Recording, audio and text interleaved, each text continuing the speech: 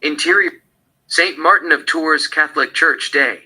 OJ attends a church. Nicole is with him, so do Sydney 7, and Justin 4. The minster preaches the word of God. OJ holds Nicole's hand. OJ continued, voiceover. Have faith in the good Lord. He will restore to you the joy of your salvation and uphold you with a willing spirit. The Bible says God, your God, will restore everything you lost. He'll have compassion on you. He'll come back and pick up the pieces from all the places where you were scattered. Exterior, Rockingham. Day. Collectors take out items from OJ's house and load them in a big truck. OJ continued, voiceover. The Goldmans began to collect money that the civil trial awarded them. Interior, Jackson's restaurant, night. Nicole sits at a table, enjoying fettuccine alfredo and a glass of red wine. Faye is with her. She is having Parmesan garlic linguine and a glass of cognac. Jason approaches them to see if they are enjoying the meal. He works there as a sous chef. He made the foods. Nicole tells him that she loves it. OJ continued, voiceover. Nonetheless, I have heard a couple of theories who might have killed Nicole, including my own son Jason from my first marriage. First, I know Jason. He loved Nicole. He couldn't bring himself into hurting her. He was one of the two best men at my wedding. He might be wild, but he was not a killer. He had far more heart than people seem to give him credit. I wish they just left him alone. He was a good kid. He saw Nicole as his best friend instead of his stepmother. Interior, Jackson's restaurant, day. Jason makes pasta carbonara, cutting onions, preparing sauce and all.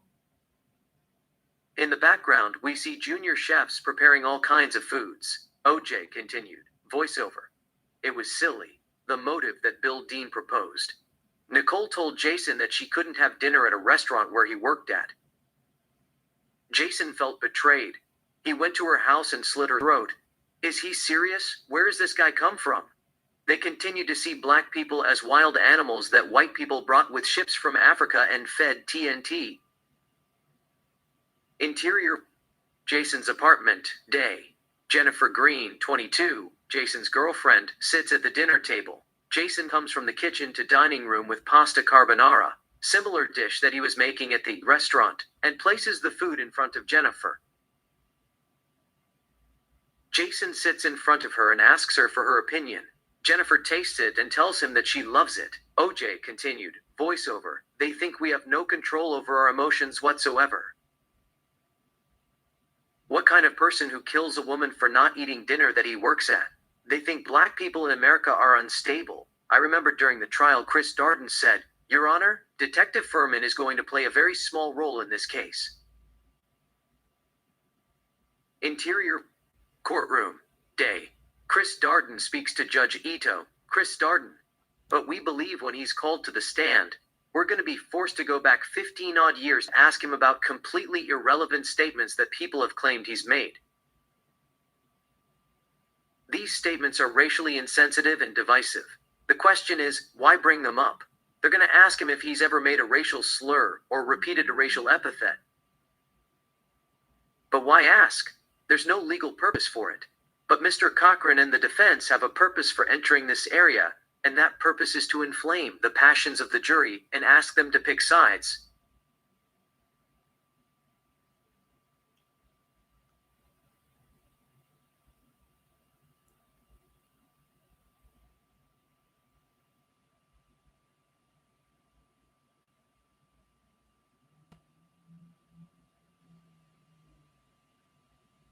The N-word is a dirty, filthy word, Your Honor.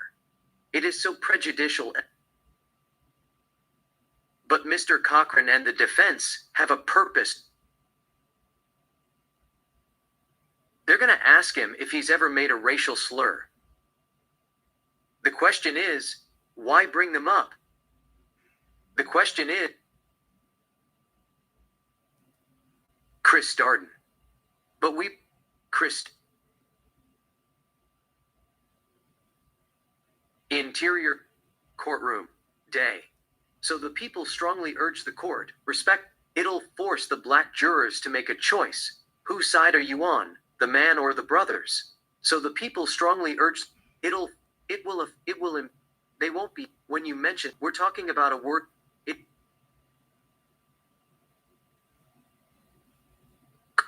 Chris Darden's court it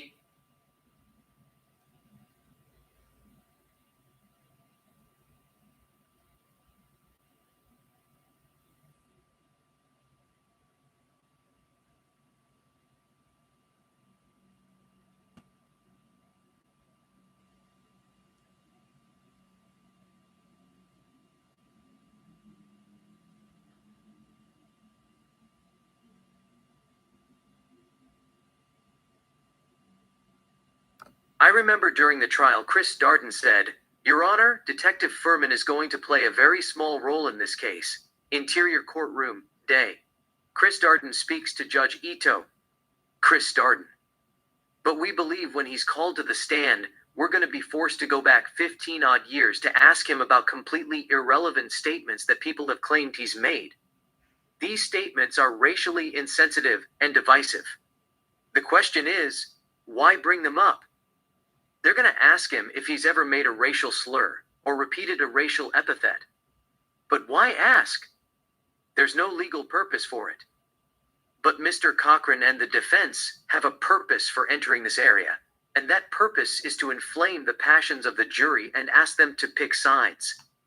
The N-word is a dirty, filthy word, Your Honor. It is so prejudicial and inflammatory that the use of it in any situation will evoke an emotional response from any African American. We're talking about a word that blinds people. When you mention that word to this jury, it will blind them to the truth. They won't be able to discern what's true and what's not. It will impair their judgment. It will affect their ability to be fair. It'll force the black jurors to make a choice. Whose side are you on, the man or the brothers? So the people strongly urge the court, respectfully, to not allow that vile word to be uttered at any time during this trial. Johnny Cochran doesn't believe what he is hearing. He gets up. Johnny Cochran. Your Honor, I did not plan to speak on this matter, but I would be remiss if I did not respond to my good friend Mr. Chris Darden. Mr. Darden's remarks this afternoon are perhaps the most incredible remarks I've heard in a court of law in my 32 years of practice. His remarks are deeply demeaning to African Americans. And so, first and foremost, Your Honor, I would like to apologize to African Americans across this country. It is preposterous to say that African Americans collectively are so unstable that they cannot hear offensive words without losing their moral sense of right and wrong. They live with offensive words, offensive looks, offensive treatment every day. And so, Your Honor, I am ashamed that Mr. Darden would allow himself to be an apologist for Mark Furman. Who are any of us to testify as an expert as to what words black people can or cannot handle? Your Honor, across America, believe you me, African Americans are offended at this very moment. And so for a friend that I deeply respect, I would say that this was outlandish, unfortunate, and unwarranted. Thank you, Your Honor. And club, night. OJ and his new girl Christy Prody dance in the middle of the crowd. OJ continued, voiceover. Nonetheless, in the media I continue to hear OJ is not black. Black people shouldn't have supported him. He said that he is not black. He is OJ.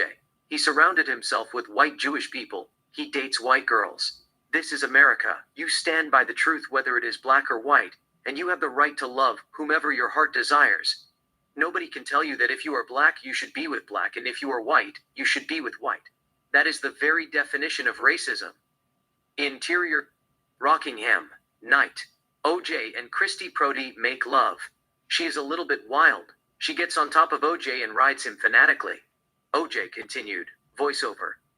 What makes America great is you get to be with someone you love, whether that person is black or white. They might criticize you, but they can't touch you.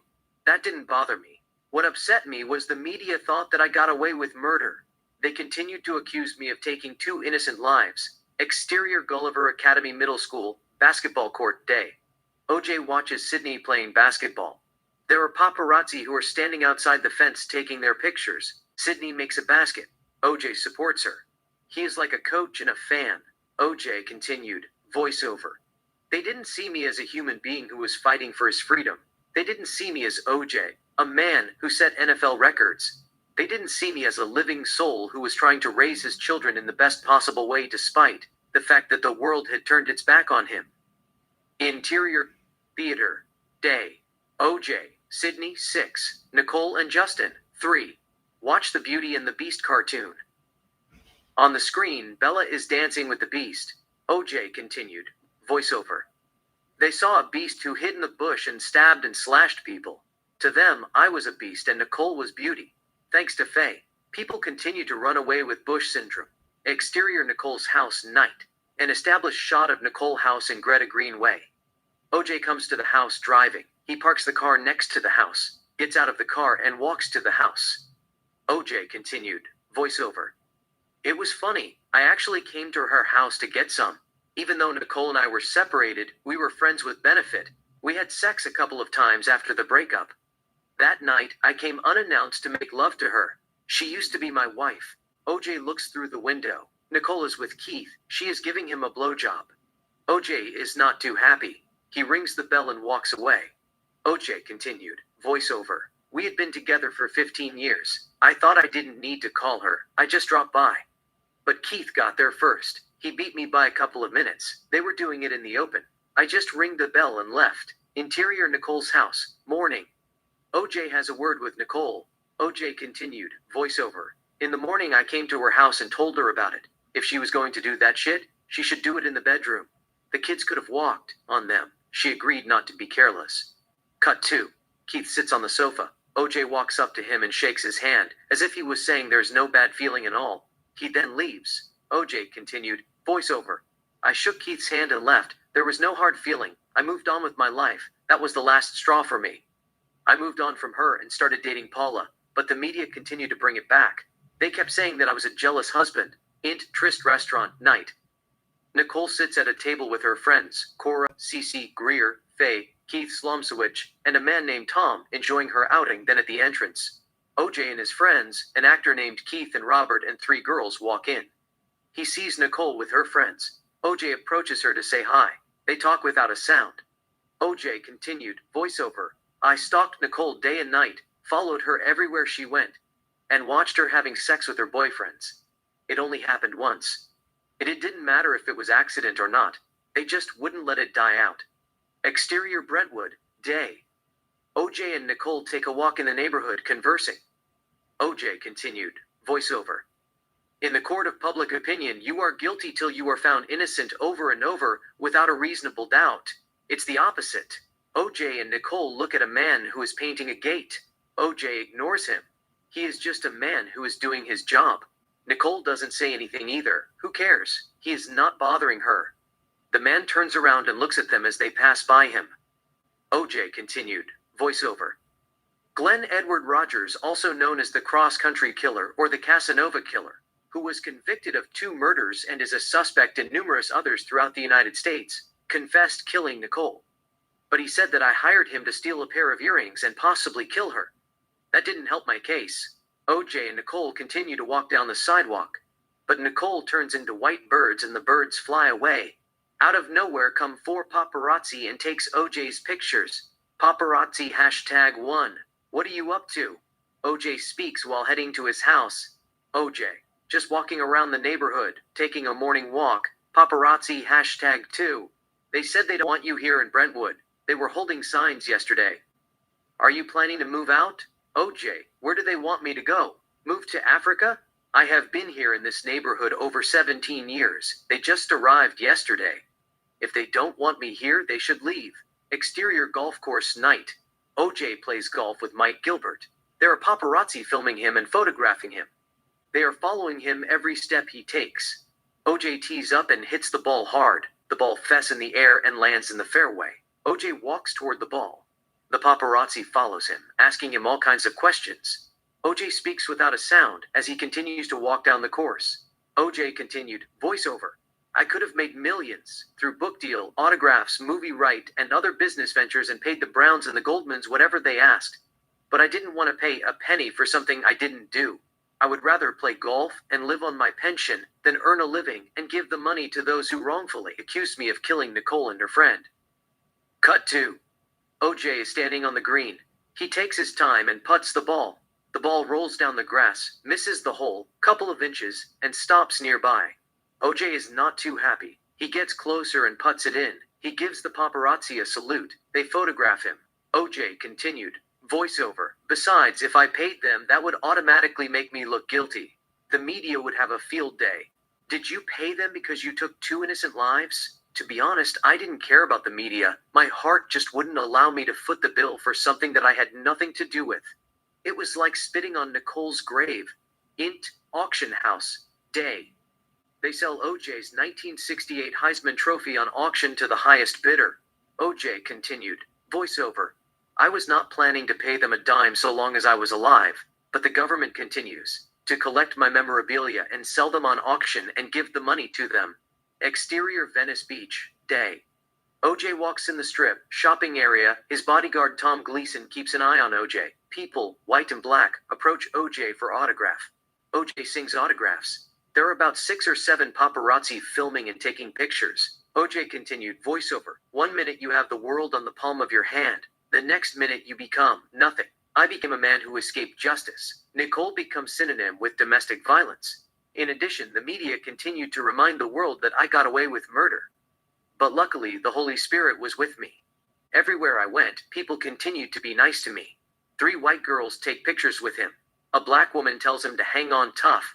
Another white girl poses with OJ. Her friend photographs them. OJ continued. Voiceover. Most were kind. They were happy to see me.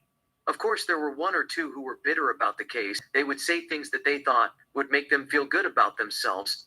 I just ignored them. OJ signs more autograph. A woman screams at OJ. Woman, you are a murderer. I hope you go to hell and burn for eternity. OJ ignores her and continues to sign autographs. There is a police car nearby moving. They look at OJ. OJ looks at them too. OJ continued. Voiceover. Meanwhile, the police couldn't wait to arrest me. They were looking for a reason to make me pay for Nicole and Ron murder, thinking that I had something to do with it. Interior. OJ's car, moving, day, title card. February 2001, Florida. OJ is behind the wheel. Sydney, 16, sits in passenger seat. Justin, 12, is in the back. They are driving in the street of Florida. On the soundtrack, music plays melodiously. OJ voiceover. In Florida, they arrested me for simple battery and burglary of an occupied conveyance in a road rage. Exterior street, day. A car comes from across road. There is a stop sign. OJ forgets to stop and continues to drive. The guy is pissed off. He honks the horn at OJ. OJ continues to drive. The guy follows OJ, honking at him. Exterior OJ cars moving, day. OJ tries his best to ignore him, but the guy persists like a maniac. Sydney and Justin are confused. Why is this guy following us? OJ pulls over on the side of the road. The man pulls right behind him.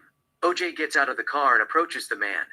OJ, what the fuck wrong with you, man? Don't you see I have 2 children in the car? Are you trying to run us off? Man, you ran stop sign. You were supposed to stop. You cut me off. OJ, I didn't see it. If I cut you off, I am sorry. You can't be following me and honking your horn like a madman. There are kids in that car. You are scaring them. Man, there is a reason they put a stop sign. You were supposed to stop. You could have killed me too. OJ, I made a mistake. I am sorry. Please just don't follow me. OJ walks to his car, gets behind the wheel, and drives away. OJ, voiceover. I was a free man. I should enjoy my freedom. The case went to trial. I was found not guilty. Interior courtroom, day. OJ takes the stand. His lawyer stands nearby. OJ, so, I said, look, man. Finally, I said, look, man, if I cut you off, I'd apologize. What are you doing? You can't do this. I have a couple of kids in the car. You could cause an accident and get someone killed. At that, he blew up. At that, he just puffed up like a bullfrog and got animated. He just went off. Interior courtroom, day. OJ sits in the right side of the courtroom. The clerk reads the verdict. Clerk, Circuit in and Fordata County, Florida. The State of Florida versus Orenthal James Simpson, case 901,445. Verdict, we the jury at Miami-Dade County, Florida, 24th day of October to 2001. As to the count of 1 charge, the defendant is not guilty. As to the count of 2, the defendant is not guilty. So we all signed foreperson Joe Hebner. OJ is relief. He thanks the jury sincerely. OJ hugs his lawyers and shakes their hands. Interior, OJ's Florida house, day. FBI agents search OJ's house. They turn the place upside down, looking for drugs everywhere. OJ, voiceover. Later that year, FBI broke into my house and searched for drugs. Suspicious of ecstasy possession and money laundering. Someone tipped them that I was involved in a major drug trafficking. They searched the house for 2 hours and found no drugs, except illegal satellite cable. Exterior bayou, day. OJ drives an airboat through the bayou. OJ continued, voiceover. They then arrested me for water speeding through a protection zone. They dropped the charge for going through a protection zone but decided to fine me for speeding. Interior OJ's house, night. Christy sits at the coffee table without a single drop of clothes and snores a line of cocaine. OJ continued, voiceover. Things got out of control a little bit. My girlfriend was an addict. I told her to go to rehab, but she didn't want to listen to me. She continued to abuse cocaine. Interior, Juiced, day. OJ is in the set of Juiced. Two makeup artists turn OJ into an old white man. OJ continued, voiceover. Anyhow, I still had the desire to entertain people. It was in my DNA. I couldn't help it. I collaborated with Todd Lewis and Josh Clark and created Juiced. We did pranks on unsuspecting people with the help of cosmetic makeup, costumes, and a variety of offbeat characters. Montage. OJ raps get juiced. A lot of beautiful girls dance with him half naked, some of them give him a lap dance. OJ continued, voiceover. It was weird. A lot of white girls approached me after the trial. They flirted with me openly despite the fact the media had labeled me as the most hated man in America. Maybe they were into bad boys. Or perhaps they saw me as an infamous celebrity who had nothing to lose. But when they got to know me, they found out that I was charming and harmless, and connected with me right away. Whichever the case was, I just wanted to put the past behind me, move on, and have fun as much as I could, even though there was a dark cloud hanging over me. So to speak, I knew I was innocent, but people continued to think that I had something to do with Nicole's and Ron Goldman's deaths. That bothered me. Interior, bingo house, juiced, day. Old people play bingo. OJ, as an old white man, calls bingo. They don't know it was OJ. They got juiced. Exterior Las Vegas, day. OJ, who is dressed as Elvis in a jumpsuit and carrying guitar, juices the tourists. Some people suspect that it is OJ. They are happy to see him. Especially white girls love him for some reason. They take picture with him. OJ continued, voiceover. Nevertheless, I had a lot of fun making juiced. People were thrilled to meet me. Mothers, daughters, young women, and old ladies asked me if I wanted to take picture with them.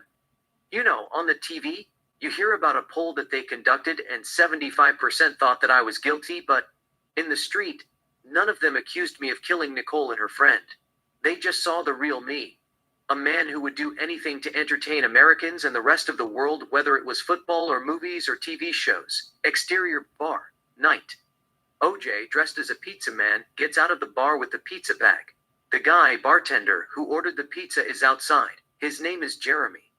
There is a crowd about 10 people. There is a cameraman recording the event. OJ, voiceover. One of my favorite shows was this guy that I juiced as a pizza delivery man. It was as real as it got. OJ, what is wrong, my pizza? Jeremy, I think you should give the money back to him. He points at another pizza delivery man who is sitting inside his car, part of the prank. OJ, why? Jeremy, come on. There is only pizza. OJ, what is wrong with my pizza?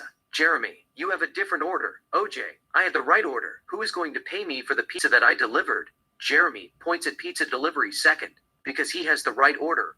You have the different order. OJ, I have the right order. Who is going to pay me for the pizza that I delivered? Who is going to pay me for the pizza that I delivered? Jeremy is frustrated. Jeremy, I don't know, sir, but I ordered 2 pizza and the chicken and the thing. I ordered special from him, sir. He points at deliver #2. OJ, well, somebody is going to pay me for the pizza I delivered. I know that. Jeremy, can I have $20 I gave you? OJ, I thought you gave me $10 bill. OJ takes out the money and pretends to count it. Jeremy, I gave you $20. You tell me, inside. Jeremy tries to take the money. OJ holds back the money. Jeremy is about to lose it. Jeremy, sir, I gave you $20 inside and it was 15. You gave me a receipt for $15. OJ, I gave you a large pizza that is inside. I hadn't been paid for it. Jeremy, I ordered from that man, sir. OJ, somebody ordered from me. Jeremy, I ordered, sir. I ordered from this gentleman. I ordered the special. OJ, well, somebody ordered from me. Jeremy, well, I wasn't the one who ordered from you. Can I have my money back? I will give you your pizza back. OJ, you go get my pizza. I will give you your money back. Jeremy goes to the bar to get the pizza. OJ makes a face. I am juicing him. Jeremy enters the bar. OJ, am going to be going. He starts to walk down the sidewalk. OJ stops for a second and turns around. OJ. To the crowd. Tell him I went up the street. Tell him I walked up the street. OJ walks up the street. Jeremy returns with the pizza. He follows OJ. Jeremy. Sir, sir. OJ stops walking and turns around. Jeremy, there you are. OJ takes the pizza and begins to open the box. Jeremy. Oh, come on. OJ. Let me just make sure I got all my pizza here. OJ opens the box and drops the pizza on purpose. Jeremy, that's not on me. That's not on me. Jeremy stands back with his hands on the air. OJ. Well, somebody got to pay for this pizza. Jeremy is losing it. Jeremy, get my money back, please. A man, give us some more pizza. OJ, somebody got to pay for this pizza. Jeremy, can I have my money back, please? OJ, somebody got to pay me for this pizza, I know that. Jeremy, can I have my money back, please, sir? Sir, can I have my $20 back, please? OJ, to one of the crowds. You saw him knock that pizza out? The man, no I didn't. OJ, to the crowd. You saw him knock that pizza out? They all say no, they don't know they are being juiced. They start to get excited. Jeremy, almost crying, that is full of crap. I did hand it to you. Can I have my money back? OJ. Well, I got to pay for this pizza. Jeremy. I didn't drop it, sir. OJ, I got to pay for this pizza. He's on the verge of tears. Jeremy. Sounds desperate. Can I have my money back? OJ. Cuddles him. Hey, you have been juiced. Jeremy couldn't believe it. He wishes the ground opened and swallowed him, figuratively speaking, but OJ got him good. He was on the verge of tears. He couldn't help but smile and falls in OJ's arm with a little bit embarrassment. In the background, the crowd scream, applauding. OJ, voiceover. That was cold. He was on the verge of tears. It was fun until it lasted. Int strip club day. OJ sits with his new black friends Walter Alexander and Michael Mack Clinton. 4 girls topless dance for them. OJ, voiceover. Still, it was not going to be the same. I was outcast. Nobody wanted to associate with me. Some didn't care whether I committed the crime or not, but they thought if they did business with me, nobody would speak to them. Others were narrow-minded. They would rather die than collaborate with me. I started hanging out with the wrong crowd. It was 180 degrees. Some of them were thugs. They grew up in the street. I grew up in the street, but I wasn't a gangster. Football saved my life. To be honest, I didn't remember the last time I went to strip club when I was with Nicole. It was strange to me, but I went with the flow. You become whom you hang out with. Marta, one of the strippers, looks at OJ with seduction. She wants him. OJ couldn't resist the temptation. She is young and arresting. Interior hotel, sweet day. Marta lies on the bed naked. OJ cuts cocaine on Marta's chest with a credit card and snorts the cocaine with a rolled dollar. He is nude as well. There is a bottle of whiskey. OJ grabs it, takes a big sip from the bottle, and pours it on Marta's breasts, belly, and private parts. He tosses the bottle away, gets between her legs, kisses her lips, and enters her as they begin to have sex. OJ. Voiceover. I was not good at being alone. I fought my loneliness with empty sex, drugs, and alcohol. While I was at it, I exorcised my demons. I was cast out of the society. It took a toll on me. People accepted me to be the same as I used to be. They judged me. He changed for the worse. He was this, he was that. What happened to him? He lost it. They didn't understand what I was going through. They accused me falsely of something that I didn't do and wanted me to keep my sanity like a regular human being. I had masked my pain with smiles since the trial. Don't get me wrong. I am a fun-loving person, but it broke my heart not to have Nicole by my side and live my life to the fullest. I kept it together as much as I could. Sometimes when I made love to girls, I thought of Nicole. Marta turns into Nicole.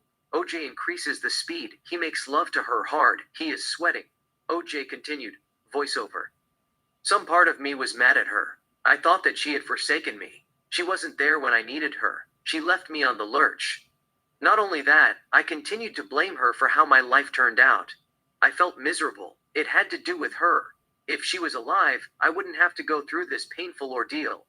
Interior OJ's house, day.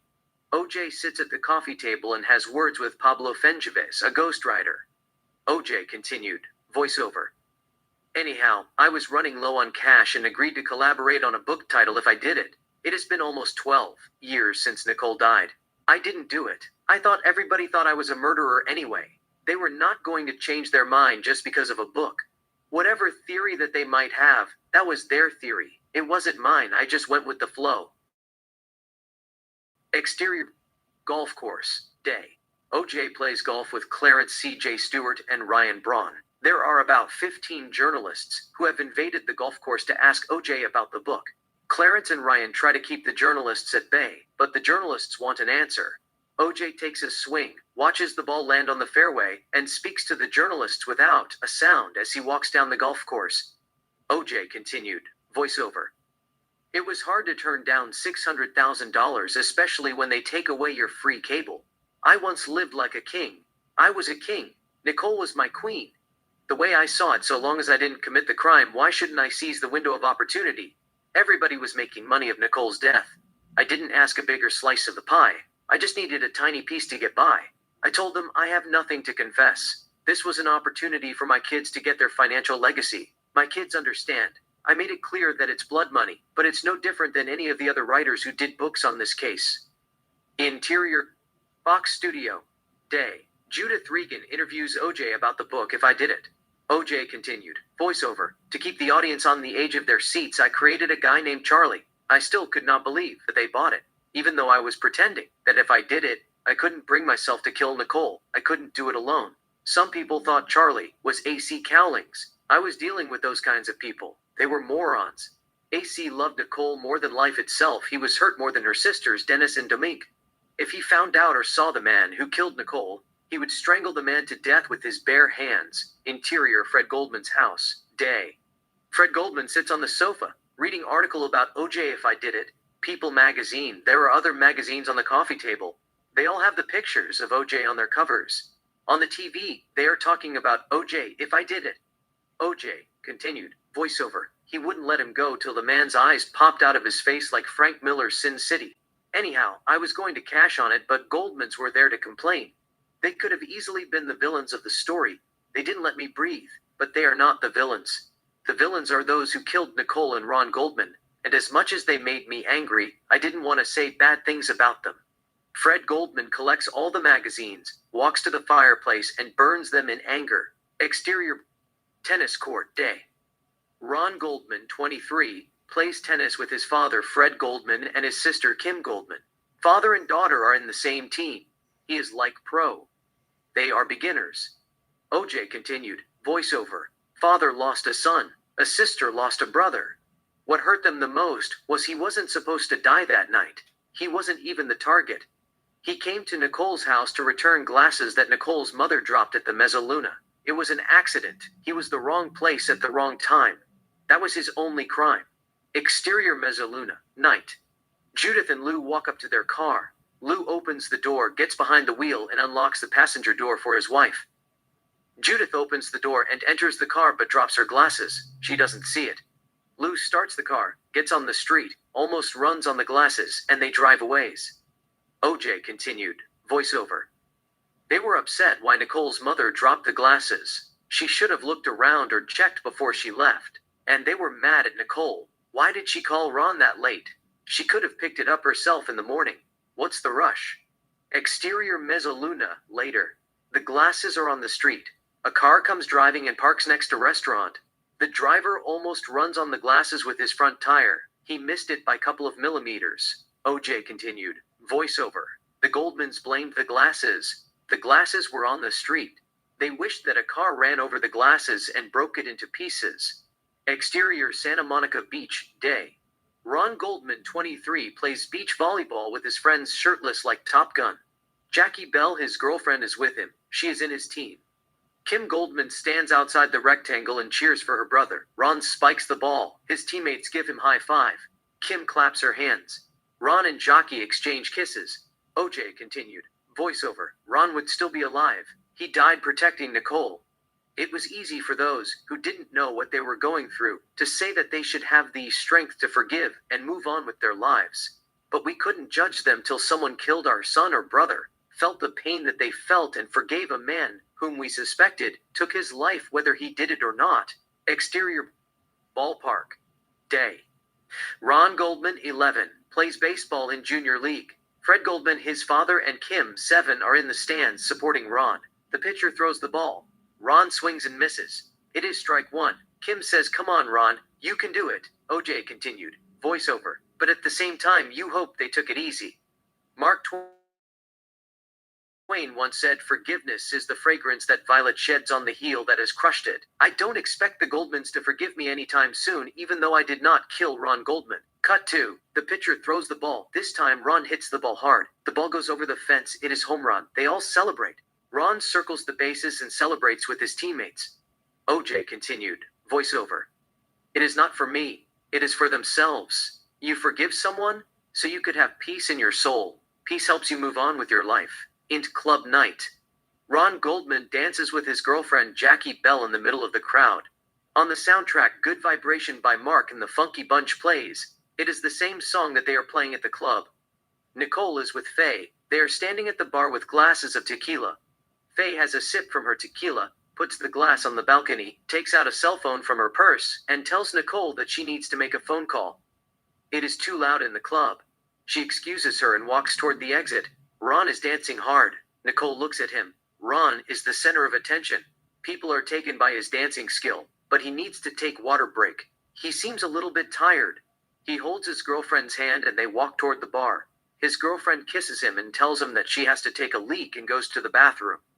Ron comes to the bar and finds Nicole. He is happy to see her.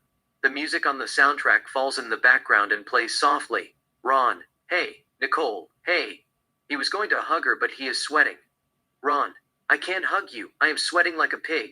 Nicole, I saw you dancing. You are very good. Ron, I am okay. I couldn't move my feet. I need to drink water. To the bartender. Jimmy, can I have a glass of water? I am dying of dehydration. Jimmy, give me 1 second. Ron turns his attention to Nicole. Ron, why aren't you dancing? Nicole, I am tired. Ron, doing what? Nicole, doing nothing. Ron, you are the first person I met who get tired from doing nothing. Nicole, boredom makes you tired. Ron, that's why you go to a club, to shake off boredom literally. You get on the dance floor and sweat it out of your system. Nicole, I can't dance like you. Jimmy, here your water. The bartender puts his water in front of Ron. Ron, thanks Jimmy. Ron grabs the glass and drinks it in one breath. Nicole couldn't help but smile. Nicole, you must be thirsty. Ron, you have no idea. They continue to talk without sound. OJ continued, voiceover. Ron and Nicole were just friends. It was platonic. There was nothing between them. Anyhow, Goldmans will never forgive me, but I will continue to forgive them whatever they put me through. In the word of Maya Angelou, one of the greatest gifts that you can give yourself is to forgive everybody. Maybe it's easier said than done. Interior game show, day. Ron participates in a game show Studs. He is contesting against a man named Anthony. They are sitting on a sofa. 3 girls are about to pick who they want to go out with. Ron speaks without a sound. OJ continued, voiceover. Ron was young. His life was cut short in a brutal murder. The Goldmans thought that I did it. They took the right of the book. Exterior resort, restaurant night. OJ sits at a table with his girlfriend Christy Prody. It is a fancy restaurant. He is having lemon chicken. She has Tuscan butter shrimp. They are done eating. They are conversing while sipping red wine. There is a band on the stage. A girl named Abigail sings a romantic song. OJ continued, voiceover. I made nothing but a fool out of myself. You can't blame me for trying. That's what the American dream is all about. In this country, everybody tries. Some succeed, others fail. Those who have succeeded strive for more. OJ gives her his hand to dance. She takes his hand. They get up, come to the dance floor and dance slow. OJ continued, voiceover. Those who have failed get up and try again. They will not quit till they get what they want.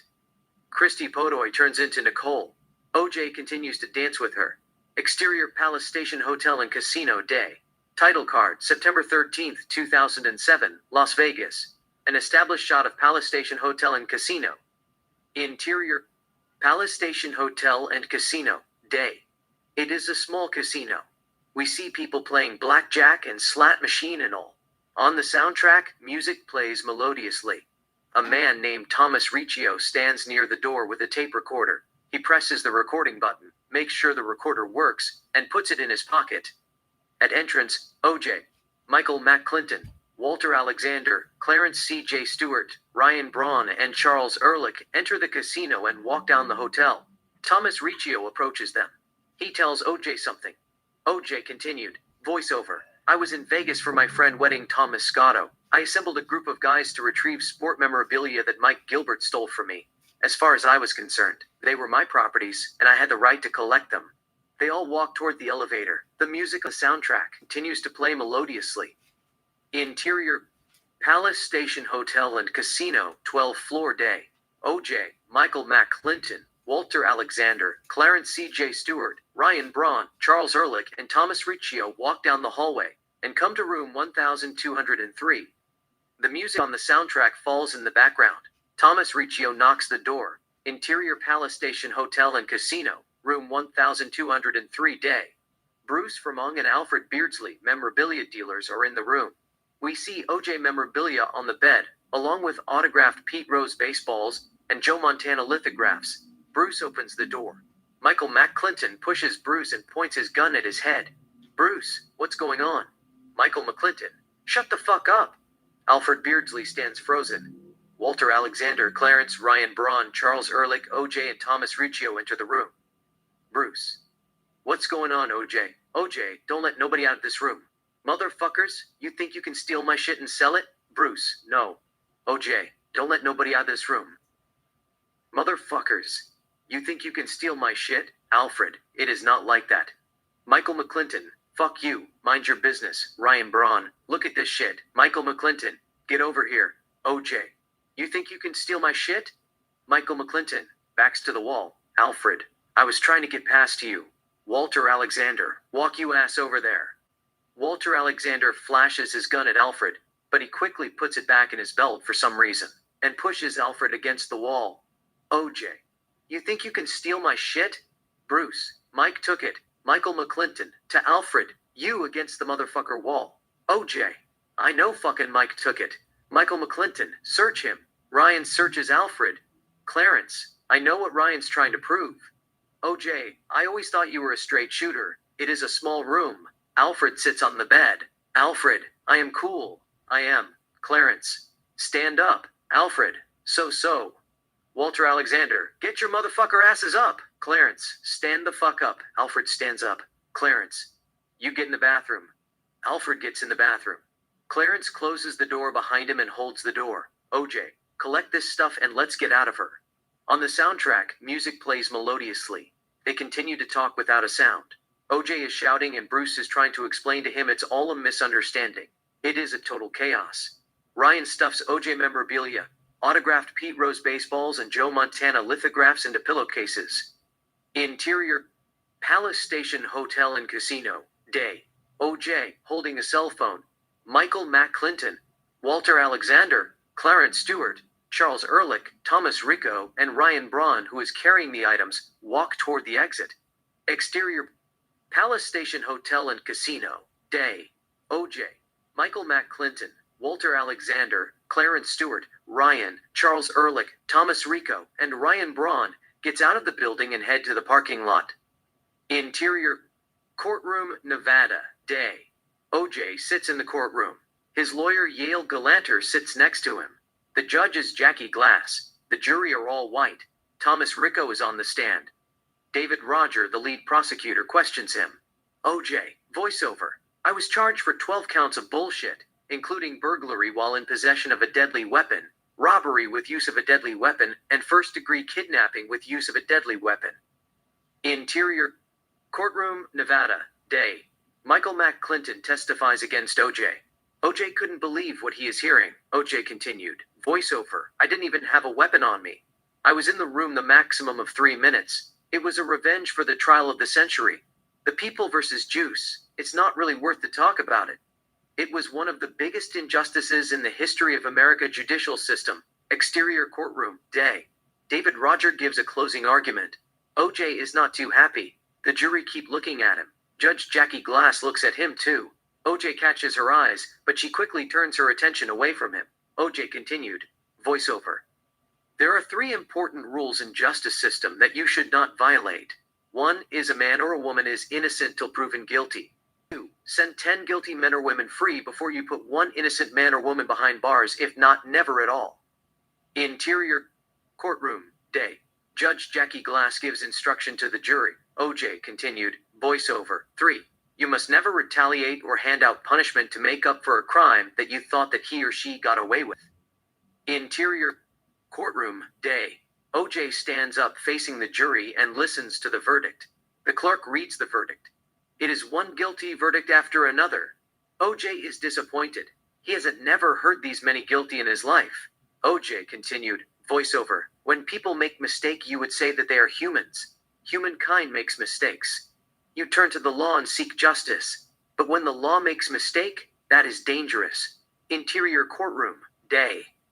Judge Jackie Glass denies OJ for appeal. OJ continued, voiceover. You have no one to turn to but God. I was found guilty of recovering items that people stole from me and sentenced 33 years behind bars. The cops cuff him behind. Interior courtroom, day. OJ and Clarence are in the courtroom shackled and wearing blue prison uniforms. Both have been found guilty. The judge is about to sentence them. She speaks without a sound. OJ continued, voiceover. Those who were involved in the recovery made deals, accepted plea deals, testified for the prosecution, and walked free. Except CJ, he kept quiet. He was a man of honor. It was beneath his dignity to turn his back on his friend. Interior courtroom, flashback, verdict, day. Clarence stands up facing the jury. The clerk reads the verdict. He is found guilty in all counts. OJ continued, voiceover. They tried to intimidate him, but he refused to cooperate with them because in his heart, he knew what they were doing was wrong. It was illegal. Interior courtroom, sentencing, day. Clarence stands shackled and facing Judge Jackie Glass. She sentences him. OJ continued, voiceover. He didn't accept deal that they gave him. He stood his ground. The judge gave him 27 years like she was making a donation to her second favorite charity. But he was not the one they wanted. Interior courtroom, sentencing, day. OJ sits shackled. Judge Jackie Glass is about to sentence him. Judge Jackie Glass, I am not here to try and cause any retribution or any payback for anything else. I want that to be perfectly clear to everyone. She continues to talk without a sound. OJ continued, voiceover. They wanted me. They wanted me to pay for crime that I was found innocent. It was retribution in all shapes and sizes. That was the first time that I lost faith in America. I knew we had a lot of catching up to do. Change didn't happen overnight. Cut to Judge Jackie Glass continues to address the sentencing. OJ looks at CJ and wants him to let him know that he is proud of him. He is a good friend. OJ continued, voiceover. America continued to treat black people like wild animals. Later, CJ appealed the ruling. They reduced his sentence to 2 years. He walked away after he served 1 year. On the other hand, they got me where they wanted me. Exterior Lovelock Correctional Center, day. An established shot of Lovelock Correctional Center in Lovelock, Nevada. Title card. Lovelock Correctional Center, Nevada. Interior Lovelock Correctional Center, day. OJ sits in a prison cell. OJ, voiceover. I knew God would protect me no matter what. In my heart, I did nothing wrong. I thought about Sydney and Justin. I felt I let them down, even though I was being detained against the constitutions of America and human right law. OJ opens Bible. We see the photo of Nicole. He kisses it. OJ, forgive me. I should have never taken you for granted. Smiling, we almost had it all. OJ, voiceover. I blamed her. She was the reason that I was behind bars. I asked her why she wrote those things in her diary, even though I suspected that she was trying to take a shortcut. I was mad at her, but I forgave.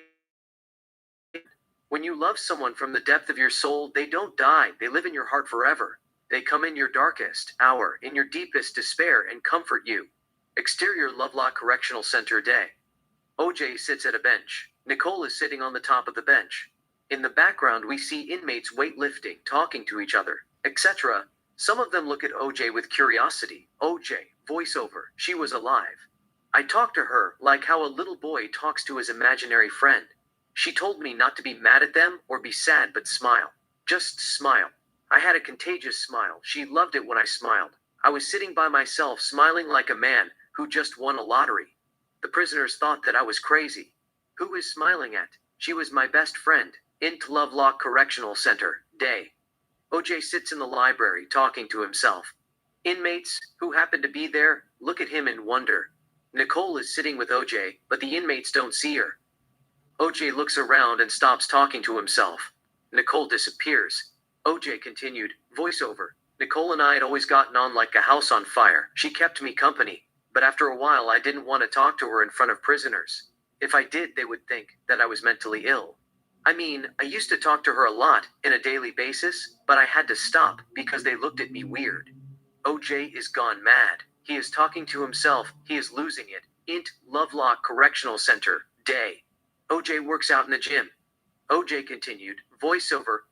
I didn't want people to say those things about me behind my back, so I started talking to her secretly.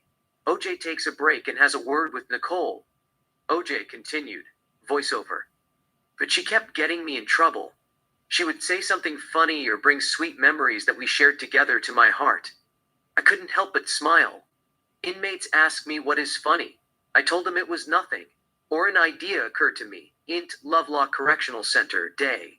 OJ sits at the table with inmates and have lunch. He is telling them a story. OJ continued. Voiceover. They called me Nordberg, the character I played in Naked Gun. If you remember, in part 3, Frank and Rico dug a tunnel through the wall to escape from prison. They disposed the dirt everywhere, including on the baseball diamond. A mockery based on Shawshank Redemption. I told them we could dig a tunnel through the wall and escape. It was a joke. They all laughed. They all laugh. XT, Lovelock Correctional Center. Day.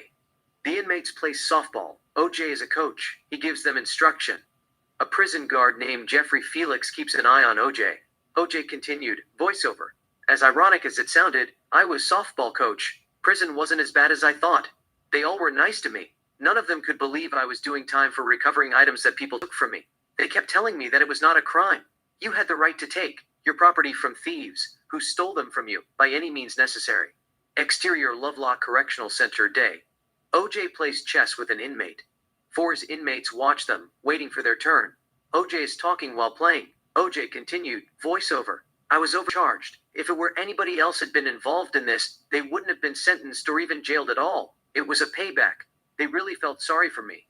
Of course, they asked me if I killed Nicole and Ron Goldman. That was easy. I didn't do it. I was innocent. The more they got to know me, the more they believed that I was innocent. Int Lovelock Correctional Center, TV room. Day. OJ and inmates watch ESPN football prediction. OJ is talking, telling them which team is going to win. OJ continued. Voiceover. The media had brainwashed the world that I was this angry, heartless person who brutally killed 2 people in cold blood. And when they met me and spoke with me, people became surprised that I was a cheerful and kind person. OJ gives bag of chips and cookies to inmates who guessed right last week. OJ continued. Voiceover. Don't be surprised if one day people sing to me for whatever reason, for he's a jolly good fellow, which nobody can deny. Exterior Lovelock Correctional Center. Day. OJ runs around the facility, exercising. OJ continued. Voiceover. I am a fun-loving person. I have never taken anything too seriously in my life. Even in prison, I felt calm. There was serenity in my heart. I got along with the inmates fine. Int Lovelock Correctional Center. Gym today. OJ cleans exercising equipment. OJ continued. Voiceover. I was given a task cleaning exercising equipment and mopping the floor. It was a million mile away what I did in my glory days. I coached softball team. Exterior Lovelock Correctional Center. Day. OJ sits at a bench and plays chess with a young inmate. They are conversing. OJ continued. Voiceover. I am a friendly guy. People felt like they knew me even though they just met me for a brief time. They talked to me as though they knew me on a deep humanistic level that they could trust me. They didn't judge me. They gave me support and understanding. I tried to be a role model. Lovelock Correctional Center. Softball day. It is softball time. The inmates are about to take the field. OJ, who is the coach, has a word with them. OJ continued. Voiceover. I mentored some of them in return for the support and understanding that they gave me. I advised them to be kind and have humility and willingness to admit mistakes and how they should work hard and be a productive member of society. But above everything, I told them, don't be afraid to be unique and push the limit. Interior Lovelock Correctional Center. Visiting room. Day. OJ talks to Sydney and Justin who come to visit him. OJ continued. Voiceover. Sydney, Justin, Jason, and Arnell visited me every chance they get. Friends and relatives paid me a visit as well. I didn't really feel alone in the world. There was an outpour of support from fans. Int Lovelock Correctional Center. OJ's cell. Day. OJ reads postcards while watching football highlights in his 13 inches TV. OJ continued. Voiceover. They sent me postcards telling me to hang in there. I had a 13-inch TV. I watched football every chance I got. I had money. I bought food. But I missed being outside. I missed being with my family. I missed playing golf. I am not built for a building in which people are lawfully kept as a punishment for a crime they might have committed or not. Interior Lovelock Correctional Center. OJ's cell, night.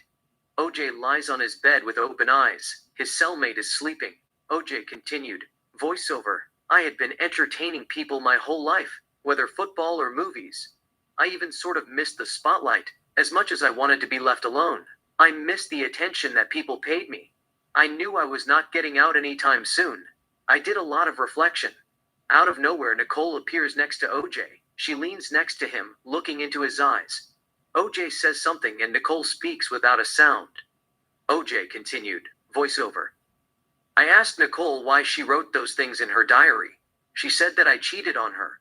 It was a payback for my infidelity. She plants a small kiss on his lips. OJ continued, voiceover. I told her that people kept saying that I was a wife beater. I beat the shit out of her. I smashed the windshield of her Mercedes. Interior Rockingham, day. OJ sits in the TV room and watches movie, The O.J. Simpson Story, directed by Gerald Friedman. The actor Bobby Hosea, who plays O.J. Simpson, smashes the windshield of a red Ferrari. O.J. shakes his head in disbelief. O.J. continued, voiceover. I reminded her how the guy who played me in the O.J. Simpson story smashed the windshield of a red Ferrari. That is not how it happened. I only cracked it just a little bit. They even got the car wrong. NT Lovelock Correctional Center, computer room, day. OJ sits in front of a computer and writes email to Sydney. OJ continued, voiceover. In prison, they wanted me to take AA classes for alcohol problem. As far as I was concerned, I was not an alcoholic. Exterior Palms Casino Resort, pre-wedding party day. It is a small party in progress. OJ has words with Walter Alexander, CJ, Charles Ehrlich and Michael McClinton while drinking whiskey.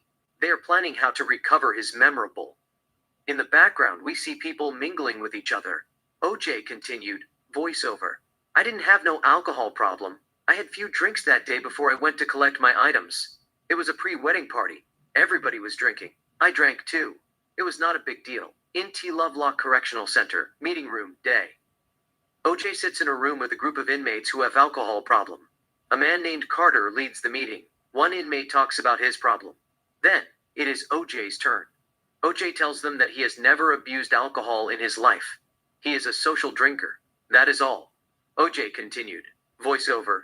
You know, I was serving time, 33 years, for a crime that didn't even warrant a fine, and they wanted me to take fucking alcohol class. Why didn't they just leave me alone? They had done enough. Besides, if a person has alcohol problem, the best thing to do is to keep him away from alcohol far as possible. There is no fucking bar in prison, or a liquor store. They did it to piss me off. Interior Dennis's car, moving, day. Dennis drives in the street of Los Angeles. The car is wobbling. It seems she had one too many. A police car flashes his light behind her and begins to follow her. OJ continued, voiceover. Speaking of alcohol, I think Nicole's family were genetically predisposed to alcoholism. Denise was alcoholic. She had a couple of run-ins with the law. Dennis pulls on the side of the road. The police stop behind her car. A cop gets out of the car, approaches her, and asks her for her driving license and registration. Dennis is drunk. She grabs her purse from the passenger seat but drops it when she tries to open it. She ignores her purse and opens the glove box to get the registration.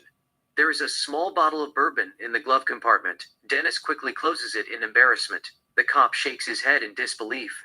OJ continued, voiceover. Her license was suspended. The judge had ordered her to attend an AA meeting few times. Interior Dominique's car, night. Dominique sits in her car. It is right after she crashed her car against the barrier. Her car is smoking. OJ continued, voiceover. Dominique abused alcohol as well. She's had her fair share of demons in her life. Interior Nicole's house, Bundy, day. Nicole walks to the bar, grabs a bottle of whiskey, Jameson Irish whiskey, pours it in a glass, and takes a big sip. OJ continued, voiceover. Nicole started drinking excessively after we divorced. When we reconciled, I talked to her about it. I wanted her to take it easy, but she continued to drink like a fish. Nicole has another big sip. She then drinks everything in one breath. She pours another glass for herself and drinks more. OJ continued, voiceover. The separation might have been the trigger. Sometimes I worried if Sydney was genetically predisposed to alcoholism too. If she were genetically predisposed to alcoholism, I wanted her to stay away from alcohol as far as possible. Alcohol destroys lives. Not only that, you could kill someone if you drink and drive drunk. It is dangerous. Int police car, moving, day. Mark Furman and his partner Robert drive in the street of Westwood. Mark Furman is behind the wheel. He is talking, but we don't hear what he is saying. OJ continued. Voiceover. Anyhow, I looked back at the windshield incident that everybody was talking about it. It happened in 1984. Mark Furman said that he took the report. Mark Furman sees a black man walking with a white girl on the sidewalk. He is not too happy. He tells his partner something. OJ continued. Voiceover. That was in the height of Mark Furman's hatred and aversion toward black people. If he sees a black man with a white girl, he would kill them. Figuratively speaking, but he wouldn't like it. Exterior OJ's office, day. OJ signs autographs for 2 police officers who happen to be in the area Brentwood. OJ continued, voiceover. They said the police were my friends. They took it easy on me. I was their hero and all. They gave me the benefit of the doubt when Nicole called 911. They looked the other way and blab, blab, blab. Exterior Rockingham, tennis court, sunset. OJ shoots basketball. OJ continued, voiceover. But Mark Furman was looking for a reason to bury a bullet in a black man's head in 1984. If he saw Nicole's car with a smashed windshield, he would have shot me in the head and justified it with self-defense. Exterior Rockingham. Tennis court, night. OJ practices batting. The tennis machine releases the ball. OJ swings the bat and hits the ball. OJ continued, voiceover. I cracked the windshield with a baseball bat, and I didn't use excessive force that you see in movies. Besides, it was me who bought her the car in the first place. Nicole comes driving. The gate opens. Nicole enters the residence and parks the car. OJ approaches her. He has the bat with him. Nicole gets out of the car. OJ, where did you go? Nicole, I went to see Susie. I wanted to talk to her about the wedding. OJ, okay. Nicole, when are we going to get married? OJ, soon. Nicole, when is soon? We must set a date. OJ, I have already told you we would get married right after New Year. I don't know the date yet. Nicole, I will be right back. I have to take a leak. Nicole walks toward the camera.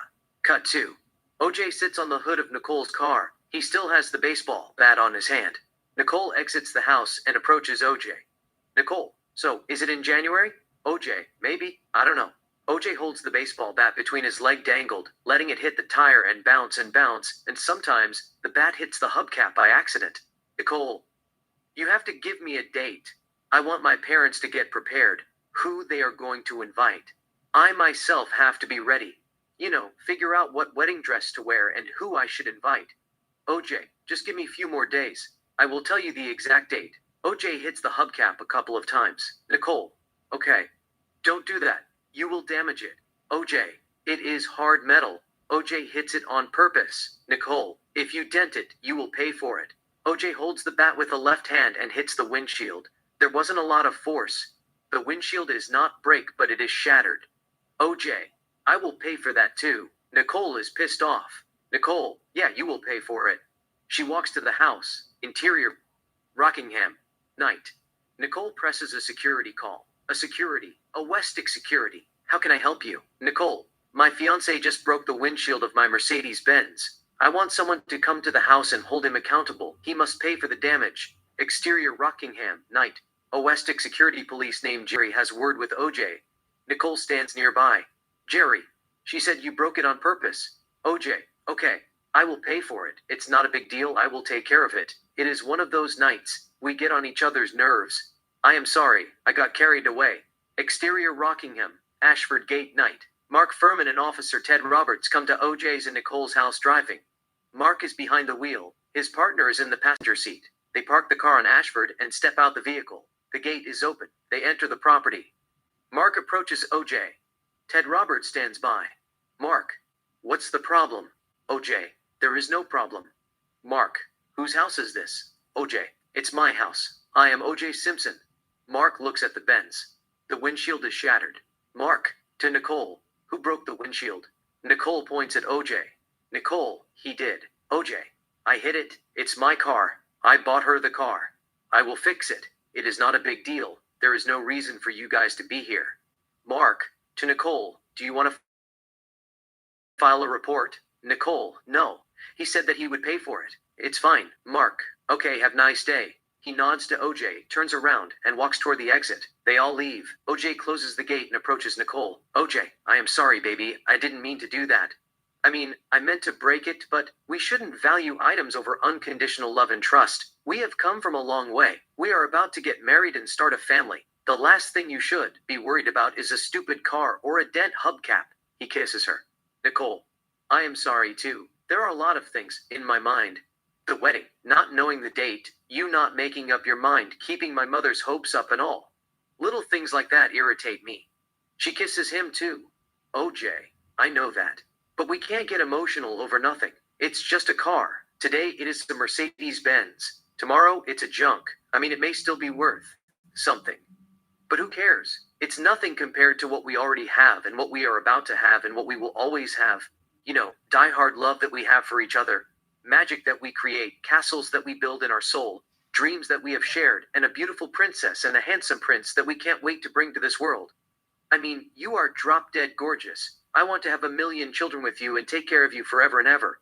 He kisses her.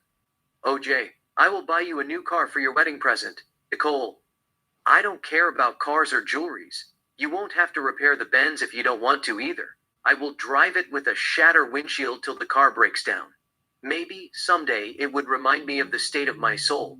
It is not shattered yet, but it feels like it is smashed into a million pieces. I feel the pain whenever we get into argument or see you with another girl or read a letter that one of your ex-girlfriends writes. OJ, it only happened one time. She is not my girlfriend. Nick, look at me. She looks at him. OJ, I love you. I want to spend the rest of my life with you. He kisses her. She puts her arms around him and kisses him too. They kiss more intimately. Interior police car, moving, night. Mark Furman is behind the wheel. His partner Ted sits in the passenger seat. Mark, that nigger is fucking a white girl. It is shame. They should hang him on a tree. Ted, come on, Mark. That is Juice, the greatest of all time. He is way better than Jim Brown. If First Down Brown played in 70s or now, he would be nobody. Mark, I don't give a fuck about those niggers or NFL. I just can't stand niggers. I'm sorry, man. They're fucking chimpanzees. They should live on fucking trees or keep them in a zoo, not in Brentwood. His partners shake his head in disbelief while slightly smiling to himself. Interior, police psychiatry, office day, title card, 1985. Mark Furman sits on a chair and talks to a psychiatrist. OJ, voiceover, Mark Furman was a Marine. He joined the force in 1970 at the age of 18. He served during the Vietnam War era but didn't see action. He was stationed offshore on USS New Orleans. He was honorably discharged in 1975, the same year he joined LAPD. In 1981, he requested leave for work compensation. He told the psychiatrist that he hated military service because he didn't like talking to Mexican Americans and blacks whom he described as niggers. He received workers' compensation. Mark, I just didn't want to take order from niggers. Fuck them. They are the ones who should be taking order from me regardless of rank. If I were a general in World War II, they would have been the first fools that I would have sent to Normandy on D-Day. The Germans would have enjoyed more killing niggers and feeding them to sharks than talking white Americans' lives in that beach. Interior, Marine Recruiting Center day. Mark and two Marines, Ron, Rowan, and Jerry, who work there, sit at a table and talk. Mark is telling them a story. Mark, she was a Mexican. She was dancing with me. I asked her if she had a twin sister. She said, no, I don't. She asked me, why did you ask? I told her last night, I fucked this bitch in the ass who looked just like you. Her name is Luciana. I came on her face and slapped her on the right cheek with my dick. She turned to me the other cheek. I slapped her on the left cheek with my dick harder. She confessed to me sins that she committed. Father, forgive me for I have sinned. I sucked a white dick. It is a little bit spicy. The man came on my face and slapped me both of my cheeks with his penis. I enjoyed it. I told her to do 10 Hail Marys and bounced. They laugh. Mark. I thought that she was going to leave after hearing that. You know, I was not interested in her. She is pretty. But she was Mexican. I don't fuck beaners. I was interested in this other girl at the club, who was talking to this guy who looked like a musician in the 60s. Some hippie motherfucker who never took shower in his life. I didn't know if he was her boyfriend or not, but she kept checking me out. I was with this taco bitch pretending to have a good time. She was hot. but I was not planning to fuck her. The twin's tale was a cryptic clue for take a hike, but she said that she might have a twin sister that she didn't know about and continued to flirt with me. She asked me for my phone number. I gave her a fake phone number and left her in the lurch. They laugh again. Jerry, did you fuck the other girl? Mark, no, I didn't. I went home. I was tired. A girl named Kathleen Bell walks in. Kathleen, hi Ron. Ron, hi. Kathleen, hi Jerry. Jerry, hi. Kathleen, to Mark. I am Kathleen Bell. She gives Mark Furman her hand to shake. Mark, I am Mark. He takes her hand, greeting. Kathleen, are you a Marine? Mark, yes, I used to be in a special division. Kathleen, what's your astrology sign? Mark, Aquarius. Kathleen, Aquarians are clever, extremely devoted to family and friends but emotionally detached and reckless. Mark, I am clever but not reckless. I take my job seriously. I keep reckless people off the streets. Kathleen, what do you do? Mark, I am a police officer in Westwood. Kathleen, that is not bad. Mark, it is not for the faint of heart. You have to be rough. Kathleen, anyway, what were you boys talking about? I saw you laughing. Ron, we were talking about football. Kathleen, did you watch the Ritters game on Sunday? Ron, no, I did not. But I heard about it. They beat the Chargers 27-24. Kathleen, I am a big Ritters fan. I had the poster of Marcus Allen in my room. He had an amazing game. He scored 2 touchdowns. Mark demeanor changes. Marcus Allen is a punk. I was off duty. I saw him with a white girl driving in Pacific Palisades. She was giving him a hand job. Kathleen, that is not a crime. Mark, if I see a black man with a white girl driving in a car, I will pull them over. She is taken back a little bit. There is a pause. She looks at the Marines. They don't care. They know Mark is a racist. It is nothing new. Kathleen, what if they didn't do anything? Mark, I will find something. Kathleen, what if they are in love? Mark, that's disgusting. Kathleen, you can't be serious. Mark, in fact, if I had my way, I'd gather all the niggers together and burn them. She couldn't believe what she is hearing. Her eyes are filled with tears. Exterior Westwood, coffee shop, day. Laura McKinney, 27, a screenwriter, sits at a table and works on her laptop. Exterior Mark Furman's car, day. It's a Pell Green International Scout. Mark Furman comes to the coffee shop driving and parks in the street. Exterior Westwood, coffee shop, day. Mark gets out of his car and walks toward the coffee shop. When he is about to enter the coffee shop, he sees Laura McKinney. Mark approaches her. Mark, is that a computer? Laura, it is a laptop. Mark, how does it work? Laura, it's simple. You just open an application and type. She types her name on the application to show him how it works and deletes it. Mark, cool. It must be expensive. How much does it cost? Laura, I bought mine for $300. Mark, are you a screenwriter? Laura, something like that. Mark, what are you working on? Laura, women in a police force. How their male counterparts treat them. Mark, it is weird. I am a police officer here in Westwood. He shows her his badge. Mark continued. I can help you. Can I sit? Laura, sure. He pulls a chair and sits in front of her. Mark, what do you want to know about LAPD?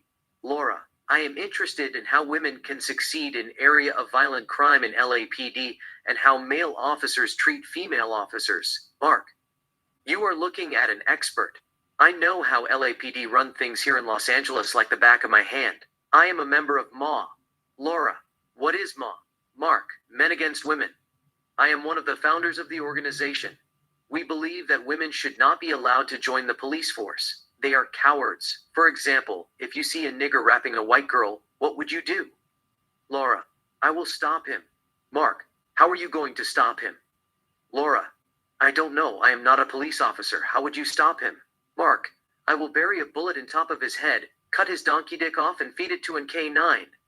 Can a woman police officer do that? I am not talking about cutting his penis off and feeding it to a German shepherd, but shooting a nigger in the head. No, she will call a backup. The nigger would push her out of the way and make a break for it before backups arrive. What is your name? Laura. Laura McKinney. Mark. I am Mark Furman. If you are serious about this, I have intel.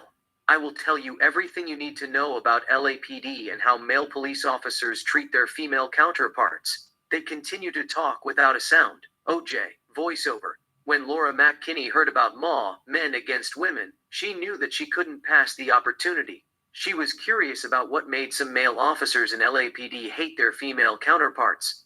It was a big project. She was interested in finding out why a group like that would be formed, what kind of frustration some men working in the police department would have caused them that would want them to join a group like that.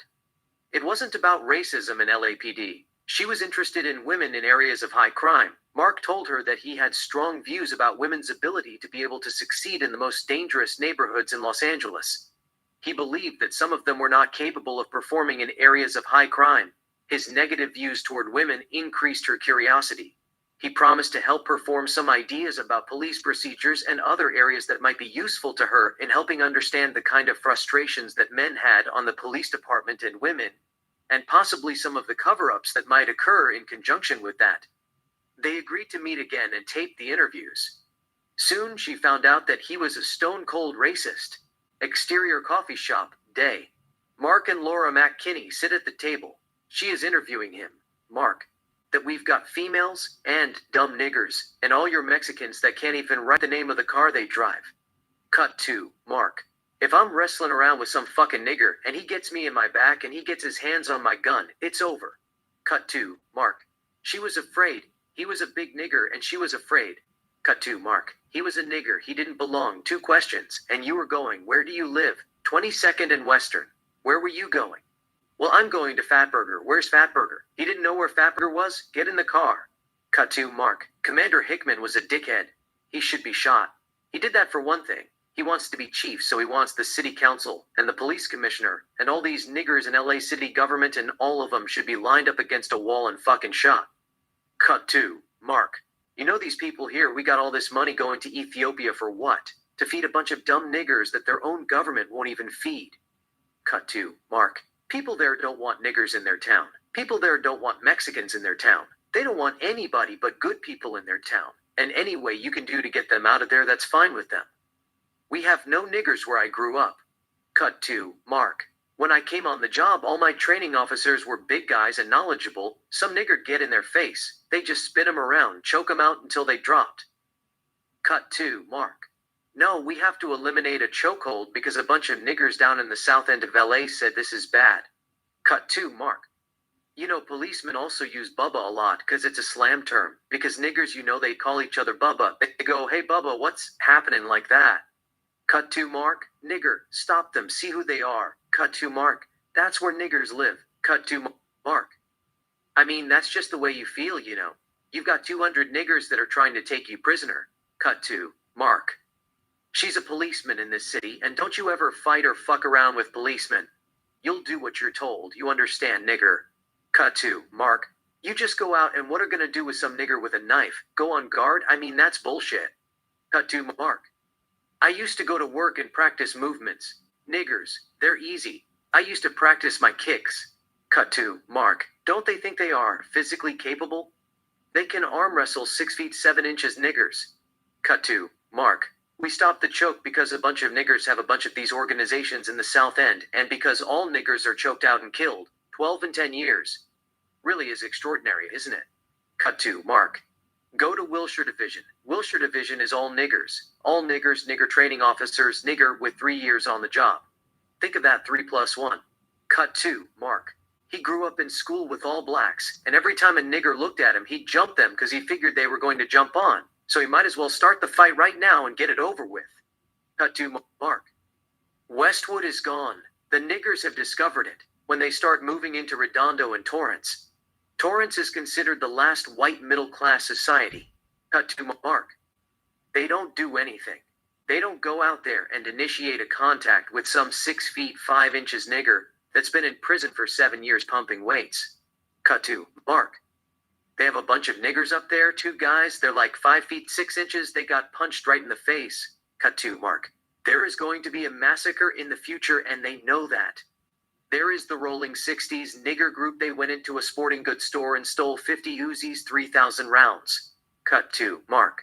These niggers, they run like rabbits. Some policemen just sit there and they look. You have to tell them what to do. Cut to Mark. What if I've just been raped by 2 buck niggers and a female shows up? Cut to Mark. Now, it's funny because guys in internal affairs go, Mark, you can do just about anything.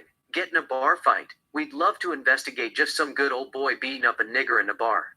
Cut to Mark. It's pretty clear cut who the assholes are. You go to Pacoima, you got bikers and niggers. Cut to Mark. Nigger driving a Porsche that doesn't look like he's got a $300 suit on, you always stop him. Cut to Mark. How do you intellectualize when you punch the hell out of a nigger? He either deserves it or he doesn't. Cut to Mark. I mean, narcotics isn't full of niggers and Mexicans. They're full of white guys that wear cowboy boots. Cut to Mark. First thing, anything out of a nigger's mouth for the first 5 or 6 sentences is a fucking lie. That is just right out. There has got to be a reason why he is going to tell you the truth. Cut to Mark. We basically get impatient with him being so fucking stupid. Which I thought he was. So I just handcuffed him and went the scenic route to the station. We searched him again and found the gun. Went over to the baseball diamond and talked to him. When I left, Dana goes, "No blood, Mark. No problem. Not even any marks, Dana. Just body shots. Did you ever try to find a bruise on a nigger? It is pretty tough, huh?" Cut to Mark. Leave that old station. Man, it has the smell of niggers that have been beaten and killed in there for years. Exterior Furman's car, moving, day. Mark Furman, in street clothes, drives in the streets of Los Angeles cruising. Whenever he sees a black person, the expression on his face changes from calm to irritation, as though he wanted to get out of his car and beat them hell out of them. OJ, voiceover. I don't think he has anything to do with the murder, but the idea has crossed my mind at the early stage. You know, it is not fun to be accused of crime that you didn't commit. It hurts a lot. I wouldn't wish that on my worst enemy, but sometimes I couldn't help but let my imagination run wild like Agatha Christie. Mark was a Marine. He had a set of skills to kill 2 people with a knife. One might ask what motive that he had to kill Nicole. He didn't have motive, but if he did have one, he was racist. He saw Nicole with a black man, decided to kill her, and blame her ex-husband? It is like if he did it. He didn't do it. But we are talking about if he did it. Mark then sees 2 young black men talking to a white girl, 17. She is wearing a suggestive outfit, crop top and miniskirt, and sort of flirting with them. Mark pulls over next to them, gets out of his car, and approaches them. They look at him. Black man 1. What the fuck do you want? Mark shows them his badge. Mark. Get the fuck of my face before I arrest you for statutory rape of a 14-year-old girl. To the girl, you stay where you are. To young men, you 2 have 5 seconds to clear the area. The 2 young man walks away in hurry. The girl, what did I do? He takes out his cuff. Mark, you are under arrest for prostitution. He holds her arm, turns her around, pushes her against his car, and cuffs her behind. The girl, I didn't do anything. I was just talking to them. Are you crazy? You can't arrest people for talking. Motherfucker, this is insane. He opens the passenger door. Mark, just get in the car. Mark pushes her, forcing her to get in the car, and closes the door. The girl continues to shout at him, saying all kinds of profanities. He walks around his car and gets behind the wheel. The girl, why are you arresting me? I will sue you. I didn't do anything. Mark, shut the fuck, bitch. If you say one more word, I swear I will tie you spread eagle against my bed naked, rinse gas on your pussy, and burn it. Next time you talk to niggers, you will think about 3rd-degree burn on your clit, whore. She gets silent. Mark, how old are you, 14, 15? The girl, I'm 17. Mark, let me see your ID. The girl, it is in my purse. I didn't bring it. I left it home. I just came to buy a soda. Mark, who those 2 niggers you were talking to? Are they drug dealers? The girl, no, they are not drug dealers. They are regular guys. They live in the neighborhood. We are friends. He flashes a knife at her. Mark, if I see you with them again, I stick this knife in your ass and cut it to your pussy. When a nigger fucks you, it fits right on the money. He uncuffs her and opens the door. Mark, get the fuck out of my car. The girl gets out of the car. Mark starts the vehicle, gets on the street, and drives away. Interior club tonight. Nicole dances in the middle of the crowd. Faye is with her. She is dancing too. Mark Furman stands alone with a bottle of beer near the bar and checks out Nicole. His eyes on Nicole's breasts. Nicole excuses Faye and goes to the bar to get a drink. Nicole comes to the bar and asks the bartender for tequila. He tells her to give him 1 minute. Nicole waits patiently. Mark approaches her. Mark, you remember me, don't you? She shakes her head no. Nicole, no. Mark, I am a detective now, but few years back I was a police officer. I came to your house in Rockingham about 7 years ago, I believe it was 1985, and talked to you about the windshield that your boyfriend broke. The black guy. Nicole. His name is OJ. Mark. OJ. Whatever. Nicole doesn't like his attitude. Nicole, he is my husband. Mark. I thought that you divorced him. Nicole, we are not divorced yet. We are separated. Mark, make no difference. The bartender puts her drinks on the table. Nicole pays him. Nicole, keep the change. Nicole takes a sip from her drink. Mark. By the way, I am Mark. He gives her his hand to shake. Nicole. Nicole. She shakes his hand. Mark, you are available, aren't you? Nicole, I have a boyfriend. Mark. Is he a nigger? Nicole, what did you say? Mark. Is the man you are fucking black? Nicole, it is none of your business. Nicole drinks her tequila in one breath, puts the glass on the bar, walks to the dance floor, and continues to dance. Mark continues to check her out. A black guy approaches Nicole and begins to dance with her. Nicole dances with him intimately and kisses the man to Mark Furman jealous. Furman puts down the beer on the balcony and walks toward the exit in disgust. Nicole continues to dance with the black guy. Exterior club, open parking lot, night. This time, Nicole is with Marcus Allen. Marcus sits on the hood of his car. Nicole stands between his legs. They are kissing. Marcus's hands are on Nicole's butt inside her skirt. He squeezes them. Exterior Mark's car, night. Mark sits behind the wheel, stalking Nicole. He has parked the car in the street, near the parking lot. He continues to watch Nicole and Marcus making out. Exterior Marcus's car, night. Marcus and Nicole part their lips. Nicole gets in the passenger sits. Marcus gets behind the wheel and starts the car. They leave the parking lot, get on the street, and drive down the road. Mark follows them. An overhead shot of Mark following Marcus and Nicole in the street of Los Angeles. Exterior Nicole's house, night. An established shot of Nicole's house. Marcus and Nicole come driving, park the car next to the house, and exit the car. Marcus walks around the car and holds Nicole's hand. They head to the house, holding hands. Nicole opens the gate. Marcus and Nicole enter the property. Nicole Marcus and kisses him before they enter. They kiss more intimately. Mark parks his car nearby and watches them kissing. He is not too happy.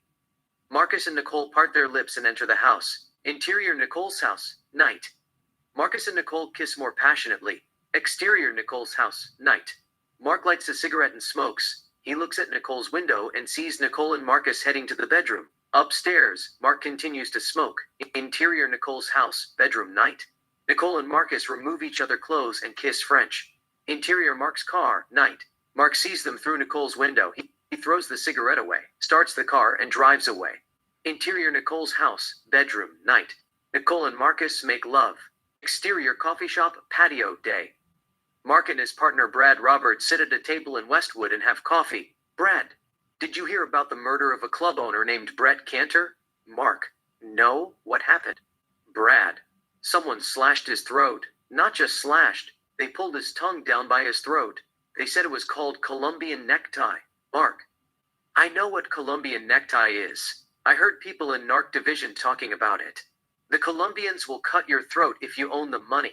Brad, he must have owned them a lot of money. Mark, who is investigating the case? Brad, the boys in downtown. Fucking morons. Whenever there is a big case, they give the case to them. And those dummies never solve shit. Mark, do they have a lead?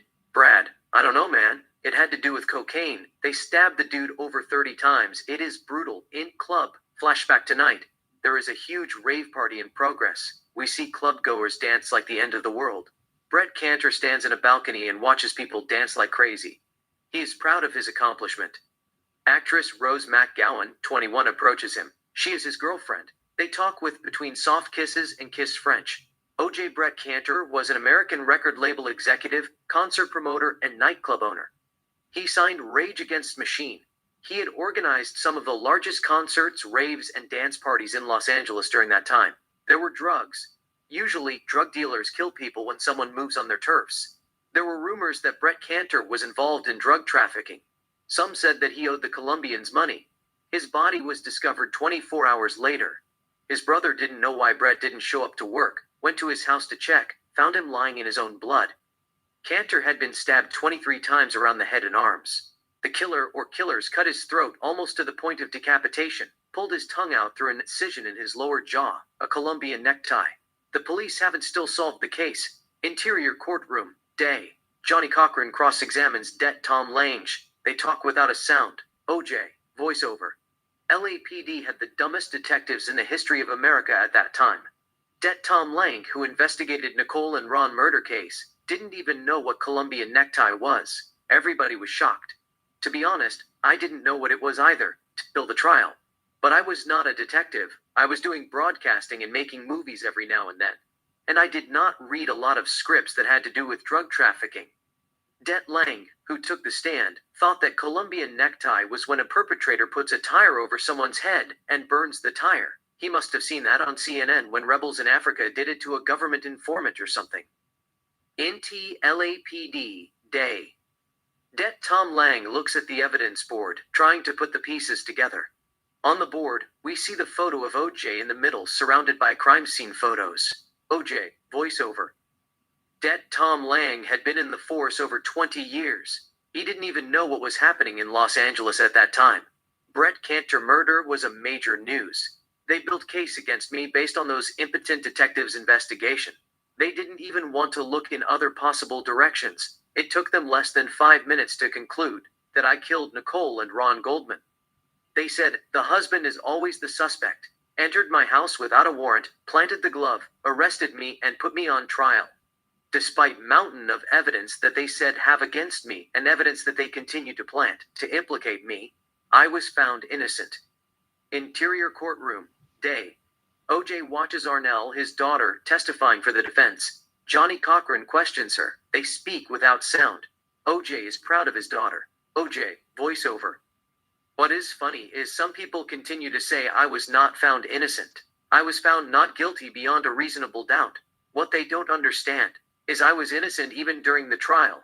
In America, you are innocent till proven guilty. When the jury say not guilty, they made it official. You are innocent, period. Some said, well, you are found liable for the 2 deaths and ordered to pay $33.5 million to the families of murder victims in the civil trial. The white jury held you legally responsible for the death of Nicole and Ron Goldman. That means you are guilty. Int courtroom civil trial, day. OJ is on the stand. His lawyer questions him. He speaks without a sound. OJ, voiceover. I'm not going to make it black or white issue. What I can tell you is a man or woman in this country can't be tried twice for the same crime. It is against the Constitution of the United States. The Great America, the Double Jeopardy Clause in the Fifth Amendment to the U.S. Constitution clearly prohibits anyone from being prosecuted twice for substantially the same crime. But in my case, they did it anyway. It was not fair, but I knew in my heart and soul I was innocent. I wanted to tell my side of the story. I loved Nicole from the core of my soul. Exterior, beach, day. OJ, 35, and Nicole, 24, sit in the beach and have a picnic while conversing. He is having caprese sandwich. She has chickpea salad sandwich. He asks her how her sandwich tastes. She gets closer and offers him her sandwich. OJ takes a bite. He tells her that it is delicious. OJ asks her to try his sandwich. She tells she is full. Instead, she will try his lips. Nicole gets closer, bites his lips seductively, and kisses him. They kiss French. OJ continued, voiceover. My heart would never allow me to kill her or anybody that she cared about. Anyhow, what puzzled me was what the police were thinking. At least when someone commits murder for the first time, he does not go out and stabs 2 people 30 times and cut their throats. I am not a detective. I don't know anything about crime, but someone in the FBI will tell you when there is a gruesome crime like that. One of the first things that the police should look for is a pattern. Interior, FBI Academy, classroom, day. An agent, teacher, gives a lecture on OJ's case to FBI recruits. We see crime scene photos. OJ continued, voiceover. There were some agents in FBI who knew that the murder was related to drugs, but they didn't care. LAPD and FBI go together like a hand and glove. They didn't want them to look bad. Nowadays, there are profilers and behavioral analysts in FBI who study gruesome crime and profile serial killers, violent predators, individuals who take lives at will, and those who kill another human being brutally, and other criminal activities, get to the bottom of the crime and achieve desired results. Exterior, oceanfront cemetery. Film set, Frogman, day. OJ, holding flowers, and Roxanne Beckford, who plays his daughter in the movie, stand in front of a gravestone and talk without a sound. The director Robert Singer is behind the camera, filming. The assists him. OJ forgets his line and makes up a line. Roxanne Beckford smiles big and hits him in the arm playfully. OJ is in the good mood, smiling and enjoying the experience. They do retake. OJ, voiceover. If you asked them that I could possibly kill Nicole and Ron Goldman that night. After they study events leading up to that day, people that Nicole got involved with, and make an inquiry what I'd been doing in the last 6 months, from January 1st, 1994 to June 12th. Traveling, closing business deals, filming, and what kind of mood I was, and even spending quality time with Nicole and the children against all the odds, or study my past with Nicole. Those groundless domestic violence claims that the media continue to talk about. Interior, Rockingham, morning. OJ and Nicole talk between soft kisses while lying on the bed naked. He is on his back. She leans next to him. OJ, voiceover. Not only that, but photographs of Nicole and me taken on good days, and a reconciliation letter that she wrote me, which the general public are not aware of existed, and media never like to talk about. A love letter, which nobody heard about, except those who believe that I am innocent. How Nicole wanted to love me and cherish me, and make me smile. How she wanted to wake up with me in the mornings and hold me at night. How she wanted to hug and kiss me every day. Interior Nicole's house, Bundy Saint, day. OJ and Nicole sit at the coffee table and talk without a sound. There is a bowl of soup on the coffee table. Nicole is done eating. She is smoking a cigarette. It seems she is not too happy. She gets up, walks to the bar, grabs a bottle of whiskey, pours herself a glass, and takes a big sip. Nicole tells OJ that he should spend more time with the children. OJ continued, voiceover. And later, how I brought her soup and medicine and took care of her when she was sick with double pneumonia, less than 30 days before she was murdered.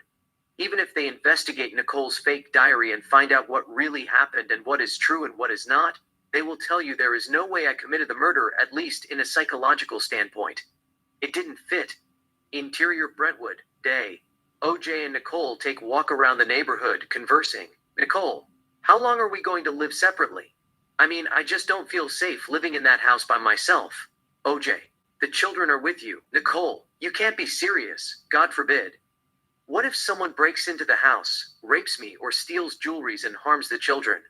There is no one in the house to defend us. OJ, come on, Nicole. You are a strong woman. You run every day. Nobody fucks with you in the right state of mind. You know martial art.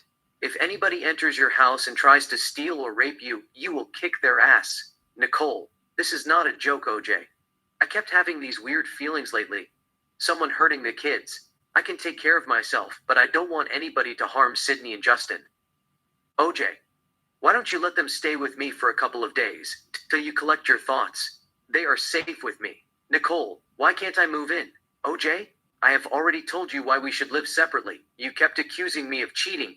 We fight over silly things, cursing and yelling at each other like a dysfunctional family. The children don't need to hear that. Nicole, well, I don't feel safe in that house without a male present. There are a lot of sick people out there. You know, our priority should be the safety of our children. Cursing and yelling are not going to kill them. I promise I will be in my best behavior. I want to return home. OJ, you have home. They stand face to face.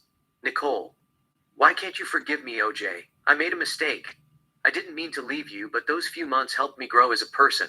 I really needed that time in my life. It showed me how lucky I was, and how much I loved you. It allowed me to discover myself again. But it did not heal my soul, because love is composed of a single soul inhabiting two bodies. I was living without my soulmate. My heart grew cold. I knew I couldn't live without you. Whenever I thought about your smile, it warmed my heart. You were my better half. There was not a day that went by that I didn't think of you. I have always loved you. I just want you to forgive me. Let me be a part of your life. I want us all to be together again. OJ, it has nothing to do with forgiveness or living together. I love you more than anything else on this planet, Nikki. You are the biggest blessing and the most important person in my life. That's why I am going out with you. Things are working for us. Why do you want to ruin it? Nicole, I knew that I shouldn't have left you in the first place. I don't know how to say this, but my heart was like a rose. In the morning, it was fresh and full, covered with dew droplets. I thought about you all day, yearning and searching for your love in vain. My heart became dry. I became thirsty. Something in my soul screams for your kisses. My heart had always quenched its thirst with your kisses, sweet as the wines in France. I had always counted on you to provide me with basic needs of my heart and emotional support. My heart continued to scream to no avail and withered when the sun set.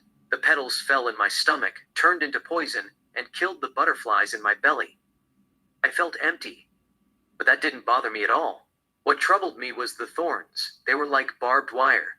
At night, they grew in my lungs fiercely, shredded my respiratory system to pieces, and forbidden me to breathe. I tossed and turned. I barely managed 2 hours sleep. When I waked up in the morning, my heart was full again, covered with dew droplets. New cycle of love and pain began before I got up from bed. Eventually, I got back with you. My heart became stronger than ever. But sometimes, it feels the same. I can't breathe. You are happy. But I am not happy. I am just pretending to be happy. OJ, why aren't you happy? Nicole, it's obvious. OJ, what is obvious? Nicole, the reason you don't want me in that house is you still have feelings for Paula. OJ, what are you talking about? I left Paula for you. Nicole, she still calls you. You talk to her. OJ, I can't stop someone from calling me. Nicole, why don't you just hang up the phone on her ear? OJ, you can't hang up a phone on someone's ear. That is rude. Nicole, I don't care. Family is more important than friends. I am not being jealous or anything. But you could have told her never to call you at your house. You have responsibility. You are trying to put your family back together. You have a girlfriend. She was once your wife, whom you promised to love in sorrow and enjoy till you both shall live. OJ, Nicole, we are doing great. We haven't been at each other's throats since New Year 1989. One time, we got in a heated argument. You called 911. The police showed up at your doorstep and made a scene. I can't have that in my life. We still have things to fix and make better. There are some areas we need to work on. We are both passionate individuals. We say the first thing that come to our heads. I believe that living separately does help a couple who don't hold back their feelings and who let their emotions overpower their intelligence. We should keep our distance from each other for the time being, till we learn from the journey. Let's have fun along the way till it lasts. Nicole, that is one of the stupidest things I have heard. Distance is the enemy of relationship. Why can't we see a therapist? They will help us be a better couple. OJ, I would love to see a therapist, but my schedule is packed. As soon as I am done taking care of business, we will talk to a therapist. We will hear what they have to say and take it from there. Nicole, they don't talk much. They want you to talk. They just listen to what you have to say. OJ, in that case, we will tell them that we have a great relationship, but sometimes things get out of control. How can we fix it? Nicole, we can always fix it with a kiss. She puts her arms around him and kisses him. He holds her closer and kisses her too. They kiss more intimately. There is a car parked down the street. It belongs to Mark Furman. Interior, Mark Furman's car, day. Mark looks at OJ and Nicole kissing. Exterior, Brentwood, day. OJ and Nicole continue to kiss for long seconds. OJ, voiceover, I know Mark Furman didn't kill Nicole, but let's continue to assume what if he did it? Or if he did it, to keep things on an even keel. He said that he found the glove at my house. Maybe he did. Maybe he planted it there himself. If he did find it, the killer must have thrown it over the fence. But he did a lousy job smearing blood on the console of the Bronco when he tried to implicate me for Nicole's and Ron Goldman's murder. It is because the killer must have been covered with a lot of blood. If he had tried to frame me, he would have left more blood in the car. Like I said, they only found a few bloods. It must have come from the glove found at my house. Furman might have rubbed it in the Bronco. Interior, gym, day. Mark bench presses, 330-pound plus the bar. On the soundtrack, music plays melodiously. He does 10 reps. Interior, gym, locker room, day. Mark opens his locker. We see a knit cap. There is Nazi memorabilia, a German cross in the far end of the locker. Mark grabs the knit cap and puts in his bag. He looks around to see if people are monitoring his activity. Nobody is paying attention to him. He lifts a towel, grabs a knife, and puts it in his bag. Interior, Mark's car moving, night. Mark drives in the street of Los Angeles. On the soundtrack, Sandman by Metallica continues to play. Exterior, Nicole's house, night. An established shot of Nicole's house. Mark comes driving and parks his car near her house. Interior, Mark's car, night.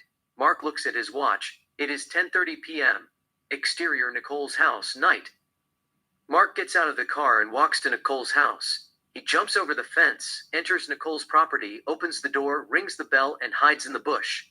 Nicole opens the door and exits the house. She doesn't know who opens the door. She walks to the door to close it. Mark comes out of the dark and grabs her by the throat. Mark, do you remember me? Nicole, let go of me. She scratches Furman's hand. Ron walks to the gate. Ron, hey, hey, hey. Mark sees Ron. He hits Nicole's on the head. Nicole falls on the ground unconscious. Ron confronts Mark. Mark pushes him in the bush and stabs him several times. There is a lot of struggles. Ron is finally down. Mark cuts his throat. He removes one of the gloves and throws it in the bush. He throws his knit cap in the bush as well. He walks up to Nicole, stabs her more, cuts her throat, and walks toward the rear gate. We see blood dropping from the knife. Mark exits from the rear gate. He is covered with blood. Mark comes to his car, opens the door, gets behind the wheel, and drives away toward Wilshire Boulevard. Exterior abandoned building. Night. An established shot of abandoned building. Mark comes driving and parks his car next to the building. Interior Mark's car. Night. Mark changes his clothes. He puts his bloody clothes in a trash bag and gets out of the car. Exterior Mark's car. Night. Mark walks behind the car, opens the rear door, grabs benzene, rinses the car with gas, lights a match, and burns the car. Mark walks down the street. His Ford is parked next to the sidewalk. Mark opens the door, gets behind the wheel, starts the car, and drives down the street. Interior Mark's house. Night. Mark enters the house and closes the door. Interior Mark's house. Bathroom at night. Mark takes shower. Interior Mark's house. Bedroom. Night. Caroline Lodi, Mark's wife. Sleep like a baby. Mark enters the room in underwear, walks to the bed, and sleeps without waking her up. Interior Mark's house. Bedroom. Later. Mark is awake. Caroline is asleep. There is a phone call. Mark picks up the phone. He listens to the caller. Mark, sure. I will be there in 10 minutes. Caroline opens her eyes. Caroline, what's going on? Mark, homicide. Go back to sleep. Mark exits the bedroom and walks toward the direction of the camera. Exterior Nicole's house. Crime scene. Night. An established shot of Nicole's house. We see police securing the area with yellow tapes. Detective Ron Phillips is in charge of the investigation. He looks at Nicole's body in horror. She is lying in pool of blood. Ron Goldman is lying lifeless too. He is covered with blood as well. Mark comes driving and parks his car near the house. Mark gets out of the car and walks to the crime scene.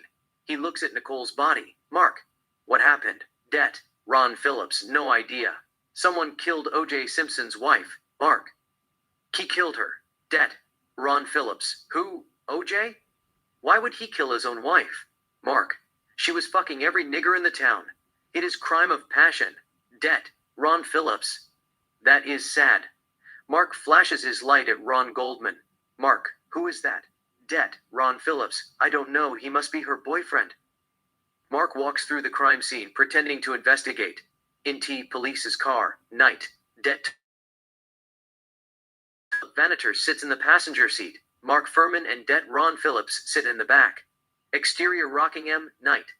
An established shot of O.J.'s house. The four detectives come to the house, driving and park the car next to the house. They all get out of the car and walk to the gate. Rockingham. Det. Tom Lang rings the bell. There is no answer. Det. Lang. No one is answering. Det. Phillips. It's late. They must be sleeping. Det. Lang. What are we going to tell him? Det. Vanator. We are not going to tell him anything. We are just going to arrest him and take him downtown.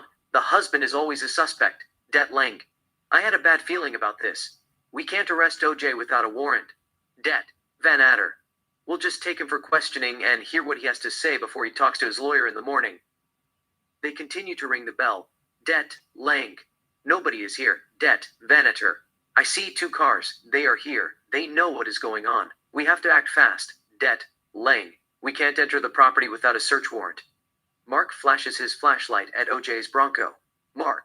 Guys, come over here. I found something. They all walk to the car. Mark. There is a blood on the car. Det. Lang. What blood? That tiny blood on the door. Det. Vanator.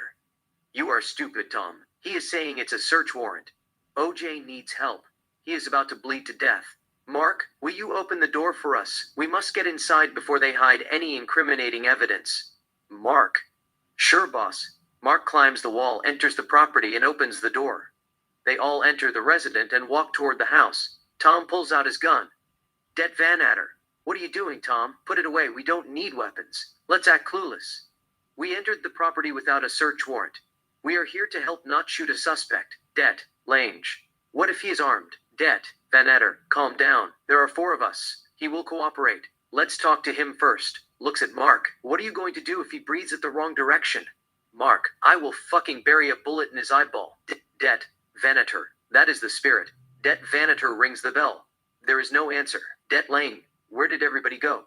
Det Phillips. They must have abandoned the house. Det Venator. They are hiding something.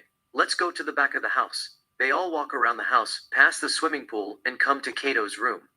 Det Venator knocks the door. Exterior Rockingham, Cato's room. Day. Cato is sleeping. The knock wakes him up. He gets up from the bed and walks to the door. Cato, who is this? Det Venator. It is the police. Open the door. Cato looks through the peephole. They are in street clothes. He is not sure if they were police or not. Det Venator knocked the door again. Cato decides to open the door. Det Venator, who are you? Cato, I am Cato Colleen. Det Venator, whose house is this? Cato, O.J. Simpson. Det Venator, who else was here? Cato, I don't know. Det Lange enters the room and begins to look around Cato's belongings. Cato, what is going on? Det Lang, what were you wearing last night? Cato, pointing. That jeans, t-shirt, and those boots over there. Det Lange grabs the shoes and looks for blood. There is no blood? Cato, what happened? Did OJ's plane crash? They all ignore him and continue to look around with flashlight. Det Venator, what were you doing last night? Around midnight between 11 to 12. Cato, I was here talking to my girlfriend on the phone. Det Venator, what is her name? Cato, Emily. Det Lange, where is O.J. Simpson? Cato, he left for Chicago around 11:00 p.m. Det Venator, is someone else here in the house? Cato, yeah, next door. O.J.'s daughter Arnell lives there. Det Venator, Tom, you go have word with her. Take Ron with you. Mark and I will stay with him. Det Lang and Det Phillips walk to Arnell's room. Det Venator walks toward the swimming pool to smoke. Mark stays with Cato. Exterior, Rockingham, Arnell's room. Night. Arnell is sleeping. Det Lang knocks the door. Arnell is out. It seems she is not going to get up any time soon. Det Lange pounds harder. Det Lang, it is the police. Open the door. Arnell finally wakes up, stretches her arms, gets up from the bed, and opens the door in confusion. Det Lang, I am Det Lang. We were outside ringing the bell. Nobody answered. We thought that you guys were in danger. We decided to let ourselves in and speak someone who lives in the house. Arnell. Okay, Det Lange. What's your name? Arnell. Arnell Simpson. Det Lange. Are you O.J. Simpson's daughter? Arnell. Yes, I am. Det Lange. Do you know where your father is? Arnell. He is out of town. Det Lang. Where is he? We need to get in touch with him. It is important. Do you have his contact information? Arnell. No, I don't. But I know someone who does. Katrin. She is my father's secretary. I have her phone number in my car. Det Lange. We need to get in touch with him as soon as possible. Please, give us the number. Arnell. Okay. Arnell heads toward her car. Det Lang and Det Phillips follow her. Mark checks Arnell out as she walks by him. Det Venator continues to smoke, standing near the swimming pool. Arnell walks past Det Venator. Mark turns his attention to Cato, and looks at Cato in the eyes. Cato's eyes are red. Mark, did you do drug? Cato, no, I don't do drugs. Mark flashes his light at his eyes to test that Cato did drug. Mark, did you smoke weed? Cato, no, I didn't. Exterior Rockingham, Cato's room. Night. Mark steps in and searches for drug with his flashlight. Mark, what clothes did you say that you were wearing earlier? Cato, the jeans and shirt on that chair. Mark enters the room, grabs the jeans and looks for drugs. He finds nothing. He puts it down. Cato, what is going on? Mark ignores him and stands at the door. Cato, I heard this noise in the back of my room, and this picture moved. I thought we had an earthquake again. Mark, what noise? Cato, loud noise in the back of my room. Det Venator finishes smoking, throws his cigarette away and approaches Cato. Det Venator, where were you earlier around 11:00 p.m.? Cato, I was talking to my girlfriend. Det Venator, what is her name? Cato, Emily. Det Venator takes a note. Cato, what's going on? Is OJ okay? They ignore him. Exterior Rockingham, Arnell's car. Day. Arnell gives Det Lang a Kathy's number. Det Phillips is standing nearby. Arnell, what's going on? I need to know what happened. Det Lang, do you know Nicole Simpson? Arnell, yes I do. Det Lang. Nicole Simpson was murdered at her house on Bundy Street. Arnell, my God. She is in shock. Arnell, are you sure? Det Lang, yes. Someone was with her. He was killed too. It's a double homicide. We must speak to your father right away. Interior Rockingham, bar day. Det Vanator, Mark and Cato were in the main house. Det Vanator continued to question Cato. Det Vanator, when is the last time you saw OJ? Cato, around 11:05 p.m. I'm not sure. I didn't look at my watch, but OJ had to catch a flight to Chicago.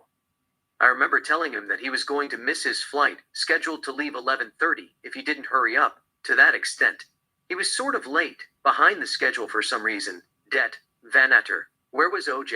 Cato, I don't know. I thought he was taking a nap at his room upstairs. I didn't see him. I was in my room taking to my girlfriend.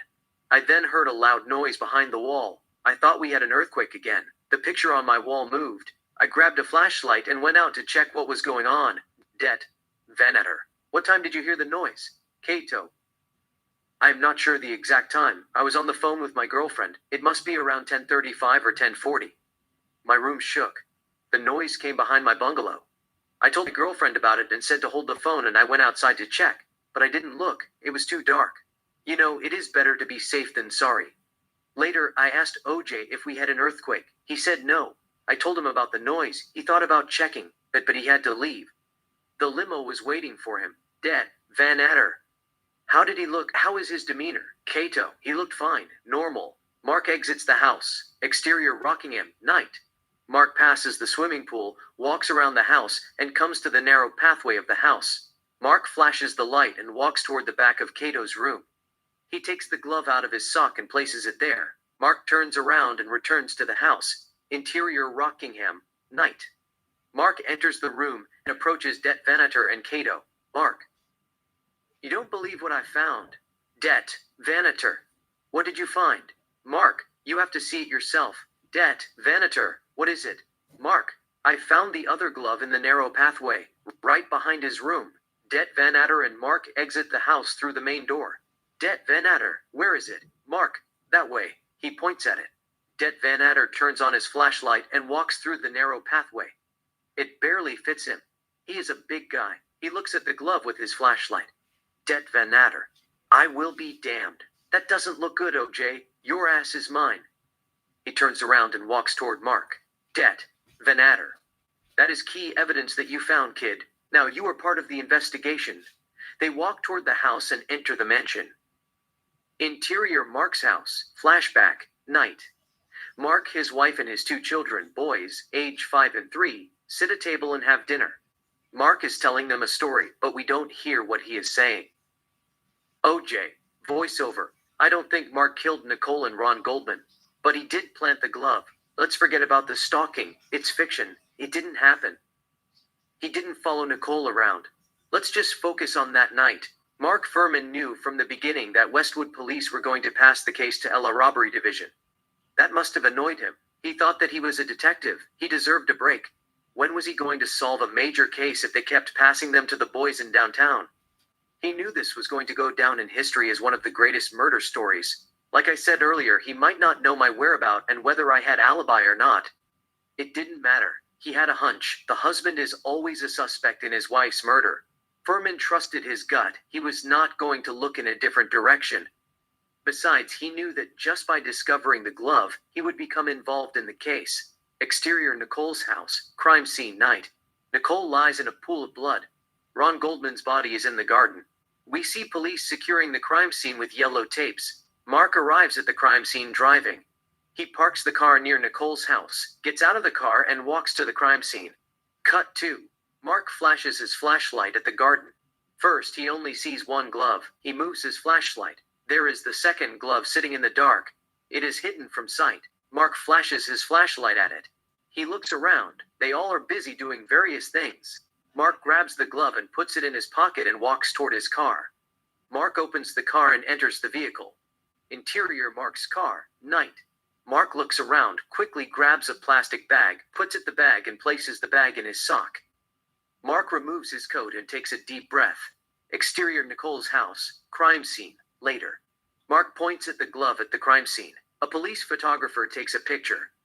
Interior Rockingham, pathway night. Mark takes out the glove from his sock, drops the glove, and gives his middle finger to the camera. Mark, OJ, you are going down. Mark Furman turns around and walks toward the main house. Interior Lovelock Prison TV Room Day. OJ and 10 inmates sit, and OJ Fox News. On the TV, Mark Furman, 60, is speaking. OJ, voiceover. Mark Furman is a sick person. He should be in a mental institution, not in our living room, giving legal advice on Fox News. Yet again, Fox News are racist. That is not a secret. Mark Furman suits them. To be honest, I have no grudge against Fox or Mark Furman. Everybody has the right to make a living however they know in this country and share their opinions whether they are good or bad, as long as they don't hurt people. And everybody deserves second chance in life. I hope Mark has learned from his mistakes whether he admitted planting the glove at the Rockingham or not. And if anyone asks me if it was acceptable for Fox to have Mark on their show as a TV legal commentator, I will say that they did the right thing. It doesn't hurt to hear what he has to say. But sometimes, Fox News must watch out what they report. It is pure propaganda. They support Republicans who distance themselves from blacks. But that is another story. The reporters in Fox don't like me. They have never said kind things about me. Interior Rockingham, OJ's room night. Det Phillips calls OJ. Det Lang and Arnell stand nearby. OJ gets up and answers the phone. OJ, hello. Det Phillips, this is Detective Ron Phillips. I have bad news. OJ, what is it? Det Phillips, your wife Nicole Simpson was killed. OJ is in shock. OJ, oh my God, Nicole was killed. How has that happened? Nicole was killed. What do you mean Nicole was killed? What do you mean she is killed? Det Phillips, Nicole is dead. OJ, Nicole is dead. Oh my God, Nicole is dead. This is not happening. Nicole is killed. OJ's distraught. He continues to speak to Det Phillips on the phone. OJ, voiceover. Later, they accused me of why I didn't ask how Nicole had died or where or the circumstances of her death and who might have killed her, etc. Therefore, I must have killed her. I am pretty sure when someone tells you that your wife is murdered on the phone, the first thing that you do is express grief.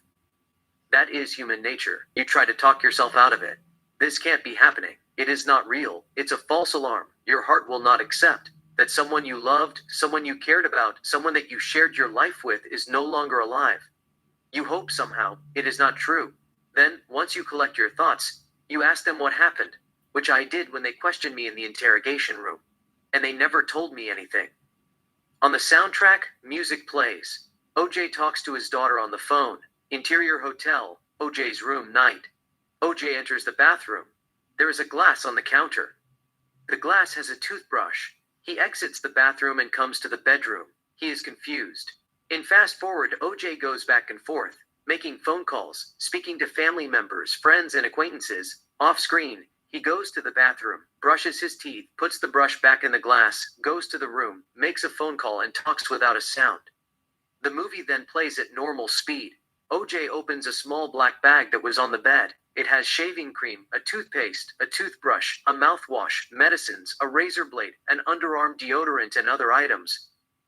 OJ grabs the bag and takes it to the bathroom while waiting for someone to talk to on the phone. He is on hold. OJ puts the bag on the counter. He knocks the glass by accident. The glass falls on the floor and breaks into pieces. OJ says fuck. He picks the piece with his left hand and puts them in the sink while holding the phone.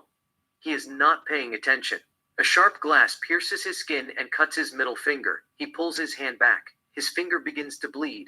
OJ puts the phone on the bag. He grabs the towel and tries to stop the blood. OJ's in a hurry.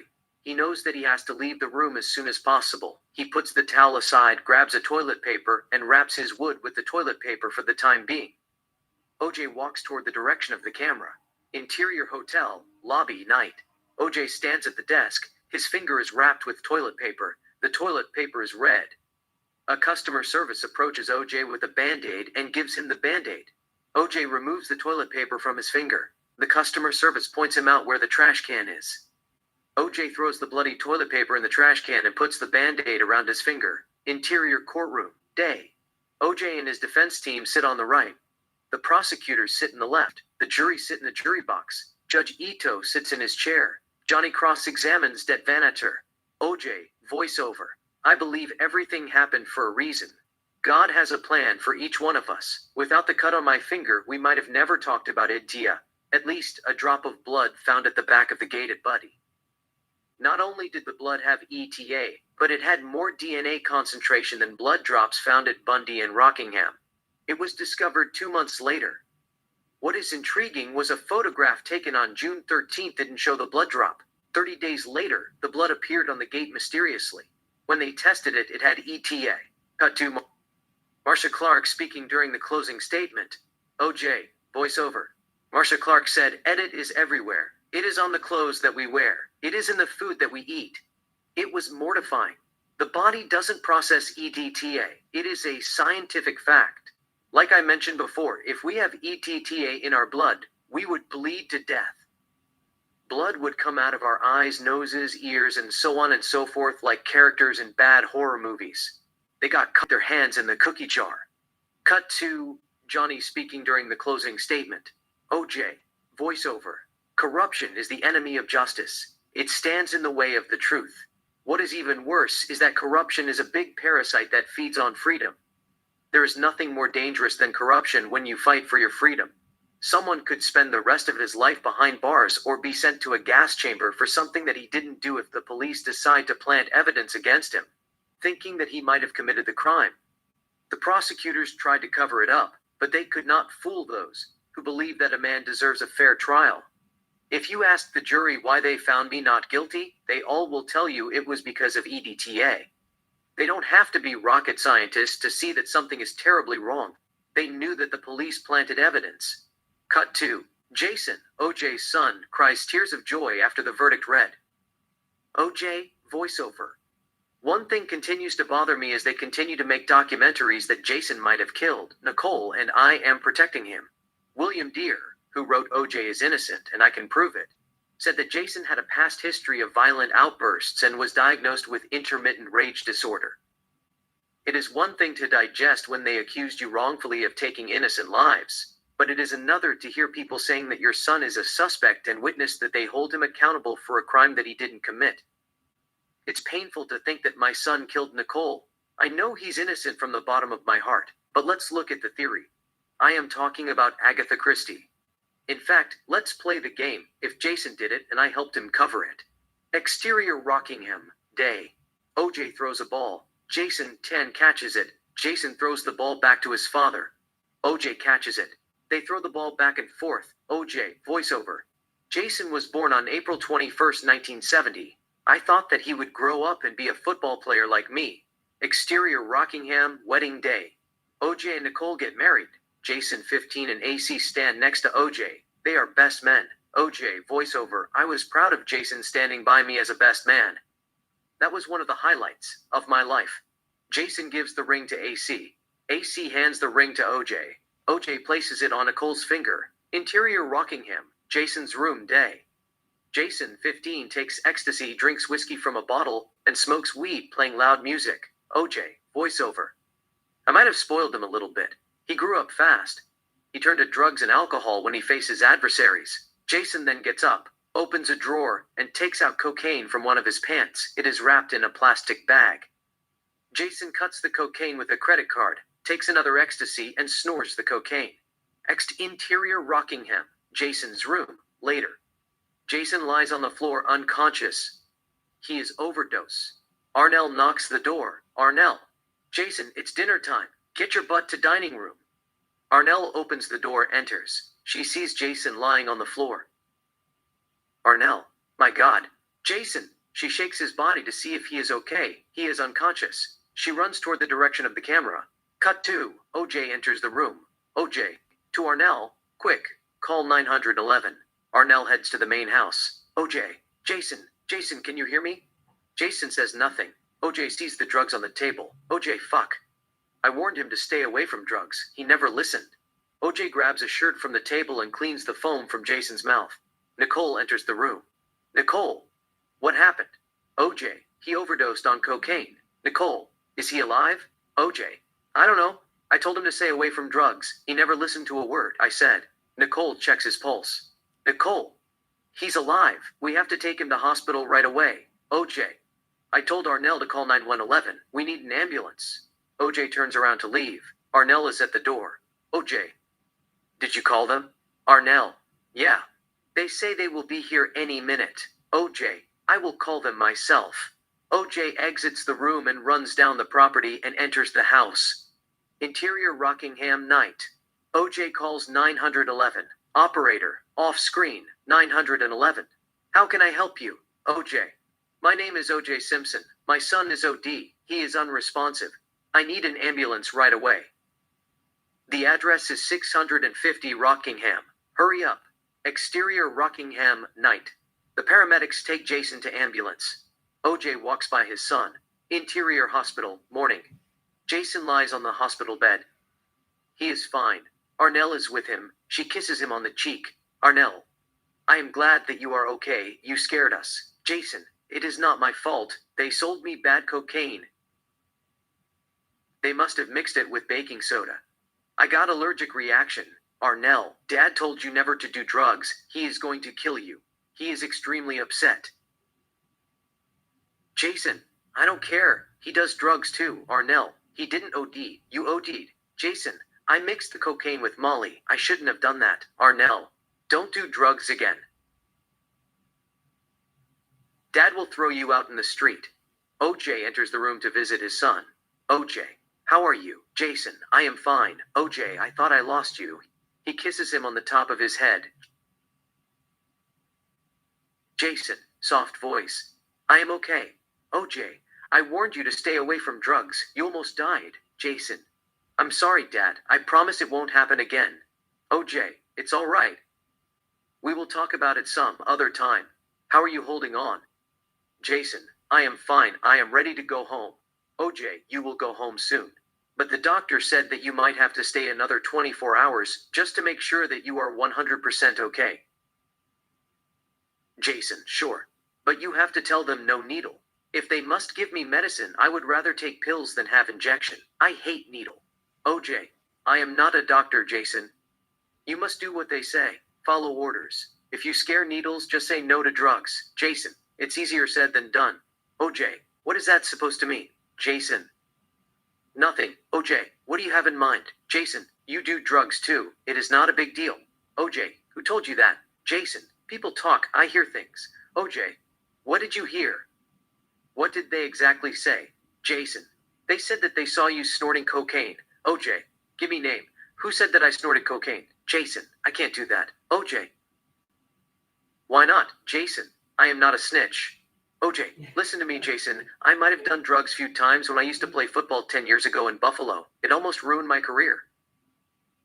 I didn't like it. I stopped. It was peer pressure. Some of my teammates were doing it. I thought if I did it, I would look cool. But it was the opposite. It clouded my judgment. I made a lot of mistakes. I skipped practices. I didn't take the game seriously. The team didn't make it to the playoffs. I never won a championship ring due to drug. I regret touching it. When I moved back to San Francisco to play for the 49ers, I told myself I would never look it again. I have never done or looked at drugs again. Jason, whatever you said. OJ, what is it? Jason, someone saw you doing it at the house. OJ, who told you that? Is it Rachel? Jason, no. OJ, is it AC? Jason, no. OJ, is it Nicole? Jason, no. Why would Nicole tell me anything? She did it with you too. OJ, so who is it then? Jason, I have already told you that I am not a rat. Don't waste your time. I am not going to tell you anything. OJ, it doesn't matter. Just don't do drug, period. It doesn't mean if I did it, you should do it too. That doesn't give you a reason to be OD. What are you trying to prove? Jason, I am just saying that you are being hypocrite. OJ, Jason, I am your father. You can't talk to me like how you talk to your mother. If you want to do drugs, live with your mother and do whatever you want to. I won't say anything. It is your life. But as long as you live at my house, you must follow the rule. Don't ever touch drugs, period. Or I will throw you out of my house. OJ turns around and walks toward the exit. He is not too happy. OJ opens the door, exits the room, and walks toward the direction of the camera. Exterior Rockingham, day. Jason hits OJ's statue with a baseball bat in angry rage. OJ, voiceover. He was misunderstood. Nobody knew what was bothering him. Adolescence is the most vital stage in a person's life. Becoming an adult is a major challenge. Teenagers are next in line to develop wisdom and understanding, lay a foundation for happiness and prosperity, and shape the future. They are taking the most important steps of their life. They face immense pressure. They have to deal with peer pressure. They want to meet and exceed their parents' expectations. They have to find purpose in life. Exterior Jason's car, moving, night. Jason, 17, sits behind the wheel without a single drop of clothes. A girl named Jennifer, 16, white, is in the passenger seat. She is nude as well. They are driving in the street of Los Angeles, playing loud music and not wearing seatbelts. Both have few drinks. There are a couple of vodka bottles in the back seat. Police car is following them, flashing its blue and red light. Jason ignores them and continues to drive. OJ. Curiosity is in high gear. They experiment with drugs, they smoke cigarette, they drink alcohol. There is addiction. Hormonal changes are at work. They are emotionally vulnerable. Some become subject to underage sex. They are susceptible to mood disorders and psychosis. Not only does the nervous system discharge extra adrenal stress hormones, but it also releases more sex hormones and growth hormone. Jason and Jennifer finally pull over on the side of the road. The cops, 2 police officers, pull behind them. OJ, voiceover, their body changes. They are not little kids anymore. They know they can't offer to make mistakes, but they make them anyway. The good thing is, it is not too late to turn things around. Exterior street, night. Jason has put on his pants, but he is shirtless. His hands are on the hood of his car. The 2 police officers search Jason for weapon. Jennifer is inside the car. She has put on her clothes as well. She looks at them through the window without making a sound. The officer cuffs Jason behind. They put him behind the police car. OJ, voiceover, they can always learn from their mistake and become productive members of society. In addition, Jason was diagnosed with epilepsy, which caused seizures. The doctor ordered him to take Depakote to control his seizures. Later, they would say he took Depakote to control his rage. He had intermittent rage disorder, also known as Jekyll and Hyde, having double personality, one is good and the other is bad. He was trying to be a man. Exterior, LA Memorial Coliseum, day. Jason plays football for USC. He is a tailback. OJ continued, voiceover, he was accepted to USC on a football scholarship. I was proud of him. The quarterback gives him the ball. He breaks a couple of tackles, run 11 yards and gets first down and more before he is tackled. OJ is in the stands, supporting his son. He claps his hands. OJ, voiceover. Sadly, he dropped out of college. He was not enjoying it anymore. He wanted to be a chef. I respected his decision. Interior restaurant, day. Jason works as a chef. He cuts meat with a knife. Interior restaurant, night. Jason gets in a heated argument with a man named Paul Goldberg, the owner of the restaurant. Jason puts the knife on the table and confronts him. Jason drops Paul on the ground and points his finger at him and tells him not to fuck with him. OJ, voiceover. Jason didn't use a knife that day. But let's give them the benefit of the doubt and run away with their theories. In fact, let's help William Dean with few things and make the story more interesting. It is fiction. We rewind the story and replay it with different take. Jason drops Paul on the ground, grabs a knife and points it at Paul's face and tells him not to fuck with him. The cooks quickly separate them. On the soundtrack, music plays melodiously. Interior courtroom, day. Jason stands in front of a judge. The judge finds him not guilty. His mother is there to support him.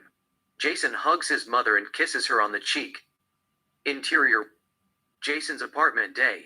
Jason gets in a fight with his girlfriend Samantha. He puts her on the bed, pens her down, and cuts her hair with a knife. Interior Jackson's restaurant, day. Jason prepares food, honey garlic glazed salmon. He is a sous chef. He is in charge of cooking. Interior Jason's apartment, day. Jennifer Green sits at the dinner table. She is Jason's new girlfriend. There is a bottle of wine on the table. Jennifer has a glass of wine. Jason comes from the kitchen with a plate of honey garlic glazed salmon. It's similar food that he was cooking at the restaurant. He puts the plate in front of her. Jason goes to the kitchen, grabs a plate of garlic butter baked chicken breast for himself, comes to the living room, places the food on the table, and sits in front of Jennifer. There is a candle on the table. They are having dinner in the candlelight. They talk without a sound while enjoying their foods. Jason says something humorous. Jennifer smiles in beauty. They continue to talk without a sound while eating. Jennifer says something not funny. Jason's demeanor change. He is upset. He says something and knocks his plate away from the table with anger. The food crashes on the ground. Jason gets up, grabs the wine, drinks the wine from the bottle, and smashes it against the wall, right behind Jennifer. She is terrified. But she doesn't say anything. Jason walks up to her, grabs her hair, and kisses her French explicitly. She kisses him, too. Jennifer gets up. They kiss more intimately. Jason knocks Jennifer's food from the table. He kicks the chair out of his way. He picks her up and puts her on the table. They kiss lasciviously. Jason removes her underwear and kisses her thigh. He then opens his pants, gets between her legs, and enters her as they begin to make love. We stay with them for a couple of seconds. Interior Jason's apartment, bedroom later. Jason and Jennifer lie on the bed naked. It seems they're just done making love. She is lying on her back. He leans next to her. They are talking between soft kisses. He is the one who is kissing her. Out of nowhere, Jason produces a knife and points it at her. She is not scared of him. In fact, she is turned on. Jennifer says something and points at her heart with her finger. Jason runs the knife by her breast, turns her around and makes her lie on her chest. Jason runs the knife down by her spinal cord softly, slits her buttock a little bit, sucks the blood, and kisses her butt. Jason then turns Jennifer around and makes her lie on her back. He runs the knife by her lips. Jennifer licks it seductively. He pokes her lower lips and draws blood. He kisses her French erotically. She kisses him too. Jason then runs down the knife down by her body and stops at her vagina. He plants a soft kiss on her vagina. He points the knife at her throat, gets deep between her legs, and enters her as he begins to make sadistic love to her. On the soundtrack, music continues to play melodiously. Interior: Nicole's house. Jason's apartment day. Title card: June 12, 1994. Nicole and Jason speak on the phone. She is sitting at the coffee table. He is standing in the kitchen. Exterior: Jackson's restaurant. Sunset. An established shot of Jackson's restaurant. Interior: Jackson's restaurant. Sunset. Jason prepares food. Chicken casserole. Interior: Jackson's restaurant. Nicole's Jeep. Sunset. Nicole talks to Jason on the phone. She is sitting behind the wheel. Both of them are using mobile phones. Nicole: I am sorry. I can't make it. Jason: What do you mean you can make it? You promised me that you were going to come. Nicole: I changed my mind. It's too expensive. I am broke. I am sorry, Jason. It seems Jason is not too happy. Jason: It's cool. Don't worry about it. Nicole: Bye. Jason: Take care. Nicole hangs up the phone. Jason hangs up too. We stay with Jason. Jason throws the food that he made for Nicole in the trash. Interior: Mezzaluna, night. Nicole has spaghetti. Her family has sat with her, enjoying their outings. Exterior: Nicole's house, night. Jason comes to Nicole's house driving his Jeep. He is wearing a knit cap. He waits for a little bit. Interior: Jason's Jeep, night. There is a knife in the passenger seat. Jason grabs the knife, puts it on his belt, and gets out of the car. Exterior: Nicole's house, night. Jason walks to Nicole's house and rings the bell. Nicole opens the door, steps out of the house, and walks to the gate. Nicole: What are you doing? Jason: I came to talk to you. Nicole opens the gate to let Jason in. Nicole: What is it? Jason stands at the gate. Jason: Why do you always do that? Nicole: I don't know what you are talking about. Jason: You keep ignoring me. Nicole: You are acting weird, Jason. Jason: You promised to be at the Jacksons. Why did you change your mind at the last minute? Nicole: I don't have time for this. Please leave my house. Jason flashes his knife at her. Nicole. Jason: In a flash, Jason attacks her. He stabs her a couple of times. Ron appears in the dark. Ron: Hey, hey, hey. Ron confronts Jason. Jason pushes him in the garden and stabs him several times. Ron is down. Jason then walks behind Nicole and slits her throat in a rage. Jason walks back to the garden and sits in the dark, distraught. He doesn't know what he did. He removes his gloves and hat and holds his head in pain. Interior: OJ's car, moving, day. OJ drives in the street of Brentwood. OJ, voiceover: Jason didn't call me. If he called me, it would appeared on my phone record. Suppose I dropped by to check on the kids. It was some kind of phenomenon. For the sake of the story, let's say I sensed my children's lives could be in danger. I wanted to see if they were okay. OJ parks his car behind Nicole's house in the back alley. OJ gets out the car. He doesn't know what is going on. He walks around the fence and comes to the front gate. He sees Nicole lying in pool of blood. OJ, Nicole, my God. OJ approaches the body. He turns his eyes and sees the dead body of Ron. Jason is sitting in the corner, talking to himself. OJ. Jason, what are you doing here? Jason stands up and points the knife at OJ. OJ. Jason, it is okay. Just give me the knife. Jason, get away from me. Jason points the knife at him ferociously. OJ. Jason, listen to me. It's not your fault. Just give me the knife, son. I will take care of it. OJ gets closer to take the knife from Jason. Jason, stay the fuck away from me. I will stab you too. Jason gets inches to stab his father on the neck. OJ puts his arms up to protect himself. The knife pierces OJ in the middle finger. Just a little bit. Jason retrieves the knife. Jason, leave me alone. OJ, I am here to help you. You are my son. I love you. Please give me the knife. Listen to me, Jason. It is not your fault. I will take care of it. He slowly takes the knife from Jason's hand. Jason, I am sorry, Dad. I hear voices in my head. They keep telling me to hurt people. OJ, it's okay. We will talk about it tomorrow. Go home and get rid of those clothes. Don't say a word. I will take full responsibility for this. Jason leaves on the front gate. OJ walks toward the back gate, leaving shoe prints. He is bleeding from his hand. Blood drops on the floor.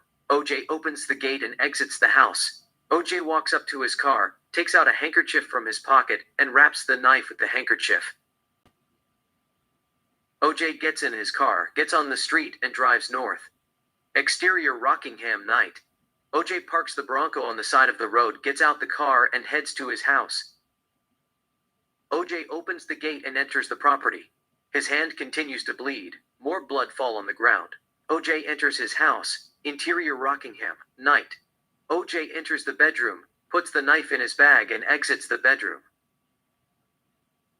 OJ walks to the bathroom, washes his hands, and applies creams to his hand to stop the blood. Exterior Chicago, bridge night. OJ throws the knife in the river. Interior hotel. OJ's room, night. OJ breaks a glass, grabs a small piece, opens his wound wider, makes his finger bleed in purpose, and cleans it with towel. Interior AC's Bronco, moving, day. AC is behind the wheel. OJ sits in the back holding gun to his head. They are driving in the highway. Exterior AC's Bronco, moving, day.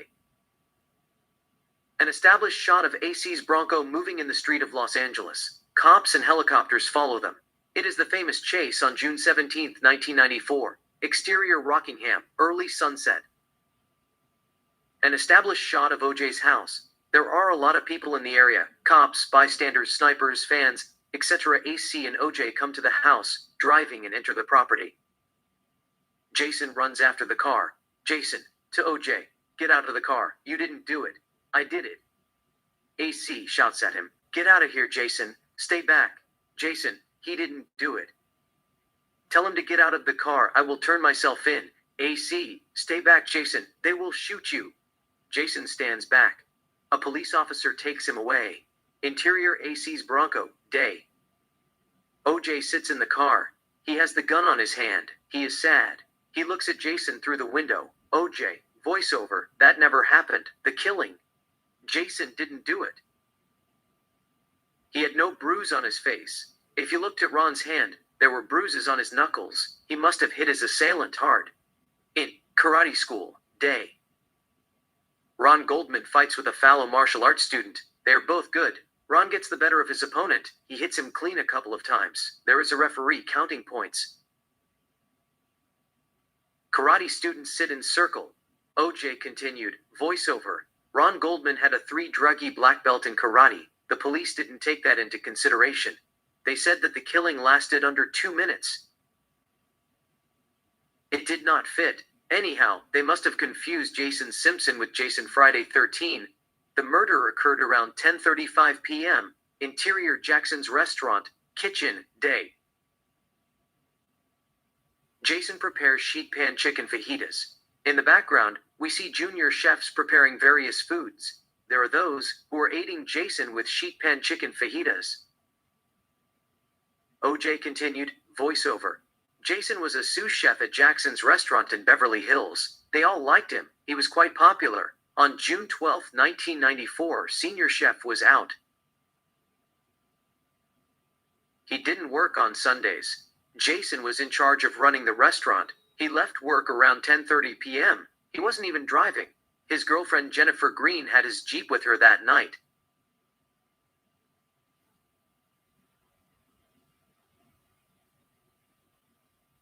Interior. Jason's Jeep, moving, day. Jason is behind the wheel. Jennifer Green sits in the passenger seat. They are driving in the street of Los Angeles. OJ continued.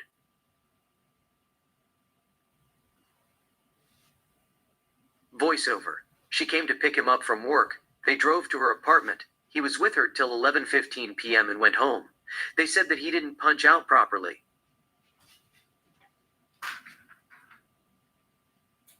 What they don't tell you is he had done that several times before. Interior Jackson's restaurant, kitchen night.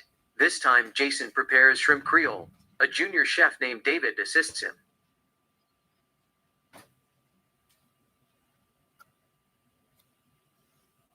OJ continued. Voiceover. It is like taking a staircase in a 3-story building while the elevator is still working. Some prefer elevator. Others are comfortable with taking staircase.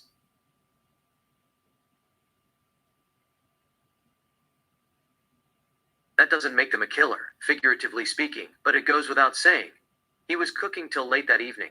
He didn't have time to hurt or kill someone for not showing up to a restaurant that he was working at.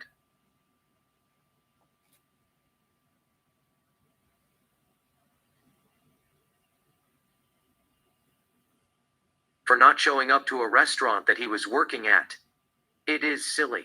Interior Jackson's restaurant kitchen day. Detective Ron Ito questions Jason. OJ continued, voiceover. Like most chefs, he had his own utensils and knives. The police had looked at it. They had established that he was with people that spoke for him. He had alibis. Interior Jackson's restaurant kitchen later. Detective Ron Ito questions David. OJ continued, voiceover. The police questioned them. They said that they saw him. His times were accounted for. The police eliminated him from the suspect list right away. Interior, restaurant, kitchen, day. Jason, 39, prepares grilled garlic butter lobster tacos. He's in charge of the kitchen. 2 junior chefs assist him. OJ continued. Voiceover. Jason is now a renowned chef. I am proud of him. I don't know if anybody would believe that Jason killed Nicole that night in the right state of mind because she didn't eat at a restaurant that he was working. William Dean is a joke. He is wasting his time. He should look for the real killers. Interior William Dean's office, day. We see the pictures of Jason, as well as Nicole's and Ron Goldman's crime scene photos on the evidence board. William Dean stands and looks at the photos, trying to put the pieces together. OJ continued. Voiceover. Why doesn't he pick on someone his own size? He should investigate those Colombian drug dealers who killed Brett Cantor if he had balls, or those who killed Michael Nigg, Ron Goldman's friend. The waiter who worked at the Mezzaluna. In addition, according to police, 2 employees were missing, and a third had his car destroyed by fire in Corona del Mar in 1994. They killed Michael Nigg in front of his girlfriend. Interior Michael Nigg's Mercedes, moving, day. Michael Nigg drives in the street of Hollywood. His girlfriend Julie sits in the passenger seat. On the soundtrack, music plays melodiously. Exterior Michael Nigg's Mercedes, day. Michael Nigg parks the car in the street, Hollywood, gets out of the car, and walks to an ATM. Michael Nigg begins to withdraw money. Cut 2. Michael Nigg withdraws $40, collects his money, turns around, and begins to walk toward his car. 2 hitmen approach him. Hitman 1. Give me the money? Michael Nigg. What money? Hitman 2 shoots him in the head. Hitman 1. Never mind. Julia, who is sitting in the car, has watched everything. She is in shock. The 2 hitmen ignore her, walk to an awaiting car. A black SUV gets in the car and drive away. OJ voiceover. They killed him in cold blood. The police haven't caught them. Interior club, bathroom night. Faye cuts cocaine with a credit card, lines them, and snorts the cocaine with a rolled dollar bill. We see a couple of girls applying makeups, painting their lips red with lipsticks, fixing their hairs, and smoking cigarette. There are 2 lesbians making out with kisses in the corner. OJ continued. Voiceover. I still believe there was no doubt in my mind whatsoever that the answer to these murders is in the world of Faye Resnick. But before I focus on Faye, there is one lead that I would like to examine. Hannibal Lecter in The Silence of the Lambs said, First Principles Clarice. Simplicity. Interior mansion. Night. A sexual ritual is in progress held by a secret society. We see the members, white, wearing masks, having sexual intercourse with attractive girls throughout the mansion. Some of them are receiving oral sex. It is similar to Eyes Wide Shut, directed by Stanley Kubrick and starring Tom Cruise, except the girls are black and Asians. OJ continued, voiceover. But there was nothing simple about this case. It was complex from the beginning to the end. It was hard to keep up with all the twists and turns of the story. I am interested in investigating a secret society in Brentwood that might or might not have existed. It is a theory. Suppose there was a secret society in Brentwood that campaigned for white supremacy. Richard, the leader, wearing mask, watches everything, standing in the balcony. He has the Iron Cross tattoo with a blood drop on his left hand, white supremacy symbol. Interior skyscraper, Richard's office, day. Richard sits behind his desk, looking at photos of OJ and Nicole walking in Brentwood and kissing and all. In the background, we see the city of Los Angeles, downtown. There is a man named Timothy, a private investigator, standing in the room. It seems he is responsible for taking the picture. OJ continued. Voiceover. They believed white race was superior to other races, and that they should be in charge of everything. They didn't want a black man in their neighborhood. For all I know, they could have followed Nicole and I and photographed us. Exterior Brentwood. Morning. OJ and Nicole walk in the street of Brentwood holding hands. Timothy, who is sitting in a black Audi, photographs them. Interior Richard's office. Day. Richard has words with two hitmen, Matt and Ben. He shows them the photo of OJ and Nicole. OJ continued. Voiceover. They then hired hitmen to gather my shoes and blood, kill Nicole and frame me even though I don't believe that I owned Bruno Magali shoes. I don't usually look at brands when I buy dress shoes. Anything is possible. Interior OJ's and Nicole's vacation house, night. Matt and Ben go through OJ's stuff. Matt grabs OJ's shoes and puts it in a plastic bag. OJ continued. Voiceover. If I did own Bruno Magali's shoes, they could have stolen them either from a vacation house that I owned in Laguna Beach or a condominium that I had in New York City. Exterior, Nicole's house. Night. Matt slashes Nicole's throat, removes his knit cap, takes off his right glove, drops them in the garden, where Ron's body lie lifeless, and walks toward the back gate, leaving shoe prints. Meanwhile, blood on the knife rolls down the blade and falls on the ground, leaving trails of blood. OJ continued. Voiceover. The assassin put the shoes on, killed Nicole and Ron Goldman, stepped on Nicole's blood on purpose and left the shoe prints to implicate me. Ron Goldman was a collateral damage. Interior Los Angeles Crime Lab, night. Matt and Ben go through OJ's blood vial and change the switches. OJ continued. Voiceover. They might have gotten my blood from a clinic. I had given blood to physicians many times for a routine checkup. They could have stolen it from there and sprinkled it at the crime scene or switched it in the Los Angeles Crime Lab. Some people might say that is far-fetched. It doesn't matter, somebody played with the evidence. They had access to the evidence. Interior Rockingham. Cato's bungalow, night. Cato is talking to his girlfriend on the phone. He then hears a loud noise. The picture on the wall moves. Cato tells his girlfriend about it, tells her to hold on, and steps out of his room to check it out. OJ continued. Voiceover. That night, Cato heard a noise behind his bungalow, which moved the picture on the wall, followed by 3 thumps. Bang, bang, bang. It was signal. The killers knew my schedule. They wanted Cato to investigate the noise. Exterior Rockingham. Flashback. Night.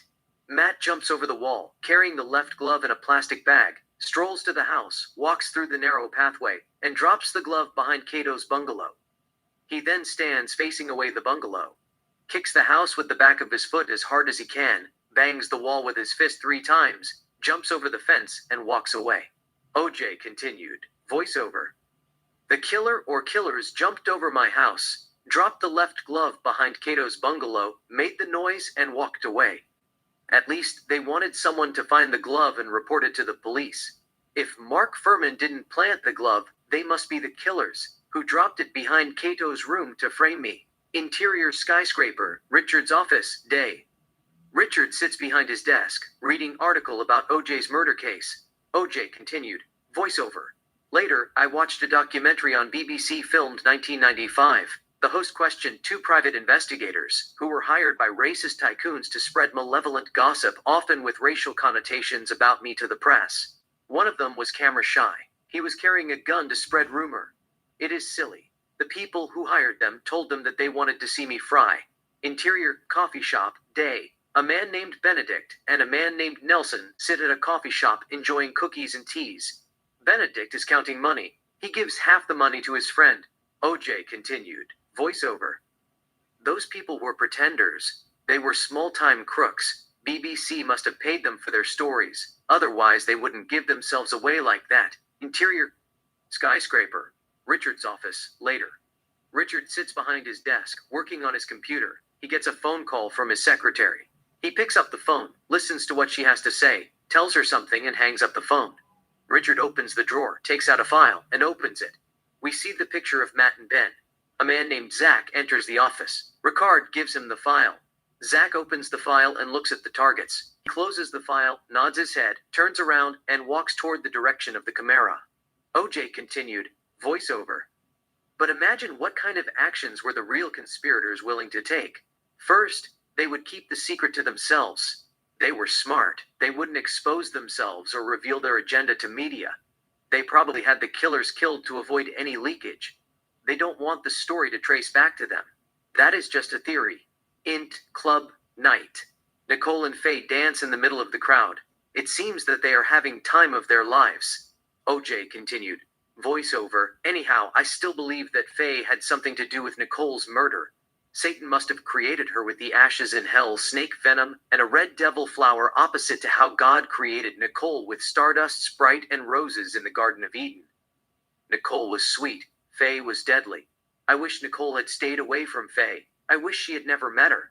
Cut 2. Nicole and Faye sit at a table and drink tequila, conversing. OJ continued. Voiceover. Originally, Nicole and Faye weren't friends. Faye met Nicole in the summer of 1992, after Nicole and I got separated. Faye had known Nicole for less than 2 years, and most of the time, Faye was doing drugs. She wasn't even in the position to be a good friend to her own daughter, let alone to a woman that she met recently. Nicole was trying to get back with me. I think that Faye took advantage of that window of opportunity and got closer to Nicole, pretending to help her. Interior Carl's house, therapy room, day. Nicole and Faye attend a group therapy. Carl is in charge of the meeting. Grant, 4 female participants, and 2 male clients sit on chairs. It is similar to earlier set, but this time, Faye is the one who is speaking. OJ continued. Voiceover. She went to a group therapy with Nicole that provided support to men and women who were thinking about reconciliation and fixing their marriage. Nicole was desperate. Faye told her what she wanted to hear. Not only that, but she also advised her what to say and not to say. It was no secret that Faye was attracted to money. In 90s, cocaine wasn't free. It cost money. No money, no cocaine, simple as that. She needed to feed her addiction. To Faye, Nicole was nothing but a pawn. She moved her to achieve her goal. She used people for her own benefit. Interior Starbucks, day. Nicole and Faye sit at table enjoying coffees. They are conversing, but we don't hear what they are saying. OJ continued. Voiceover. Nicole needed someone to talk to. Even in her last days, she trusted her despite the fact her friend was a drug addict. But Faye turned her back on Nicole when she needed her the most. Interior Rockingham. Faye's house. Night. Faye talks OJ on the phone. He is in the TV room watching ESPN. She sits at the coffee table cutting cocaine with a credit card. OJ continued. Voiceover. After I broke up with Nicole and started going out with Paula, Faye called me and said that she wanted to go to this event on June 22 that they have at Cedars Hospital to raise money for the birth defects. I was one of the founders, and I was the guy who oversaw getting all athletes at its inception, and we may have been going into the 8th, 9th, 10th year. Faye snorts a line with a rolled dollar while talking to OJ on the phone. OJ continued. Voiceover. I have already invited Christian because I was doing business with him. That exercise video that they showed in the courtroom. Faye wanted to be at the affair. I told her it was fine with me. Interior Rockingham, Nicole's house, Bundy, night. Nicole talks to OJ on the phone. It seems that Nicole is not too happy about something that OJ did. She is in the living room, talking to him while drinking whiskey. He's in the bedroom, talking to her while sitting on the bed in underwear. Paula is with him. She lies on the bed wearing a red lingerie. OJ continued. Voiceover. Later, Nicole called and accused me that I was stealing her friends. She screamed at me to stay away from her fucking friends. I was surprised. Why is she mad at me? Faye invited herself. Faye made it clear that we were both her friends. Nicole says something and hangs up on his ear. She takes a big sip from her whiskey. We stay with OJ. OJ is not happy. Paula asks him what is going on. He tells her it was nothing. They kiss intimately. OJ continued. Voiceover. She loved us equally.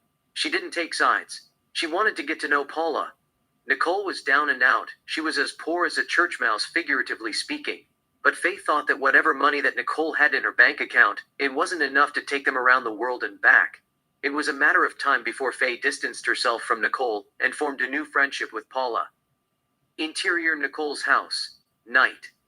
Nicole pours another glass for herself. Whiskey, lights a cigarette, sits at the coffee table, and drinks the whiskey while smoking. On the soundtrack, music plays softly. OJ continued. Voiceover. Faye didn't want to hang out with have-nots and a miserable creature. She saw Nicole as a poverty-stricken thing. It wasn't worth to be around her. Faye wanted to be around with cream of the crop. Interior Los Angeles, restaurant day. Faye, Chris, and Kyle Richards sit at the table, enjoying lobster roll, honey walnut shrimp, Tuscan butter shrimp, and creamy steak fettuccine and wine, cognac, and martini. It is a fancy restaurant. We see the city of Los Angeles in the background. They have done eating, they are talking. The waiter puts the bill on the table and walks away. Faye pretends to pay for the bill. But Chris quickly grabs the bill and tells them that she got it. She says something funny. They all laugh. OJ continued. Voiceover. If you look at Faye's friends closely, none of them are poor. She wasn't planning to go to a club and take care of the bill. That is not her style. She used to hear people saying, I got that. Don't worry about it. You pay when you get a job. Strike that. You pay when you marry Bill Gates or Steve Jobs. Interior New York, restaurant night. Nicole and Faye sit at the table. Nicole is having seafood spaghetti. Faye has lobster mac and cheese. Both drink red wine. In the background, we see the city of New York. Nicole has barely touched her food. In fact, she has done eating. Faye and Nicole are talking, but we don't hear what they are saying. OJ continued. Voiceover. Imagine she is sitting with Nicole at an expensive restaurant. Nicole would look at the check and wonder if Faye is going to chip or not. Faye would get up and say, I will be right back. I have to use the bathroom. Faye excused Nicole, gets up, and walks to the bathroom. Interior, New York, restaurant, bathroom, minutes later. Faye snores cocaine in the bathroom. OJ continued. Voiceover. She enters the bathroom, cuts cocaine with a gift card, snorts it, and returns to her seat. Interior, New York, restaurant, night. Nicole looks at the check. Faye returns to the table and takes her seat. Nicole shows her the receipt and says something. Faye takes the receipt and looks at it. She rolls her eyes. OJ continued. Voiceover. Nicole would say, they declined my credit card. Do you have a cash on you? It is too much pressure on Faye. Maybe I am a little bit hard on Faye because I was mad at her. Interior jail, visiting room day. OJ sits at a table and talks to Robert Shapiro. He tells him that he didn't do it. OJ continued. Voiceover. I didn't even go to the fundraise party on June 22. I was in jail, held without bail, and accused of killing Nicole and Ron Goldman. I could have easily spent the rest of my life behind bars for something I didn't do if people had believed her story. Interior, ESPN studio, up close day. Chris Mayer interviews OJ. OJ speaks without a sound, yet his lips movement matches the voiceover. OJ continued. Voiceover. She had lied about so much. It was scary. I mean, I can't believe that a person would lie the way she has for no reason. She claimed her life was in danger early on, which I guess it was. And later she claimed her life was in danger. Interior, Marcia Clark's office. Day. Marcia Clark questions Faye. Faye's lawyer is present. Faye speaks without a sound.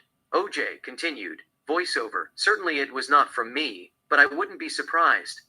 But when a tragedy like this hit, and a person starts changing the truth and lying to the police or to the prosecutors, to me that's a consciousness of guilt of some sort. And, interior, extra studio day.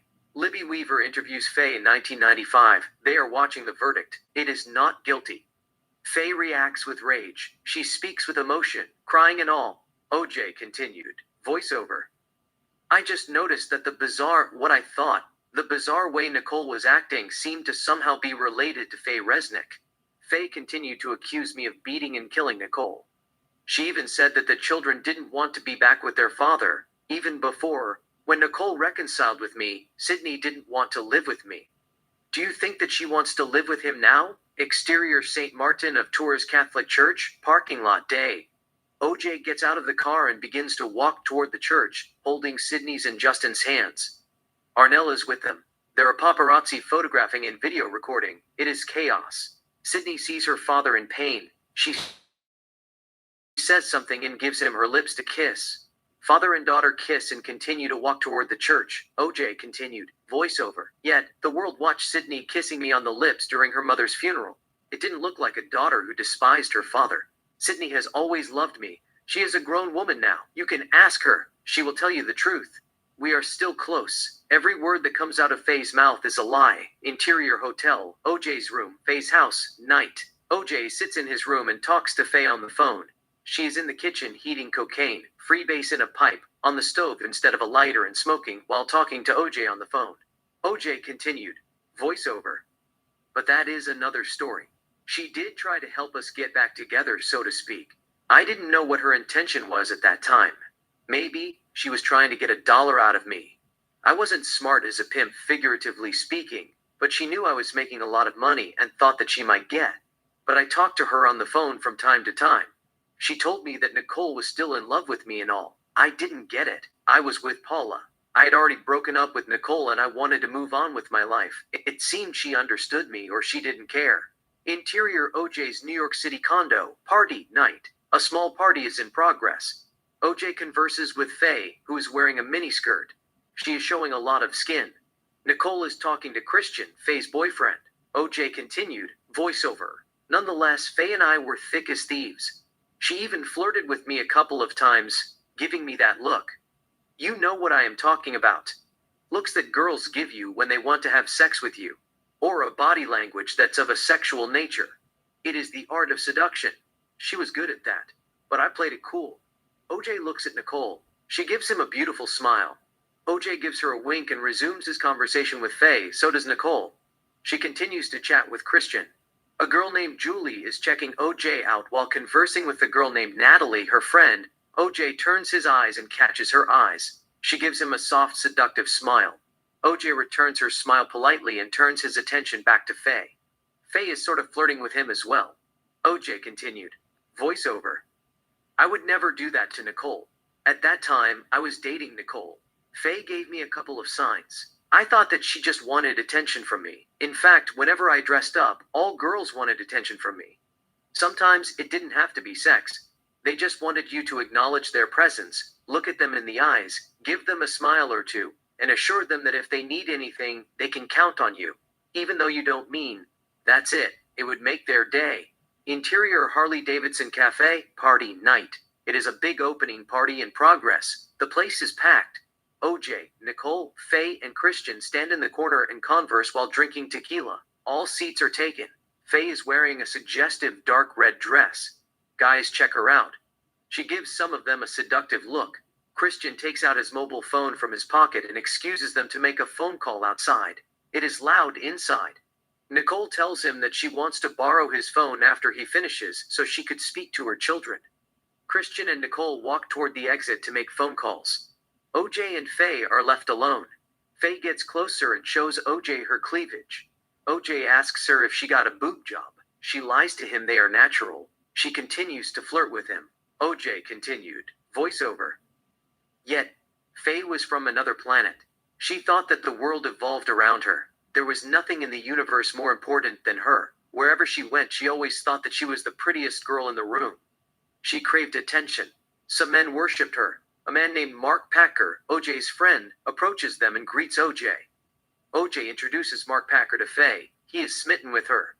Faye knows that Mark Packer is attracted to her. She looks at him with seduction. They all talk without a sound. OJ continued, voiceover. They thought that she was a fine piece of ass. They wanted to tap that ass. Me, I liked her as a friend. We got along fine. But she liked to create tension. Interior OJ's New York City condo, party tonight. The party has died out. The guests have already left. OJ and Faye sit on two separate sofas conversing. It seems both have few drinks. Faye's feet are on the coffee table. Nicole is in the porch talking on the phone, checking on the kids. OJ, who is sitting on the big sofa, says that he had one too many and lies on the sofa with his head resting on a pillow. Faye, who is not wearing underwear, says something, opens her legs, and shows OJ her private part. OJ is in shock. He quickly gets up, sits straight, and looks at the direction of Nicole. Faye laughs at OJ, gets up from her seat, sits next to him, says something, and touches his leg in seduction. OJ continued, voiceover. One time, Faye came on too strong and left nothing to chance. She did sort of make advance on me, playing coy, saying things that she should not, touching me inappropriately, behaving flamboyant and all, but I resisted the temptation. Interior, Harley-Davidson Cafe. Party, later. OJ sits on a sofa. Nicole sits on his lap with her arms around him. They are talking between soft kisses. Faye and Christian stand nearby conversing. OJ continued, voiceover. That's where I drew line. I would never hurt the children of my mother by sleeping with her best friend. I don't care if women do it, but I wouldn't do it, not in a million years. Nicole deserved better. OJ and Nicole kiss French. Faye looks at them, pretends it is nothing, and resumes her conversation with Christian. OJ continued, voiceover. But in my heart, I knew that Faye wasn't really Nicole's friend. She was a man-eater. Yet again, they all were the same.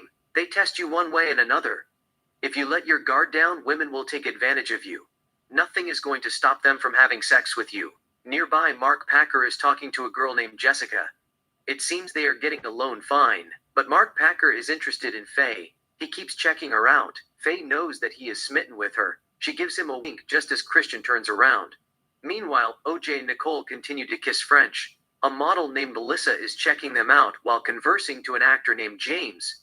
OJ and Nicole take a break and talk between soft kisses. Melissa looks at OJ. OJ catches her eyes. Melissa licks her lips with seduction. OJ is taken aback. Nicole wonders why is that.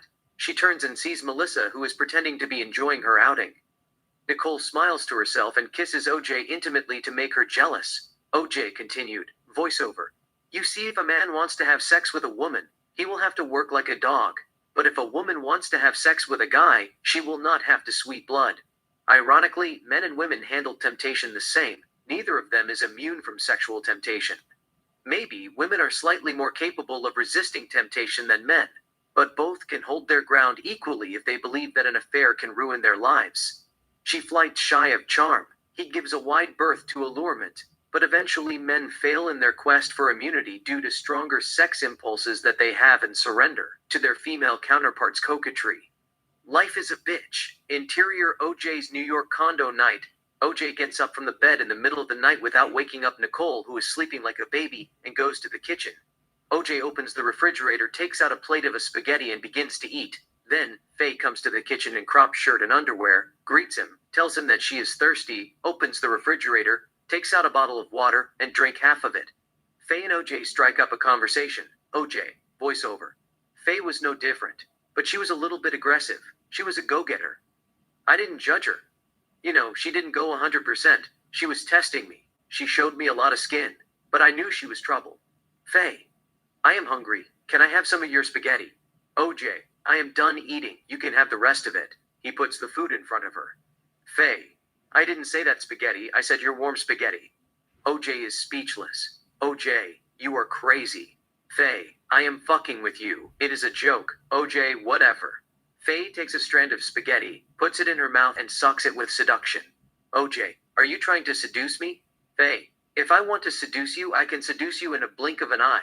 OJ, I doubt it. I have great self-control. She turns around and shows him her butt.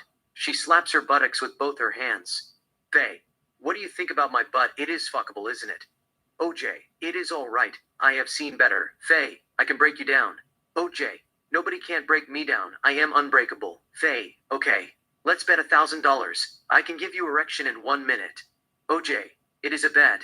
Faye holds her private part with her hand over her underwear and urinates on her underwear just a little bit and shows OJ the shape of her vagina. Faye, do you like wet pussy? OJ, I like wet pussy, but I didn't have erection. Faye, you are lying. Show me your penis. OJ, I can't do that. Faye, why not?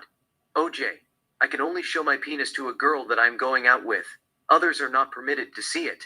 Faye, you show your penis to Paula. I know you are fucking her behind Nicole. It is not a big deal. OJ. I haven't spoken to Paula for a while. I stopped seeing her once. I started dating Nicole. Nicole is my girlfriend. Faye, I don't care. I just want to see if you have erection or not. We bet $1,000. OJ.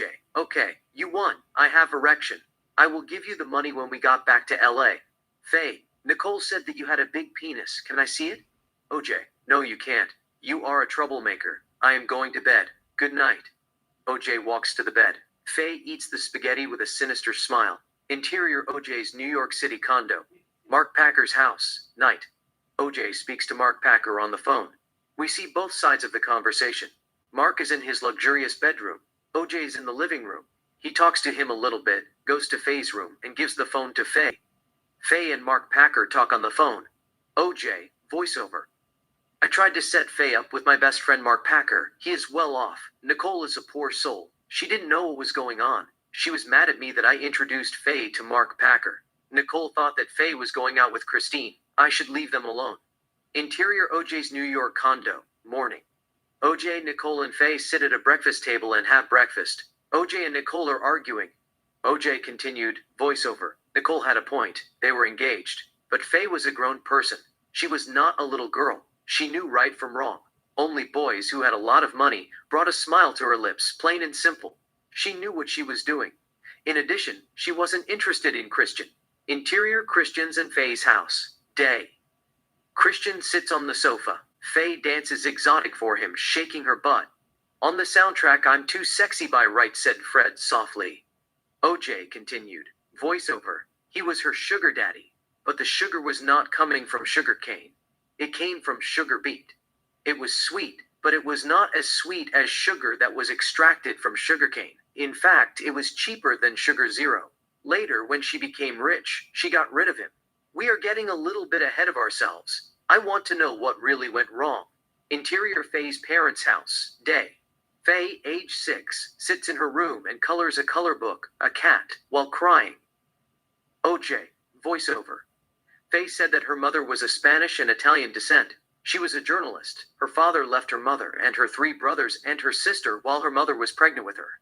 He was an alcoholic. He couldn't handle the pressure of raising 4 children. Later, her mother married an executive for a book company. Her stepfather, Germanic origin, beat her for wetting her bed. It is possible. I am not going to rule out anything, but I don't believe a word that leaves her mouth after the private diary of a life interrupted. It is hard to tell fact from fiction. However, let's give her the benefit of the doubt. Her mother walks into the room. Sarah. Faye, you have to stop wetting your bed. You are not a baby. Faye. I couldn't help it. I had nightmares. Sarah. I told you not to drink water before you go to bed. Faye. I didn't drink anything. Sarah. I don't care. Just wake yourself up and go to the bathroom. I don't want you to upset your father. Faye. He is not my father. Sarah. As long as you live under our roof, you do what we say. He is your father. You must listen to him. Faye. I don't like him. He kept hitting him. Sarah. You keep wetting your bed. You are a big girl. Just get up and go to the bathroom. Faye. I was sleeping. I couldn't get up in the middle of the night and go to the bathroom. It keeps happening. I don't know why. I am really trying. Sarah. Just don't drink anything before you go to bed. OJ. Voiceover. Faye said that her mother used to give her castor oil to stop her from wetting bed. I thought castor oil was used in car. I didn't know it helps kids from wetting beds. I hope she is not still drinking castor oil. If you step on her pedal, she might go 150 miles per hour, run a red light, and crash against the light pole, whatever that means. Faye's mother turns around and walks toward the direction of the Camara. On the soundtrack, music plays melodiously. Interior Faye's parents' house. Day. Faye stands next to her bed. Her stepfather is in the room. He looks at the bed. It is wet. Faye looks down. Interior Faye's parents' house. Later. George spanks Faye with a belt. Faye cries in pain. Her mother, who is smoking, looks at them without a care in the world, hoping this time Faye will stop wetting her bed. Faye's 3 older brothers and a sister sit at the dining room and have breakfast. Interior Faye's parents' house. Day. Faye's mother sits in her office and writes a paper with a typewriter. Faye stands at the door and watches her mother working. OJ. Voiceover. According to her biography, she was born in July 3, 1957, Redwood, California. Faye had never mentioned that her father was black. He is from Georgia. But she accused me of not supporting the black community like Oprah Winfrey and Michael Jordan. Even though I helped a lot of people, black and white. Yet if you watch The People Fifth, O.J. Simpson, the person who played Faye was completely white. They accused me of killing Nicole and Ron Goldman, but they didn't even get that right. A poodle dog walks up to her. The dog wants to play with her. Faye plays with the dog. Faye comes to the living room playing with the dog. She sees her stepfather at the kitchen. Her stepfather grabs a bottle of beer from the refrigerator and closes the refrigerator. Faye pretends that she hasn't seen him, abandons the dog, and prepares to go to her room. George. Faye, wait. Faye faces him. George, did you do your homework? Faye, yes I did, George. If I hear any complaint from school, I will throw out all of your dolls. You will not get anything for Christmas. She nods her head okay. George, tell me everything that you did at school. She speaks without a sound. OJ, voiceover.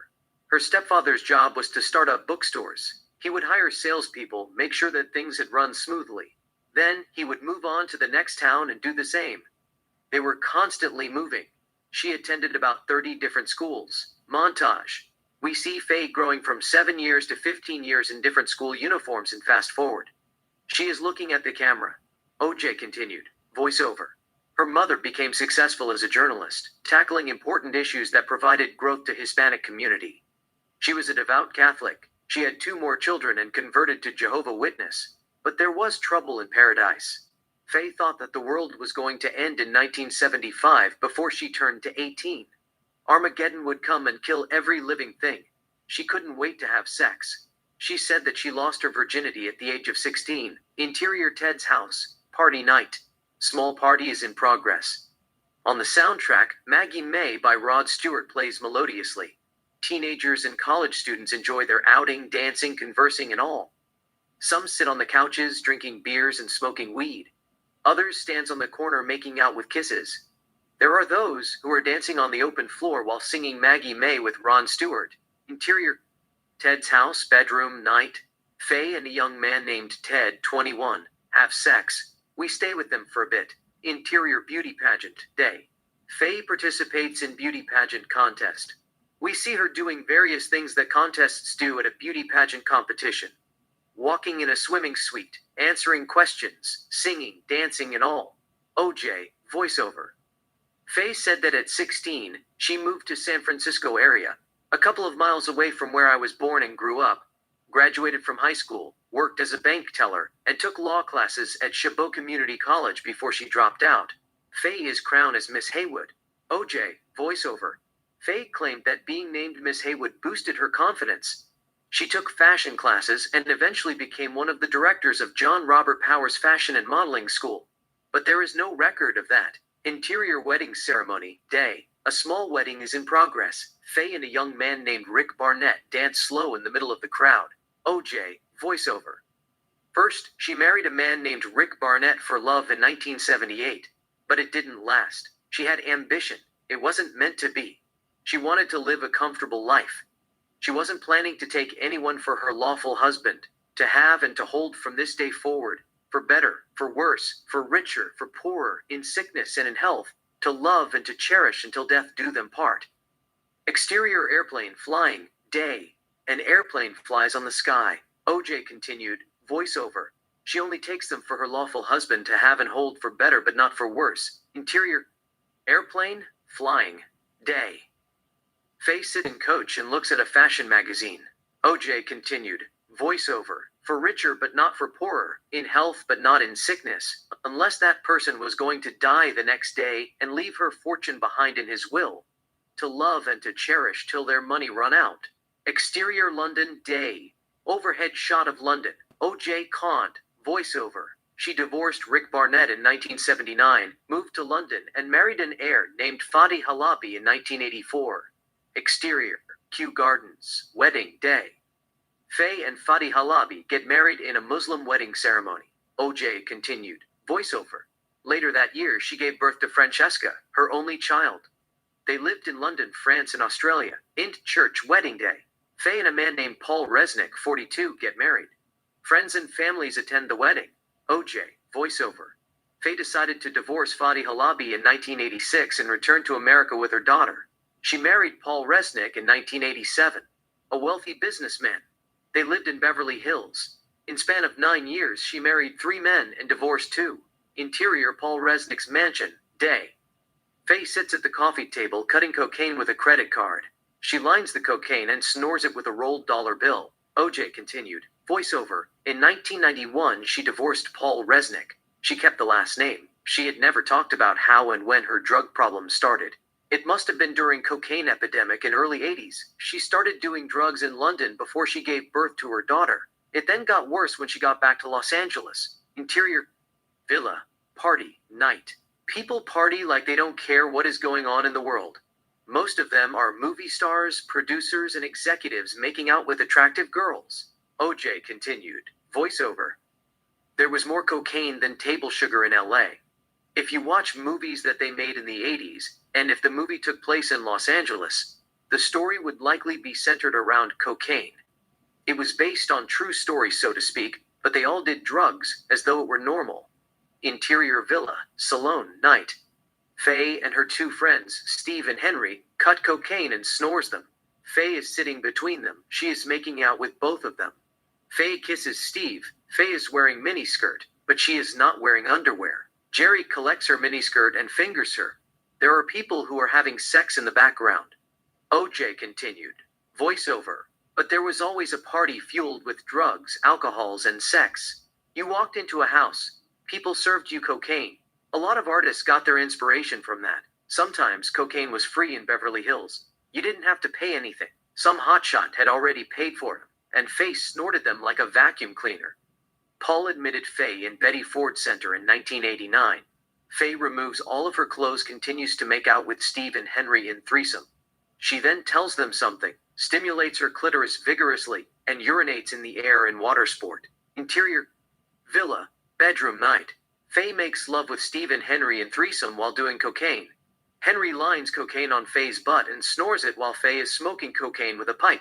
She shares it with Steve.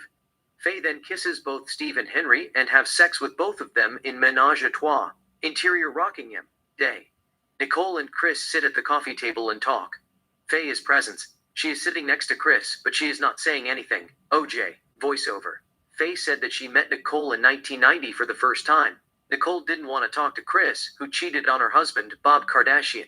Nicole was against infidelity. She knew the pain that Bob must have felt. She had suspected that I was having an affair. One time she found out that I gave Tawny Katane a pair of earrings and confronted me. It resulted in a big fight. New Year incident in 1989. Interior. Rockingham. Flashback. Day. Nicole sits at the coffee table, breastfeeding Justin. Her eyes are filled with tears. A pair of tears leave her eyes, roll down by cheeks, and fall on Justin's face. Nicole doesn't bother to wipe the tears from Justin's face. She continues to cry while breastfeeding Justin. OJ continued. Voiceover. It was a major blow to our marriage. I hurt her feelings. It was one of the lowest points in my life. Exterior Rockingham. Day. Nicole and Chris continue to talk, standing outside. Faye remains silent. Chris and Nicole are about to leave. OJ continued. Voiceover. Chris came to our house to explain why she did it. Faye accompanied her. Nicole didn't even acknowledge Faye's presence. She wanted them to leave her house as soon as possible. Infidelity was a no-no. She didn't want the children to suffer. Growing up in a broken family, she was their aunt, so to speak. But she was close to them. They all called Aunt Nicole. Cheating was unacceptable. She didn't want to hear what Chris had to say. They left her in peace. For once in her life, Nicole dodged a bullet. But the demon had smelled her scent. She would come for her sooner or later. Interior Betty Ford Center. Day. It is a recovery group. Faye sits in the room with other drug addicts. A therapist named Andrew talks to them. Faye is not paying attention. OJ continued. Voiceover. Faye said that she relapsed and returned to Betty Ford Center on February 20th, 1992. Exterior. Cabo San Lucas, Resort Day. Nicole and Faye sit at a table near a swimming pool, enjoying fruit punch with cocktail umbrellas. They are both in bikinis. They are talking, but we don't hear what they are saying. In the background, we see a couple of Americans having good time. OJ continued. Voiceover. Later she ran into Nicole on 4th of July. I don't understand Nicole's luck. She just got separated from me. There were over 5 billion people lived on the planet. It's hard to believe that she ended up meeting a drug addict who didn't have a job and who was admitted. in a major rehab center that provided world-class addiction treatment services for famous and rich. And it had not even been 5 weeks since Faye left the clinic, and Nicole chose to befriend her. It was sad. Interior club, night. Nicole and Faye dance in the middle of the crowd. Interior Nicole's house, night. Faye sits at the coffee table, cutting cocaine with a credit card. Nicole is at the bar pouring herself a drink, whiskey, on the stereo, giving him something he can feel by En Vogue plays melodiously. Nicole dances while drinking whiskey and singing with En Vogue. Faye continues to cut cocaine with credit card. Nicole sits on a sofa. Faye, you've never done this? Nicole, I did it a couple of times back in the 80s. Faye, when was the last time you did cocaine? Nicole, I don't remember. I haven't done it for a while. It was before OJ and I got married, 83 or 84, when everybody used to do it. I did it with OJ. Faye snores a line. Faye, fuck me sweet. Nicole, is it good? Faye, this is the best cocaine I have snorted in my life. I feel tingling in my pussy. It's better than sex. You don't know what you are missing. Just try a line. It is not going to kill you. She gives her the rolled dollar bill to snore. Nicole snores a line. Nicole. Wow. Nicole's face turns red. She shakes her head. Faye. It's good, isn't it? Nicole. It's not bad. Faye. Give it 2 minutes to kick in. You will be wet like a whore in Brazil. Nicole. I don't know if we should do this, Faye. You have a daughter. I have a daughter and a son. We are setting a bad example for our children. Faye. You are always paranoid. You don't know how to have fun. Life is short. We are here in this world to have fun, not to die in boredom. Nicole, we have to take full responsibilities for our actions. Wow, I feel warm. Faye, it's kicking. You haven't done it for a while. That's why you are buzzed. Nicole, whenever I do cocaine, I feel horny. Not horny, horny. But I had a lot of energy. OJ and I used to have sex for hours. Faye, how was OJ on bed? Nicole, he is a monster. We used to do it 5 times a day. Sometimes my vagina got sore. I have to put ice on it. Faye, who is better, Marcus or OJ? Nicole, it's different. Faye, what's different, Faye? Marcus is a womanizer. He tells you things that you want to hear. He is suave and charming, but he is up to no good. All insincere flattery, sweet nothings, and honeyed words are smoke and mirrors. He just wants sex, plain and simple. He fucks you good. You come steaming like streams in a desert. But deep down in your heart, you know, the little Red Riding Hood in you is just having a fling with the big bad wolf. He will bite you. It will hurt. But you will eventually realize that it's just physical and learn to enjoy it more. However, the big bad wolf doesn't have the stars that would fill the void in your soul. You are searching for true love. Someone who loves you, kisses you, make love to you, and completes you. Marcus is a player.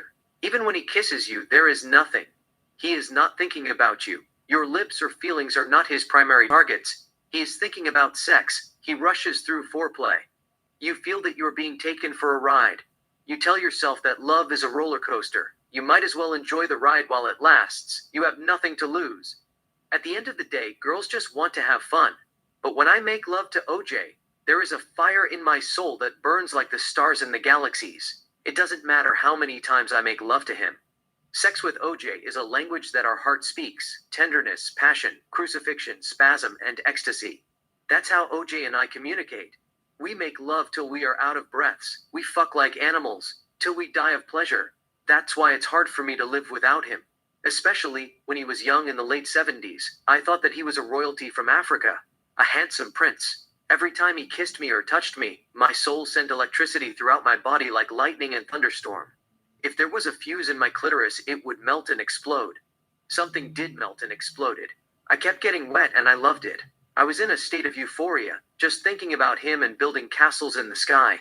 I could not wait to make love to him and sleep in his arms. Faye, you do love him, don't you? Nicole, more than life itself. Faye, he is a good person deep down in his heart. Nicole, he is kind, he has a heart of gold. Faye, he genuinely loves you. I can see it in his eyes. There is a pause. Nicole takes a sip. Nicole, I wish I had never left him. He would have never met Paula. Faye, come on, Nikki. Paula has nothing on you. OJ dumped her for you. She is nothing but a trash. Nicole, he still talks to her. She calls him Faye. That doesn't mean anything. He is with you. He is your boyfriend. End of story. Nicole, I just want the best for the kids. I don't want to raise them without a father. Faye. I raised my daughter without a father. He let me keep her. Nicole. Where is he? Faye. I don't know. He's probably in London. He had houses in London, France, and Australia. Nicole. Does he talk to Francisca? Faye. He calls her once in a blue moon. Paul is her father. He loves her. She spends a lot of time with him. Nicole. Are you going to have another baby? Faye. Not anytime soon. I am a bad mother. Nicole. You are not a bad mother. Francisca loves you. You are an amazing mother. Faye. If I am an amazing mother, it would automatically make you Mother of the Year. In fact, you are the best mother in the world. Nobody knows how to raise children better than you. Nicole. I missed them. Faye. Where are they? They are with OJ, right? Nicole. No, they are at Cora's house playing with the children. They are having sleepover. I will pick them up in the morning. Faye. Sometimes you have to make time for yourself. You know, give the children some breathing room. Let OJ raise them. You go out and party every now and then. Nicole. I can't live without my children. I would rather be with them at the house than go to club. They are my life. Faye. Anyway, you love black dicks, don't you? Nicole's. What does that mean? Faye. You are attracted to black guys. I see you drooling over them. Nicole. I just find them appealing. I can't explain it. Faye. It must be the sex. The bigger the better. Nicole. It's everything. I am emotionally inclined to fall in love with a black man. Faye. My father is black. Nicole. I didn't know that. Faye. He left my mother and my 3 brothers and my sister before I was born. Nicole. Why is that? Faye. He's an alcoholic. He thought that he couldn't raise 5 children and he bailed on us. Nicole. I'm sorry to hear that. Faye. It's okay. I am not mad at him. I had never met him. He doesn't know me. I don't know him. You don't miss a stranger and a stranger doesn't miss you. I have never seen him. I have never talked to him. Nicole. How come? Faye. He just didn't want to be around us. My mother is a strong woman. She didn't want to have any type of relationship with a man who didn't want to support his family. She married my stepdad and moved on with her life. Nicole. That is sad. Faye. That's why I do drugs sometimes. I seek the truth. I ask a lot of questions. Somehow, I will discover who I am. I want to know why the stars in the universe aligned and brought me to this world. What is my purpose in life? I want to be happy. I want everybody to be happy. Nicole. Drugs don't make you happy. Your daughter makes you happy. Faye. My daughter will always bring joy to my heart. I can't live without her, but sometimes I just didn't want to get caught up in drama. I want to be free from myself. You know, quiet the voices in my head. Meditation doesn't work for me. Cocaine keeps me on cloud 9. It's dangerous. But sometimes, you have to live on the edge. Nicole. Anyway, I still couldn't believe that your father is black. Sydney is going to grow up and be a beautiful woman like you. Faye. Sydney is prettier than me. She is going to grow up and be a supermodel. Nicole. I don't want Sydney to be a model. It is not a career. Anybody can walk on the runaway. Faye. They make mucho dinero. Nicole. I know that. But I want Sydney to use her brain, not her look. She is a smart girl. I wanted her to be a doctor. Faye. Jokingly. She will be a plastic surgeon and keep us young when we get older. Nicole. Not that kind of doctor. I wanted her to be a real doctor. A heart surgeon. Maybe one day she will open our chest with a scalpel, study our heart, and tell us why we women fall in love the way we do. Hopelessly, deeply, and unconditionally. Faye. Don't forget madly. Nicole. Yeah, madly and completely. Faye. Genuinely but foolishly. Nicole. Deliciously but painfully from the bottom of our heart. Faye. The list goes on. Nicole. There is no end to it. Faye. The end is death. But my question is, if Sydney is not going to be a plastic surgeon, who is going to perform plastic surgery on us? Nicole. No. I am not going to get plastic surgery as long as I am alive. Faye. Everybody goes through knife here in Los Angeles. It is what it is. I love my grandmother, but I don't want to look like her when I get old. Nicole. I don't believe in plastic surgery. If I must grow old, I want to grow old gracefully. Faye. If I could stay young, I would like to stay young forever and ever. Nicole. That is impossible. Faye. Nothing is impossible with the advances in science and technology. At the age of 75. Nicole. I don't want to look like a doll at the age of 75. I want to look like a grandmother. Faye, such yourself. Me, I want to look like a princess at any age. Nicole, you are not going to look like a princess if you keep smoking cocaine. It will destroy your life. Faye, once I get my life together, I will stay away from drugs. Nicole, why don't you stop abusing drugs and get your life together? Make quitting drugs your number one priority. Faye, if you stop drinking, I will stay away from drugs. Nicole, I don't drink that much, do I? Faye, jokingly, no you don't. They both smiled to themselves. Nicole, I guess we all are in denial. Nobody wants to face reality. That's why the world is a fucked up place. We make excuses for our unacceptable behaviors and continue to fall into bad habits. But we can't justify our actions or being careless because we are hurt, sad, and unhappy, or feel bored and lost touch with reality. We can't run away from our problems. At some point, we have to confront our demons, believe in ourselves, get out of our heads, get unstuck, and move forward with our life. Faye, I know what you mean. We have to be honest with ourselves. But sometimes, there's so much going on in my head. I can barely breathe. I think about lots of different things, just pondering over my own thoughts.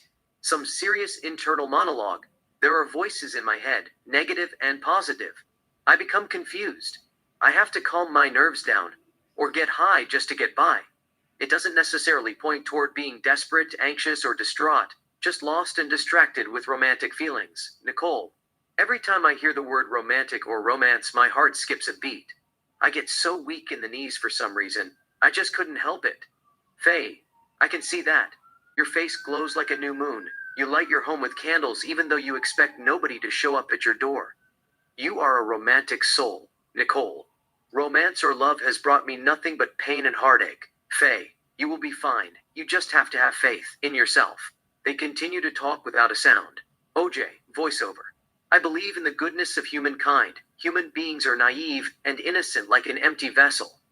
Experiences and the actions that we take shape our life. Innocence can be lost, and wisdom can be gained. Yet, there is a spiritual warfare that is fought right in front of us in an invisible dimension between good and evil. Our souls are at stake. God wants us to do good. Satan wants us to do bad. Drugs are poisons that the devil put in this world to turn us against each other, destroy our life, affect our decision-making skills, prevent us from distinguishing good from bad, and separate us from the Holy Spirit. The Holy Spirit protects us from evil. Interior Club tonight. Faye, Cora, and Nicole dance in the middle of the crowd. On the soundtrack, Ladies' Night by the Kool and the Gang plays melodiously. They are having a lot of fun. Then they all walk to the bar. Nicole orders tequila, Faye wants martini, gimlet, and Cora asks for whiskey. The bartender makes their drinks. Nicole continues to dance while waiting for her drinks. Faye joins her. But Cora seems a little bit lost. She just looks at them with soft smile. Nicole pulls her hand closer and tries to make her dance. Faye dances a little bit and stands aside. She is not in the mood for dancing. She has a lot of things in her mind. Nicole understands her. She knows what it is bothering her. The bartender places their drinks in front of them one at a time. Nicole plays for the drinks. They all grab their drinks and walk toward the direction of the camera, talking and laughing. Cut 2. Faye, Cora, and Nicole sit at table and continue to enjoy their outings while drinking. Nicole, why are you sad? Cora, I am not sad. I am worried. I don't want to hurt Ron's feelings. Nicole, I told you to stop seeing that boy. You are making the biggest mistake of your life. What are you going to tell your children? Cora, it is my life. I don't have to tell them anything. Faye, leave her alone, Nikki. Life is short. She has the right to be happy. Nicole, she needs to take responsibility for raising her children. Who is going to look after them? Cora, I will raise them. I will find a job and take care of my kids. Nicole, what kind of job would that be? Cora, just about anything. Nicole, where are you going to live? Cora, I don't know. I am working on it. Faye, there's a club in Hollywood. I know the owner. I will talk to him if you want to. He would be glad to have you as a bartender. Nicole, she can't stay late. Who is going to watch the children? Cora, they can live with their father till I find something. I might get a lot of money from the divorce settlement. I will start my own business. Nicole, what do you have in mind? Cora, I will buy a shop and sell toys for kids or open a candy store. Faye, what does your boyfriend do? Cora, he is a student. Nicole, he works at Whole Foods Market in San Vicente BLVD as a store clerk. Faye, it doesn't matter if he is a store clerk or a beach bum. If she is in love with him, that is all that matters. Nicole, I just don't want her to make decisions based on emotions that are not real. It is going to affect her children's lives. Cora, it's real. I feel like a little girl whenever I am with him. I would rather die than part from him. It is worth it. I didn't know life could be sweet and beautiful till I met him. He makes me feel young and alive. Faye, is he good in bed? Cora, he is the best. I haven't had orgasm since forever. I use a vibrator when I do it with Ron. But the second Joseph inserts his penis inside my vagina, I feel shockwave throughout my body. One time, I climaxed over 30 times in one night. Faye, to Nicole. What is the most orgasm you have? Nicole, I don't count them. I just go with the flow. Maybe 35 or 40. Cora, what is the most orgasm you have? Faye, I don't get my orgasms from pains. I get them from cocaine. She pulls out a small bag of cocaine from her purse and shows it them. She looks around and quickly puts it back in her purse. Faye. Anyway, guys, I have an appointment. Gets up. I have to go. She kisses Nicole on the cheek. Nicole, bye. Cora, I will see you in the morning. She kisses Faye on the cheek. Faye, say hi to Joseph for me. Cora, I will. Faye, joking. In fact, give him a French kiss. Cora, smiling like a little girl. That is the first thing I would do when I see him. Bye, Faye, bye. Cora walks away. Nicole, I can't believe that she is throwing her life away for a boy that is 10 years younger than her. Faye, age is nothing but a number. Besides, you don't expect her to spend the rest of her life with an old man. Nicole, Ron is not old. He is in his late 50s. Besides, he is the children of her father. She shouldn't cheat on him. Faye, give her a break. She has suffered enough. She has been stuck in a passionless marriage for long. Love is love and the heart wants what it wants. It is now or never. She wants to live her life. Who are we to judge her? She deserves to be happy. Nicole, I am worried about the kids. They are Sydney's and Justin's best friends. I don't want to see them get hurt. I used to have this fear. You know, I didn't know what I would do if my parents got divorced. That was my biggest fear as a kid. I didn't want my mother to get hurt. I didn't want my father to be sad either. It is just me. Sometimes I thought, God forbid, what if they got separated and I was forced to choose between my mother and my father? I could not do it. I couldn't imagine growing up in a house without my mother or being raised by a single mother. It would kill me. I chose both. Sometimes they got in an argument. I would go to my room and pray to God not to make my mother and father mad at each other. Please, Lord, bring peace, love, understanding, and smile to this house. Make my mother happy and warm my father's heart. My father is quiet. My mother is passionate. She doesn't tolerate anything. She wanted to be heard, loved, and respected like a Greek goddess. Faye, that means you got most of your traits from your mother. Nicole, my mother and I are twins. I am nothing like my father. He won't raise his voice at you even if you turn the world upside down. He is one of the most tender souls I have ever met in my life. I love him to death. Faye, are you a daddy's girl? Nicole, I love them both equally. I can't choose. Faye, I used to be a mammy's girl. I followed her around everywhere she went. She was someone whom I looked up to, but I don't talk to her that much anymore. We barely speak to each other. Nicole, how come? Faye, no reason. That's what I admire about you. You have strong sense of family. You talk to them regularly. You keep in touch with your sisters and your parents. But me, sometimes I don't even know if they are alive or not. I just live my life. Nicole, you should call them and talk to them every chance you get. You only have one family. Faye, it's okay. I got my daughter with me. She is my family. Faye takes out the cocaine from her bag. Faye continued. You want to do this in the bathroom, Nicole? No, I don't like doing drugs in public. We will do it at home. Faye, I can't wait that long. I will go crazy. Let's do it in the car. Nicole, okay, let's me have a glass of tequila before we leave. Nicole gets up and walks toward the bar. OJ, voiceover. The people that you surround yourself affects your personality. If your best friend does drugs, you are more likely to do drugs too. Before we talk about Faye's and Nicole's drug problems, let's look at Cora's life. Interior restaurant night. Cora, 35, and Joseph, 25 black, sit at a romantic restaurant and have dinner in a candlelight while conversing. It seems she is in love. She smiles a lot. OJ continued, voiceover. I will defend Cora with my life. She stood by me. But let's bring Agatha Christie to the picture. In Agatha Christie's books, everybody is a suspect. Everybody has a motive. Nothing is new. I know Cora had nothing to do with Nicole's death. But what if she did? What would her motive be? Cora was having an affair with a young man named Joseph, who worked at Whole Foods Market in Brentwood as a clerk. She was planning to divorce her husband, Ron Fishman, a doctor, and be with Joseph. Interior, motel, bedroom, night. Cora and Joseph make love. It's steamy and passionate. OJ continued, voiceover. Cora didn't have a job. Suppose she was desperate. She needed money to start new life. Nicole was Cora's best friend. Cora has been Nicole's house many times. She knew it inside out. She knew where Nicole kept jewelries. In addition, Nicole might have stashed a couple of thousands of dollars in her safe. The thing is, Nicole and Cora had grown apart. Nicole didn't approve of Cora seeing Joseph. Infidelity was unacceptable as usual, and divorce hurt kids. She became distant from Cora, and Cora didn't like Nicole's attitude. Who is she to tell me that I can't go out with someone who makes me happy? She didn't own me. Cora told Joseph that they needed money to start business. Joseph was doing his best to make ends meet. He could take care of himself, but he doubted that he could make Cora happy with his working 9 to 5 at a supermarket. Cut 2, after sex. Cora rests on Joseph's chest without a single drop of clothes. She is happy. They are talking between small kisses. OJ continued, voiceover. He told her that he couldn't give her a life that she wanted. Cora told Joseph to hire someone to rob Nicole. They could use the money to open a candy store. Joseph hired 2 thugs. Cora kisses Joseph. He kisses her too. They kiss more passionately. He gets her on the bottom and kisses her breasts. Joseph gets deep between her legs and enters her as they continue to make love. He lets her have it. OJ continued, voiceover. The thieves came to Nicole's house to rob her. Things got out of control. Ron showed up unexpectedly. He confronted them.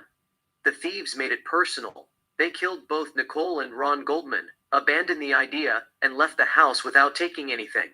It's a similar theory to the one that Cora mentioned earlier.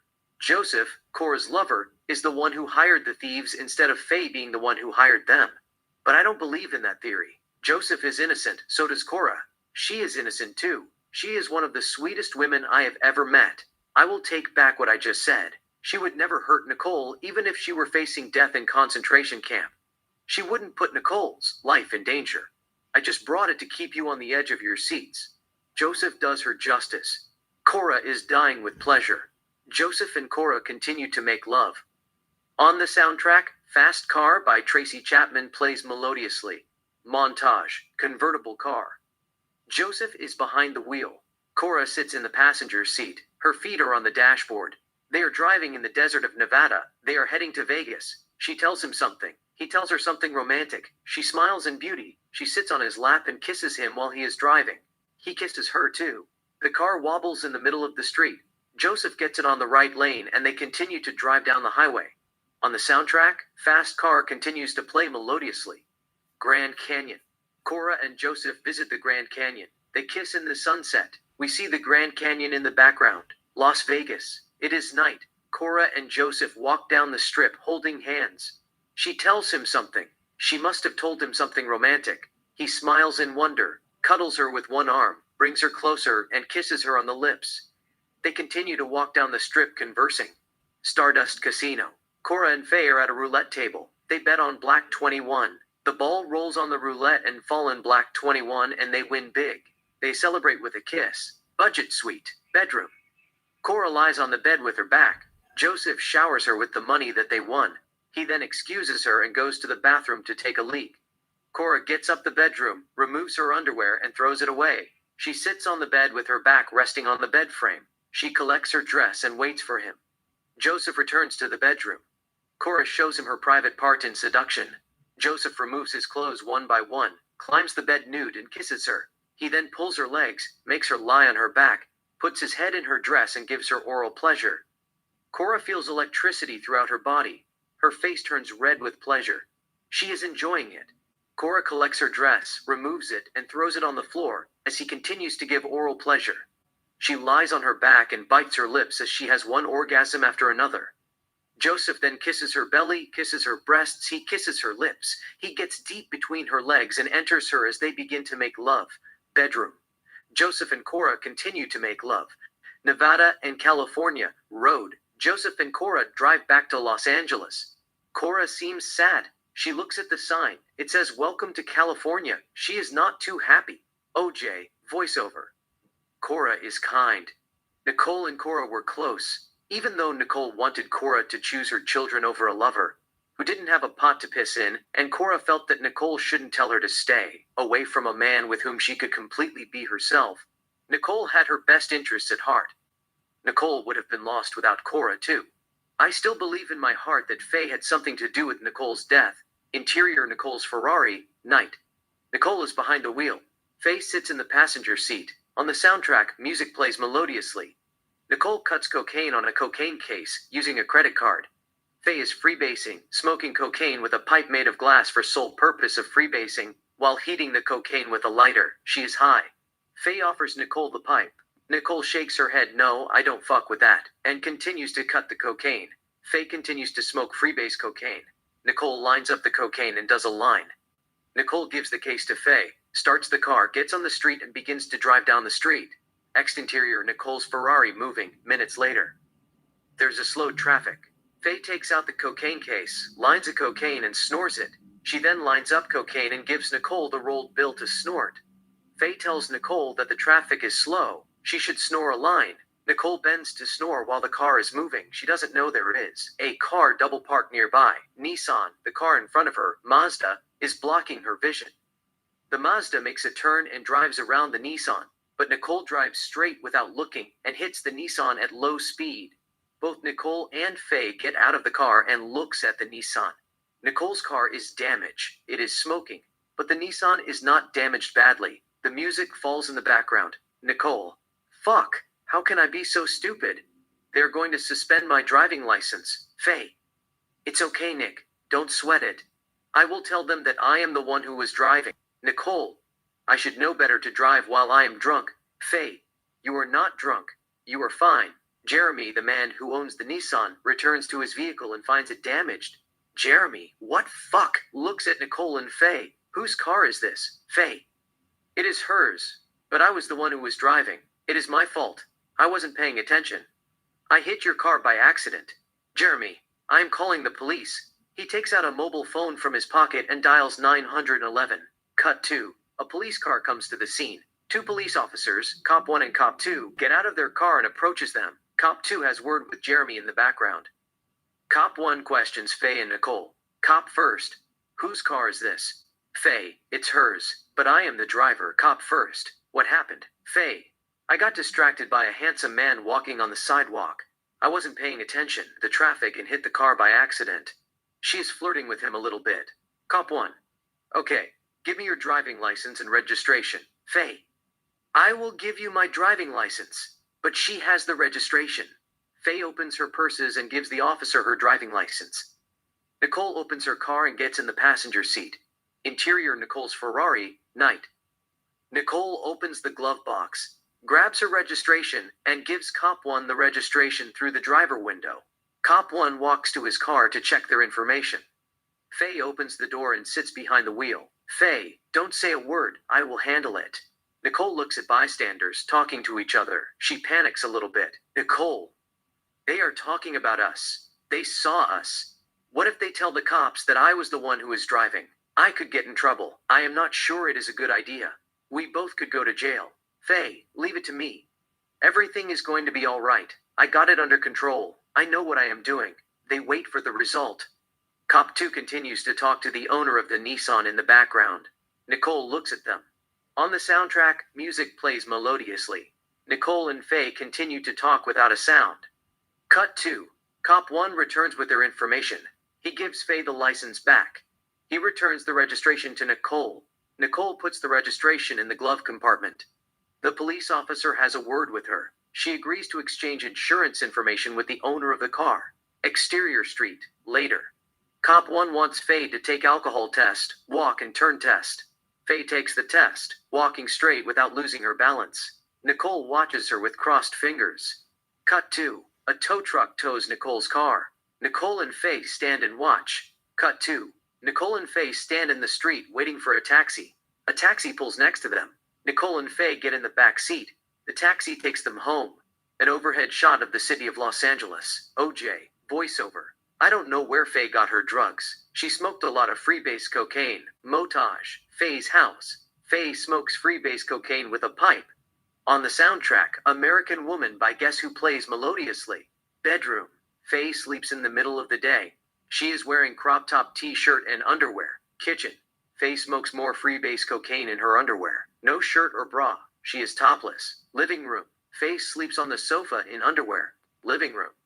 Faye sits at the coffee table and continues to smoke freebase cocaine. She has put on a shirt. Faye puts her pipe on the counter, removes her underwear, and washes it in the sink with cold water. We can see her cute butt. Faye then turns around, leans on the counter, and puts the underwear on her head to cool herself down. She is facing the camera. We can see her private part. She puts the underwear aside and begins to touch herself sexually. Bedroom. Nighttime. Faye sleeps naked, lying on her chest untacked. Christina walks into the room and looks at her. She is out. He shakes his head in disbelief. Bedroom. Christian is sleeping. He has tacked Faye inside the blankets. Faye opens her eyes, gets up from the bed naked, puts on a t-shirt and underwear, takes Christina's wallet, and goes to the bathroom. Bathroom. Faye takes $200, puts the money in her underwear, and returns to the bedroom. Bedroom. Faye puts the wallet back in Christian's pocket and goes back to sleep. Interior Faye's car, moving. Day. Faye drives in the street of Los Angeles. Exterior Peter's house, day. An established shot of Peter's house. Faye comes driving, parks her car on the side of the street, gets out of the car and walks to the house. Faye rings the bell. Peter opens the door and lets her in. Interior Peter's house, day. It's a big mansion. Peter and Faye walk to the living room. Peter, wait here. I will be right back. I have to take care of business.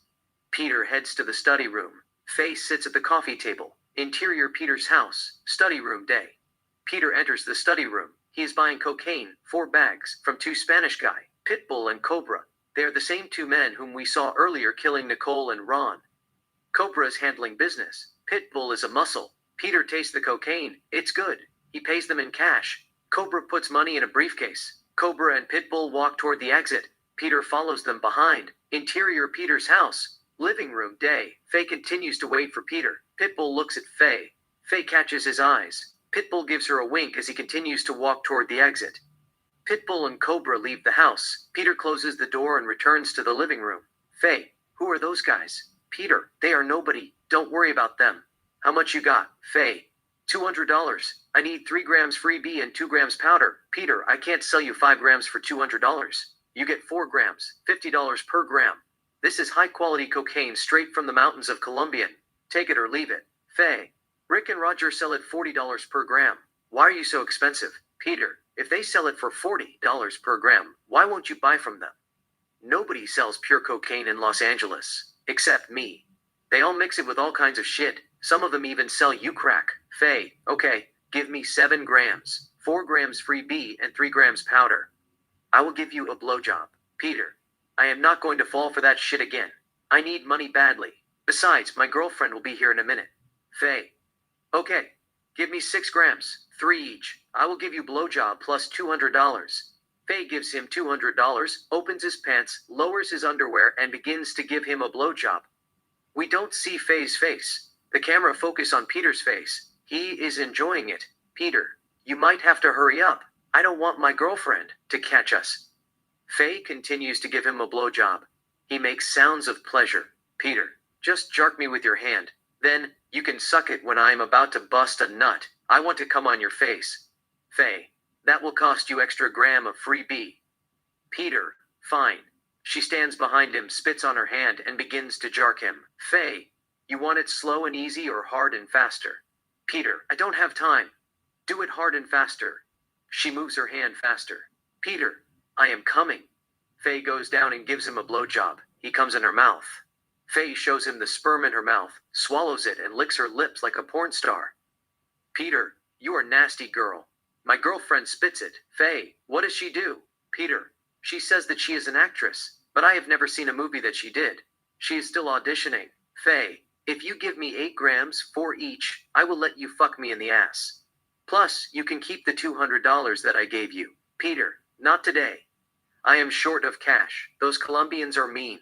They don't fuck around. If I don't pay them right away, they will cut my dick off and feed it to a crocodile in Colombia.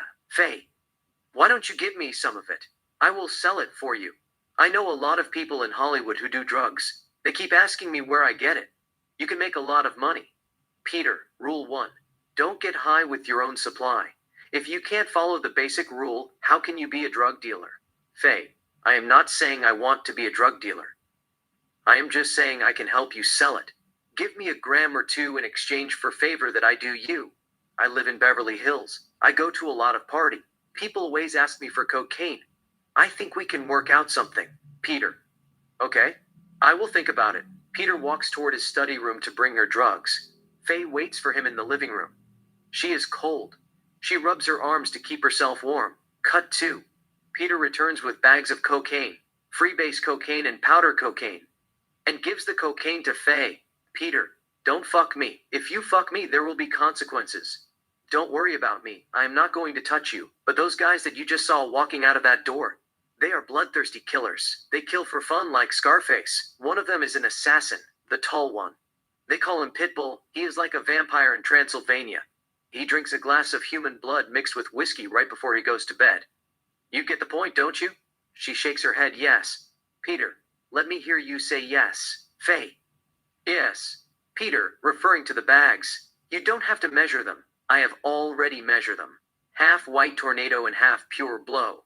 Each bag contains 1 gram. Free B street value is $55. Powder is $50. You can sell it for up to $65.60 and pay me $45.40. You make $10 for each gram of white tornado and blow that you sell. You have 30 days to come up with the money. Faye, okay. She is about to leave. Peter, wait. If you get caught and the police ask you where you got it, tell them that you found it in your car. You don't know who left it. And if anybody or an undercover cop asks you whom you get your drugs, tell them you got them from Mr. T. Faye. Who is Mr. T? Peter, Mr. T doesn't exist. Someone I invented. Faye. Okay, bye. She begins to walk toward the exit. He quickly holds her hand and brings her closer. Peter. Before you go, do you still have the offer on the table, or is it off? Faye, what offer? He gives her a small kiss. Peter, I would love to fuck you in the butthole. She kisses him. Faye, it's off. You can fuck me for free when I return with your money. They kiss French. On the soundtrack, Push It by Salt and Peppa plays melodiously. She parts her lips, turns around, and walks toward the exit. Exterior Peter's house, day. Faye exits the house, walks to her car, opens the door, gets behind the wheel. Faye starts the car, gets on the street, and drives away. On the soundtrack, Push It by Salt and Peppa continues to play melodiously. Exterior parking garage rooftop, day. Faye sits on the hood of her car and does freebase. Montage, house. Faye sits at the dinner table, cuts cocaine, lines the cocaine, and snorts it. She then grabs her cocaine pipe and puts freebase cocaine in the pipe, heats it with a lighter, and smokes the cocaine. Club. Nicole and Faye dance with Push It by Salt and Peppa. Nicole's car. Faye pulls out a bag of cocaine and shows her the cocaine. Faye takes the cocaine with her forefinger and rubs it on her gum. She offers the cocaine to Nicole. Nicole takes the cocaine with her finger and rubs it on her gum as well. Nicole returns the cocaine to Faye. She doesn't want to do it anymore. Faye puts the bag in her purse, takes out her cocaine pipe, puts freebase cocaine, heats it with a lighter, and smokes it. Faye then offers Nicole the pipe. Nicole shakes her head no. Faye is high. She leans back. Bathtub. Faye sits in a bathtub and smokes freebase cocaine, heating it with a lighter. There is a glass of whiskey on the edge of the tub. She is smoking cocaine that she is supposed to sell. There are lines of cocaine on a glass tray designed for the sole purpose of serving cocaine. Faye snorts 4 lines in a row, puts the tray aside, takes 2 pills of Valium, has a sip from her whiskey, and lies back super high. Faye's living room, Peter's house. The phone rings. Faye answers it. On the other end, Peter talks. They speak a little bit. Faye hangs up the phone on his ear. He shakes his head in disbelief. Pitbull and Cobra are standing in front of him.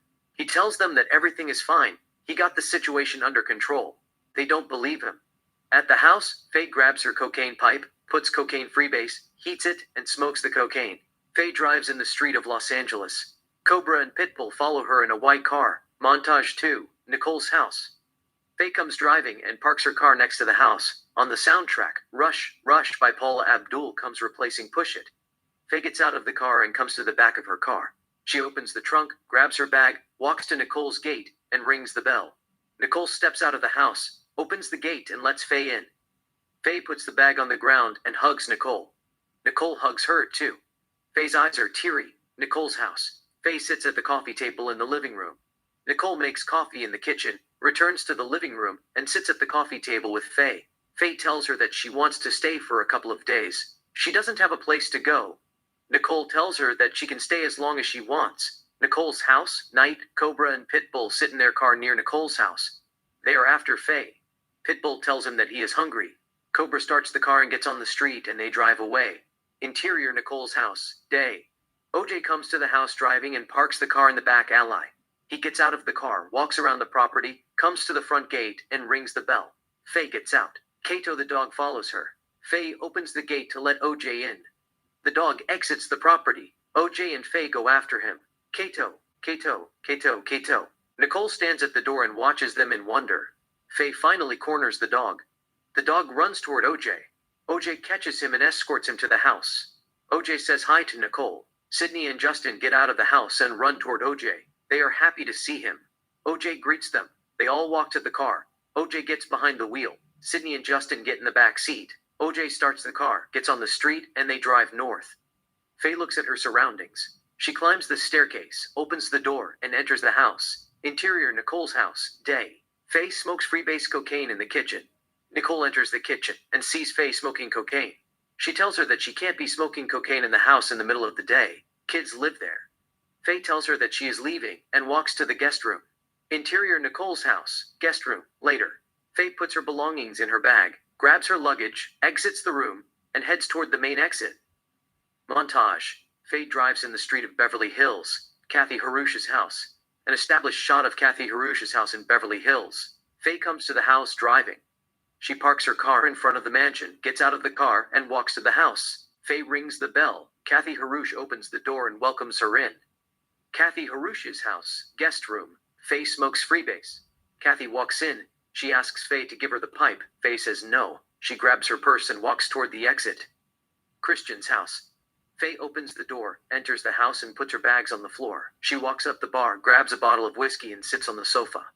Faye takes out 3 pills of Valium, puts them in her mouth, and downs them with whiskey. Kitchen. Faye, wearing nothing but underwear, smokes freebase cocaine, heating the cocaine with the stove. Christian's house. Faye sleeps on the sofa covered with the blanket. The pipe is on the coffee table. Christian enters the house. He comes to the living room and sees Faye sleeping on the sofa. He looks at the pipe. He is disappointed in her. Interior Christian's house, intervention, day. Christian, Chris, Bruce Jenner, Paul Resnick, and Nicole try to convince Faye that she must go to rehab. Faye. I won't go if she doesn't come with me. She does cocaine too. Chris. Did you do cocaine? Nicole. I did it a couple of times, but I didn't abuse it. Kristen. Listen to us, Faye. We care a lot. We are worried about your well-being. You can't throw away your life. You have a daughter who loves you. If you don't want to do it for yourself, do it for her. She needs a mother. She needs a role model. Make her proud. Faye. I don't want to go to a rehab. I have been there twice. They just talk blab, blab, blab. It is waste of money. Paul, let me worry about the money. As long as you agree to seek treatment for substance abuse, I am willing to cover the cost. Faye. It's not about the money. I am fine. Rehabs just don't work for me. I will do Eastern meditation and yoga. Nicole, you put yourself in this situation. I told you many times not to do it. But you ignored my advice and continued to abuse it. Faye, you are being hypocrite. You did it too. Nicole, I didn't abuse it. I probably did it 8 or 9 times. But you did it every day. You did it 4 or 5 times a day. Compared to you, I am clean. Paul gives Nicole a sign with his hand to let her know it is not how you do it. Let me handle it. Paul, we are here to express our concerns honestly and help someone whom we love very much and care about from the bottom of our heart, confront her addiction and find the help that she needs. You cannot do it alone, Faye. Drugs have ruined a lot of people's lives. They cause high blood pressure, stroke, heart failure, mental illness, lung diseases, cancer, and even death. Give yourself a break. Give yourself a chance to regain control in your life. We will always be there for you no matter what. Let us help you take a necessity step that allows you to fight drug addiction. It doesn't have to be addressing your drug problem in vain, or getting in your case, or telling you what you ought to or ought not to do. But show our concern for your well-being. We are worried about your health. And simply and sincerely advising you that you are an amazing woman. You can't let drugs get the better of you. You are better than that, Faye. We want you to trust yourself and take action now. And we are here to encourage you that you can beat it whatever it's, and usher you to the doorstep of your goal. There are rehab facilities in Los Angeles that treat people who have an emotionally and physically dependence on highly addictive substances. Exodus Recovery Center has a good track record. They have helped people overcome obstacles in their lives. You should trust them to help you defeat your addiction. We want you to make a progress. We want to see a strong and independent Faye again. Int. Exodus Rehab Center, bedroom, night. Faye paces up and down, talking to herself. On the soundtrack, Ya Mo Be There by James Ingram and Michael McDonald plays melodiously.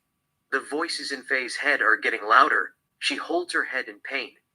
She has gone cold turkey. The room feels cold. She is shivering. Her roommate is sleeping. Faye is in excruciating pain. She couldn't take it anymore. Faye leaves her room and walks toward the direction of the camera. Int. Exodus Rehab Center, TV room, later. Faye has 2 pills on her hand and a cup of water. She puts the pills in her mouth and downs them with water. Int. Exodus Rehab Center, day. Title card, June 12, 1994. Faye attends a group session. The group leader asks Faye a question. Faye speaks without a sound. Interior Nicole's house, Exodus Rehab Center, night.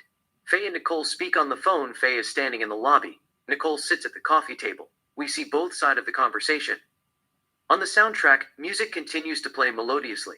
Nicole is in tears. Faye is crying too. Int. Exodus Rehab Center, bedroom, night. Faye lies on her bed. Pitbull flashes in her mind. Her eyes are filled with tears. She closes her eyes. A pair of tears fall by the sides of her face. Int. Exodus Rehab Center, day. Faye attends a group session. A female caseworker named Sophia knocks the door to get the group leader attention. Sophia comes to the classroom to tell Faye that Nicole was killed. Eric, the group leader, asks Sophia what it's. Sophia wants to have a word with Faye. Faye gets up and approaches her. Sophia wants her to come to the office. Faye and Sophia walk toward the direction of the camera. Int. Exodus Rehab Center, Torres office, day. Albert Torres, the head of the counselor, sits behind his desk.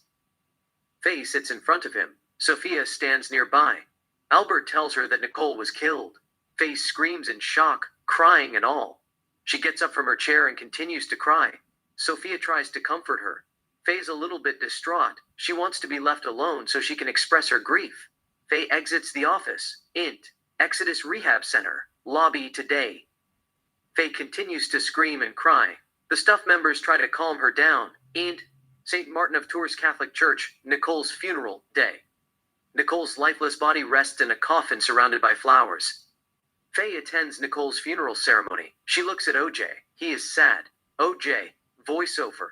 Faye said in her book that Nicole told her that I tried to approach her while she was standing with her family as they congratulated Sydney on her special day on June 12. And before I said much of anything, Nicole told me, "Fuck off. Get away from us. Get out of my life. You are not welcome with this family anymore." Interior Lou's and Judith's house, day. Diane Sawyer interviews the Browns, Lou, Judith, Dennis, D'Amica, and Tanya. OJ continued, voiceover, but according to Dominique and Judith, Nicole's mother, interview that they gave on ABC Primetime Live. Nicole told Dominique that I wouldn't speak to her. Her mother added that I didn't say hello to her. Exterior Paul Revere Middle School, day. Lou, Judith, Denis, Domingue, Sydney, Justin, and Nicole stand outside saying goodbye to friends and relatives who came to see Sydney's dance recital. OJ is there conversing with Ron Fishman. Nicole is talking to her mother. Nicole then looks at OJ. But OJ avoids Nicole on purpose. OJ continued, voiceover. Nicole asked Judith why we can't say hello and still be friends. She was sad that I was avoiding her for some reason. She was still in love with me. But I don't know why Faye lied. What does she get out of it? It is a sin. The 10 Commandments in the Bible says, "Thou shalt not bear false witness against thy neighbor." Exterior Faye's car, street, day. Faye drives in the street of Los Angeles. The light then turns red. Faye stops at the light. A white car, Cobra and Pitbull pulls next to her. In the right side, Faye's window is down. She turns her head and looks at Pitbull. Pitbull is smoking cigarette. He gives her a wink. Faye steps on the gas and runs the red light. A car that is driving the opposite direction almost hits her. He manages to drive around her and steps on the brake. He cruises her. Faye continues to drive down the street. OJ continued, voiceover. In her book, Faye said that she felt something bad was coming. She even admitted that she told Nicole that she felt they were going to be killed. They had to go. Why did Faye feel that way? She must have messed with the wrong people. Was she trying to warn her? She didn't say that Nicole was going to be killed. She said, I feel we are going to be killed. We have to go.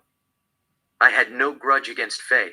At that time, I was fond of her a little bit. Supposed Faye was found dead on June 12. If I did it, what would my motive be to kill Faye? Drugs have already destroyed her. Marcia Clark would probably accuse me of killing Faye to take her out of her misery. Interior Rockingham, party day. A small part is in progress. The guests, OJ's and Nicole's friends and relatives, mingle with each other while sipping champagne and enjoying refreshments. Nicole is conversing with Cynthia Shahian and Candace Garvey while drinking cognac. Cynthia Shahian and Candace Garvey have champagne. OJ has words with Faye. Both have whiskeys. Faye is flirting with him as usual. Nicole turns her head and looks at them. It seems she suspects that Faye is up to no good, but she is not sure. Luckily, OJ catches her eyes. She gives him a sweet smile. He gives her a wink. OJ continued, voiceover. In fact, Faye had a thing for me. She wanted my attention. She would have loved to come to Rockingham and hide in my house from the drug dealers for a couple of days if they hadn't taken her to rehab. I had mentioned it earlier. She told me how she loved both us, me and Nicole. She invited herself to an affair that I founded to help raise money for the birth defects at Cedars Hospital. She wasn't afraid of someone who helped sick children, but she was afraid of something. She was terrified of drug dealers, who skin people alive for a change. But seriously, Faye thought about drugs 24/7. She had already relapsed. My hurting Nicole or her was the last thing on her mind. Interior Rockingham, bath.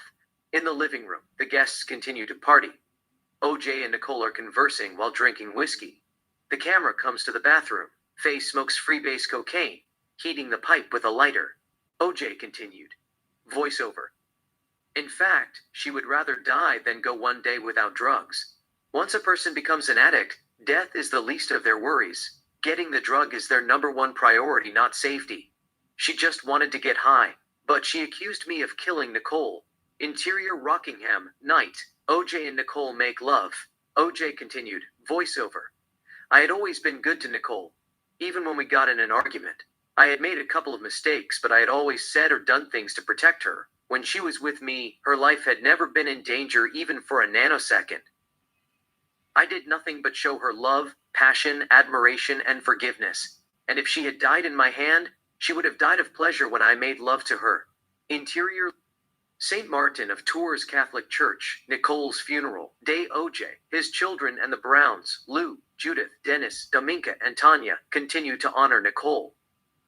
The minster continues to give a blessing. Friends and relatives continue to pay respects. The camera focuses on Faye. Her right hand is shaking. She holds it. OJ continued, voiceover. I wasn't the one who smoked cocaine 5 or 6 times a day. I wasn't the one who had never held a job in his life. In fact, I was so busy working 3-4 jobs. I missed Justin's graduation on May 30th. Nicole and Justin called me in Connecticut, and Justin asked me on the phone why I missed the graduation. I told him that something came up. I would make it up to him. Justin forgave me. But Nicole felt let down. Interior Mezzaluna, night. Nicole, Sydney, Justin, Judith, Lou, Dennis, and Domink sit at a table and enjoy their outings, celebrating Sydney's recital. OJ continued, voiceover. On June 12th, as a punishment, Nicole didn't invite me to that famous dinner at the Mezzaluna that everybody was talking about in the courtroom. Sydney's recital family get-together, which was the last thing on my mind. I wouldn't have gone even if she had invited me. The reason I didn't speak to her was to let her know that I had moved on with my life. I was with Paula. Interior Rockingham. Day. OJ sits in the TV room and makes a phone call. OJ continued, voiceover. That day I was trying to contact Paula. I called her a couple of times. She didn't answer. She said that she left a message, saying that she broke up with me. The next day Paula got back with me. You know what? It would have sounded better if the prosecutors said that I killed Nicole to impress Paula than a jealous husband killing his ex-wife as a motive. If I couldn't have her, nobody could have her. It is silly. Interior Rockingham, day. It is Christmas. Nicole, Sydney 8, and Justin 5 open their presents under the Christmas tree. OJ sits on the sofa looking at Nicole's erection. Nicole looks at her present. It is a Louis Vuitton bag. She is not that impressed. Nonetheless, she thanks him. OJ is hiding another gift behind him. He gives Nicole the gift. Nicole opens it. It is a gold and diamond necklace with the word me. Nicole beams with a beautiful smile, says it's beautiful, sits on his lap, and kisses him French. He kisses her French too. Sydney and Justin smile while pretending that they are not watching their parents kissing. OJ continued, voiceover. But that's another story. One of the worst things in life is you know that you are innocent and a good person deep down in your heart, but still you have to prove it to other people, who unfairly continue to accuse you of killing someone that you loved and cared about. What's sad is I was forced to distance myself from Nicole even though I loved her too much, because people would say that I was obsessed with her, or worse, jealous, if I expressed any kind of feelings that I had for her. It is a zero-sum game. Nicole gets up from OJ's lap, grabs OJ's gift, and gives him the gift. OJ opens the gift. It is a vantage photo of him and Nicole in a photo frame. She must be 20 and he was 30. Nicole looks breathtaking. OJ looks handsome. OJ smiles in wonder. It has brought him sweet memories. Both Sydney and Justin want to look at the photo. OJ gives the frame to Sydney. Sydney compliments her mother that she looks beautiful. Yet Justin doesn't understand anything. He is happy with his gift. Nicole has a surprise for OJ. She gives him another gift. OJ opens it. It is an expensive Rolex watch. He is happy, but he is not moved like the photo. Nonetheless, he gives her a kiss, removes his old watch, and puts on his new watch. OJ continued, voiceover. I loved Paula, but she cracked under pressure. She could only take so much. I understand. I was a little bit disappointed when she left me, but I didn't judge her. She didn't deserve all the hate she got. She just wanted to be left alone. But Nicole would have never cracked no matter what. She would have stood by her man till the day she died. All he had to do was show her a little love. Even though she was gone, I love her more each day. I have never met anyone like her. In St. Martin of Tours Catholic Church, Nicole's funeral today. The camera singles out Chris. OJ. I know Chris since she was 17. Her daughters used to call me Uncle OJ, but she turned her back on me. If you asked anybody who knew Nicole, they would tell you that Nicole didn't want to hang out with Chris. She couldn't stand her for some reason. Exterior Rockingham, day. OJ and Nicole argue about something. Faye stands and watches them in disbelief. OJ continued. Voiceover. One time, Nicole and I had a fight. We both wanted to go on a vacation for Easter, 1.5 months before she was killed. We agreed to go to Cabo San Lucas, Mexico. Nicole invited Faye and Christine. They were happy to join us. Suddenly, Chris and Bruce wanted to come with us. I said fine. Back then, Chris, Bruce, and I had mutual understanding. I considered them as good friends. OJ asks Faye to help him convince Nicole to go with them. Faye and Nicole talk without sound. OJ goes to the house to take a leak. OJ continued, voiceover. But Nicole said that she didn't want to go because Chris and Bruce were going with us. She bore a grudge against Chris. I think that Nicole hadn't forgiven her yet. The infidelity thing might have bothered her a little bit. Interior Rockingham, wedding day. Nicole, the bride, dances with Robert Kardashian. OJ continued. Voiceover. She loved Bob. She danced with him at our wedding. He was the full brother that she never had. Nicole adored her father. She wouldn't replace him with Jesus Christ. But God forbid if she must replace her father with another man for 1 hour. Bob was the father that she thought she would replace him with, dance and talk to for 60 seconds. Bob was the friend that everybody wanted to be around. Nicole didn't want to see him get hurt. Exterior Rockingham, day.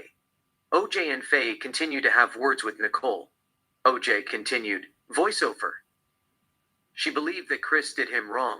She did forgive her, but she never forgot. To be honest, I didn't know what her reason was at that time. I was confused. She just didn't want to be around Chris for some reason. I promised her that she would have a blast. Faye talked to her too. Exterior Cabo San Lucas, Palmilla Resort, day. It is Easter. OJ, Nicole, Faye, Christian, Bruce Jenner, Kris Jenner, Little Kim Kardashian, Justin, Sydney, Dominique, her boyfriend, and others pose for a photo. The children are carrying baskets filled with Easter eggs that they collected in the beach. The photographer takes their picture. It is the same take that we saw earlier. But this time, Nicole avoids Chris, who turns around to have a word with OJ.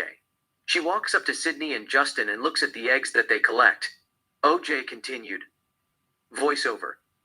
Dominique, her sister, was going. The children were going. She decided to go. But she didn't really hang out with Chris. Later, after Nicole died, I heard Chris talking about how close she was with Nicole and how Nicole asked Chris to meet her on June 13th. Even though Chris once hanged out with Paula and me. Interior Hotel, party night. It is Frank Sinatra celebrity golf tournament party in Palm Springs. OJ, Paula, Bruce Jenner, and Kris Jenner mingle with each other. In the background, we see other celebrities enjoying their outings. A photographer approaches OJ, Paula, Bruce Jenner, and Kris Jenner and asks them if it is okay to take their picture. They pose for him. He takes their picture. OJ continued, voiceover, maybe that's why she hated her. It had nothing to do with Bob Kardashian and infidelity.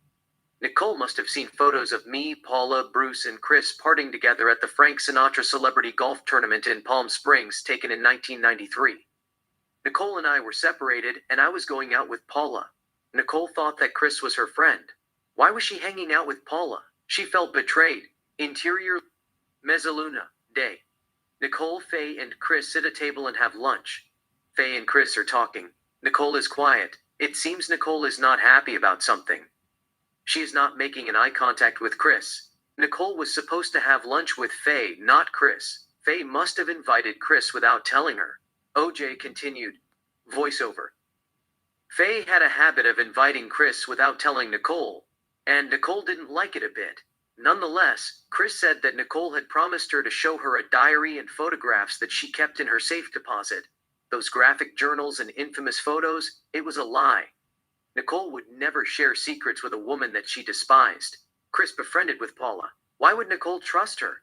The only reason that Nicole hanged out with Chris was because Chris was a good friend of Faye. That's all. Chris asks Nicole a question. Nicole says something without looking at Chris's eyes, grabs her purse, excuses them, and walks toward the exit. OJ continued. Voiceover. She did it for the sake of Faye. I am not saying that Chris lied about the meeting. They were probably going to sit and talk about Faye's problems. Exterior Mezzaluna, day. Nicole smokes cigarette. OJ continued. Voiceover. Faye had been in the rehab for over 85 hours. What is sad was Chris knew what the meeting exactly was about. She was at the intervention on June 8th. She saw what kind of state Faye was. Interior Rockingham, Halloween party tonight. A small Halloween party is in progress. OJ.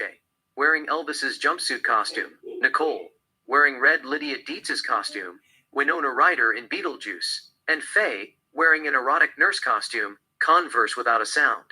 It is the same Halloween party that we saw earlier. The man, who is dressed as Grim Reaper and carrying a plastic scythe, comes behind Faye and scares her. Faye screams like a little girl. OJ continued. Voiceover. Faye was throwing her life away like how a little girl burned a doll and threw it in a garbage can. She knew that it couldn't be recycled like a soda bottle. Grim Reaper would take her if she didn't turn her life around. Nicole cared about her. She wanted to sit with Chris and talk about how they could help their friend. Int. Exodus Rehab Center, day. Faye participates in a group therapy. The group leader speaks. It seems Faye is not interested what the group leader has to say. She is lost in thoughts. OJ continued. Voiceover. Faye had dug herself into a hole. Someone must help her get out of the hole she was in. Nicole didn't want to abandon her. She thought that she could help Faye overcome her addiction. Interior Nicole's house, Bundy Saint. Chris's house, day. Nicole talks to Chris on the phone. We see both sides of the conversation. Nicole is sitting at the coffee table.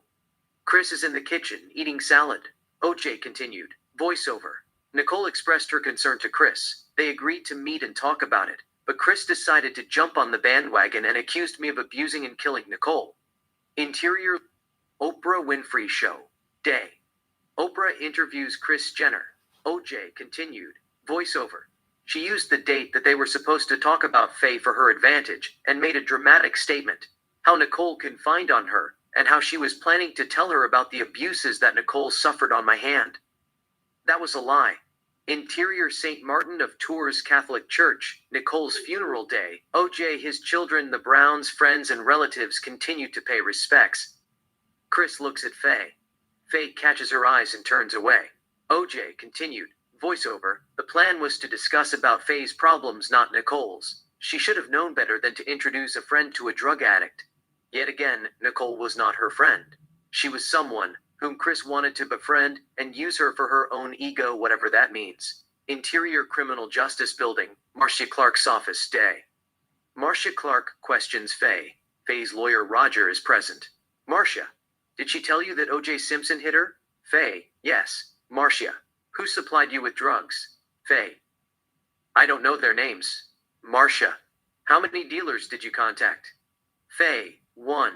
Marcia. What is his name? Faye. He had never told me his name. Marcia. So what do you call him? Faye. Mr. T. Marcia. What is his first name? Faye. They just call him Mr. T. Marcia. Who are they? Faye. The people who introduced me. Marcia. Give me names. Faye. I don't know their names. They are drug dealers. Marcia. Didn't you just say that you got your drugs from one person? Faye. That is correct. I got it from one person. There were others before I started buying drugs from him. Marcia. Where does he live? Roger. She can't disclose that. Safety issue. Marcia. Someone took 2 innocent lives. One of them was stabbed 30 times. And her friend was stabbed 15 times and her neck was slashed to the point of decapitation. You are talking about safety. We will put her in a witness protection program. I want name and address. To Faye. Where did you get it? Roger. She is not going to tell you that. You are putting hers and her daughter's life in danger. Marcia. To Faye. What kind of drug dealer is he? White, black, or Hispanic? Roger.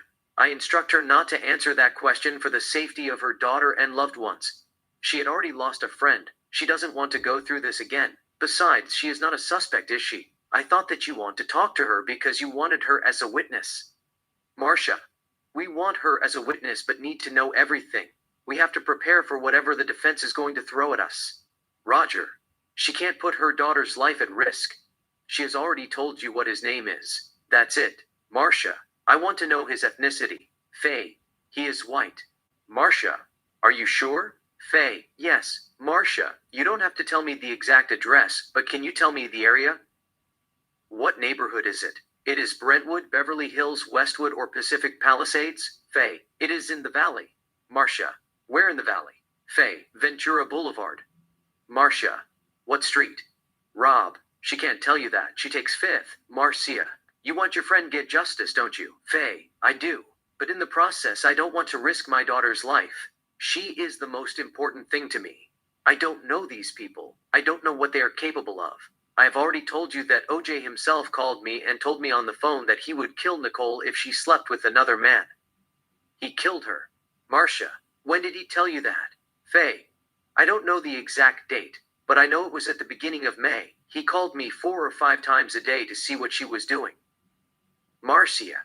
Was he spying on her? Faye. Yes, he was spying on her. Marcia. How did you know that? Faye. Nicole told me that someone was following her. Marcia.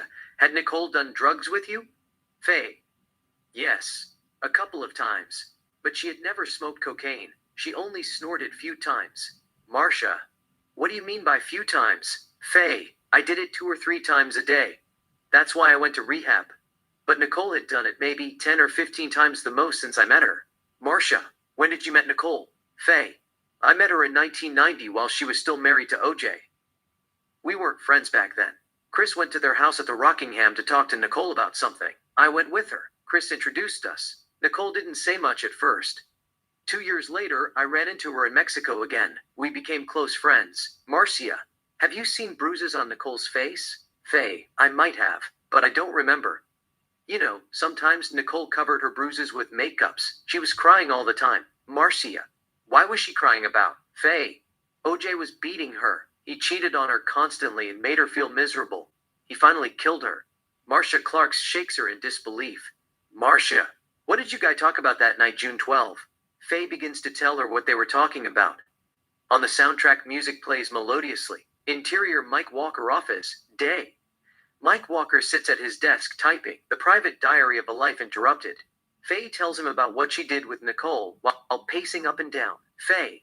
OJ and Nicole used to have sex 5 times a day. Cut 2. Faye. They'd have a big gathering at their house. She'd walk over to OJ and say loudly, "Excuse us, please. We're going to the bedroom and fuck now." Cut 2. Faye. When I confronted her about her obsession for black men, she said, "They weren't the first men in my life, but what the others had was like a mini pickle or a gherkin compared to what I'm used to. We'll have to see what comes along." AC was always saying that OJ had molded me sexually so that nobody else could ever take his place. Let's hope he was wrong. Cut 2. Faye. It had been one of those evenings when OJ hid in the bushes and spied on her. He'd been doing that almost from the first day of their separation.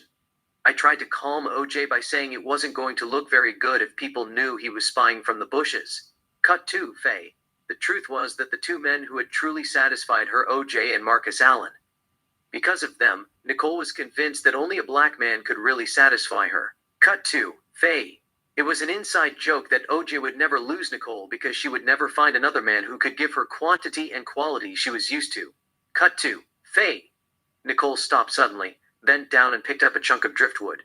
She held it out in front of her and said, "This is Marcus Allen. This is the size of Marcus Allen."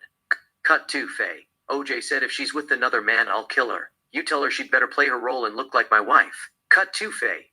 At one point we were facing each other. Nick suddenly leaned over and started kissing me. My first reaction? It just felt so foreign. A woman was kissing me. Cut 2. Faye. Whenever Nicole and I were in her house, we'd always check to see if OJ was hiding in the bushes. We'd look out the window when we were in the living room and say, "Is OJ out there?" Nicole had caught OJ in the bushes spying on her more than once. Cut 2. Faye. It wasn't until marriage to OJ started falling apart that she began to rely on sex as both a weapon and an opiate. Cut 2. Faye. OJ blatantly urinating in my presence and cursing the mother of his children with a vengeance I'd never heard from anyone. I fled the ladies' room. Cut 2. Faye. The night Nicole and I were together was unique. We had both been disillusioned and deeply hurt by men and had lost trust in everything but each other. We needed the warmth, closeness, and safety of each other's arms. However, let me make it clear that neither Nicole nor I were or ever could be gay. Cut 2. Faye. Over the past couple of weeks, I'd slipped back into tooting and smoking coke 2 or 3 times a day, and mellowing the drug's hard edge with Valium. Nicole never used the word paranoid, but I know she thought I was overreacting. Cut 2. Faye. Nicole and I shared a dream. We wanted to stop being male-dependent, give up alcohol and drugs, and open up a Starbucks coffee house. Cut 2. Faye. There's no good time or bad time to be hit with the shattering news that your best friend has just been murdered. But it's brutal to hear it 3 days into cocaine treatment. Cut 2. Faye. Word leaked to me via friends and reporters that OJ and his lawyers had discussed floating the astounding and absolutely groundless claim that Nicole and I had borrowed money from Colombian drug dealers to open a Starbucks coffee shop, and that was why Nicole had been murdered. Cut 2. Faye. OJ told me himself that he would kill her. Int bookstore, night. The private diary of a life interrupted has hit the shelf. A young man picks up the book and walks to the registration.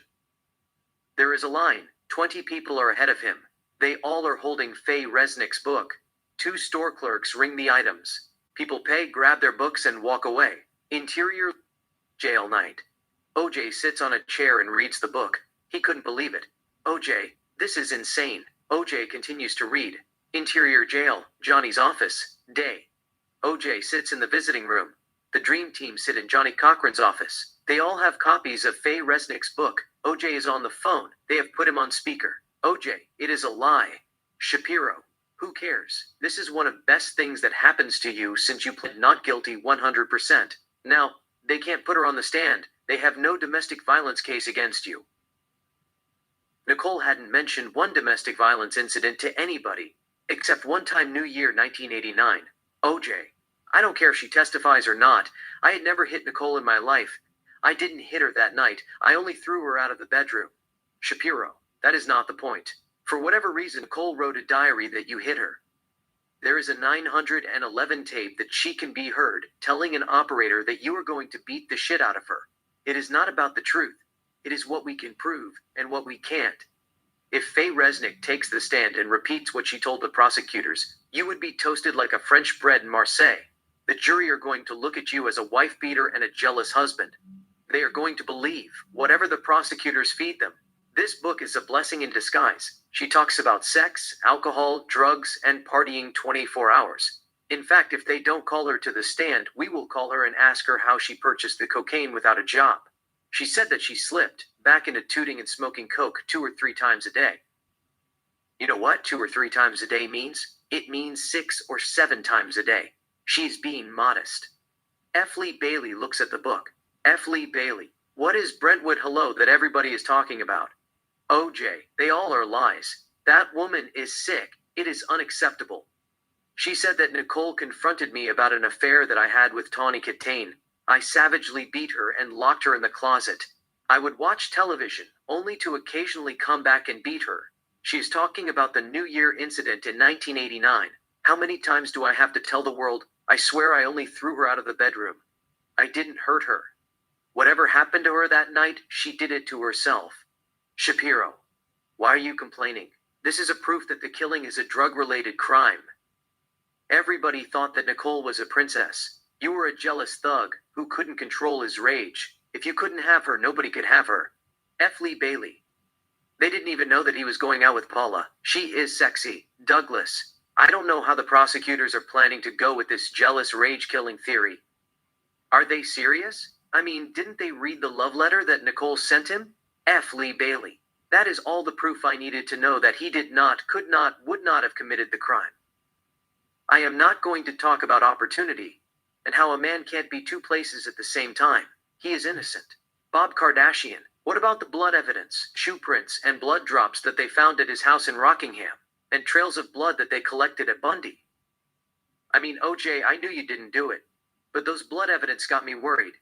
Johnny, you worry too much, Bob. That is why he hired us. It's our job to figure out what happened from the beginning, middle, and the end. Examine each evidence no matter what it's small or big.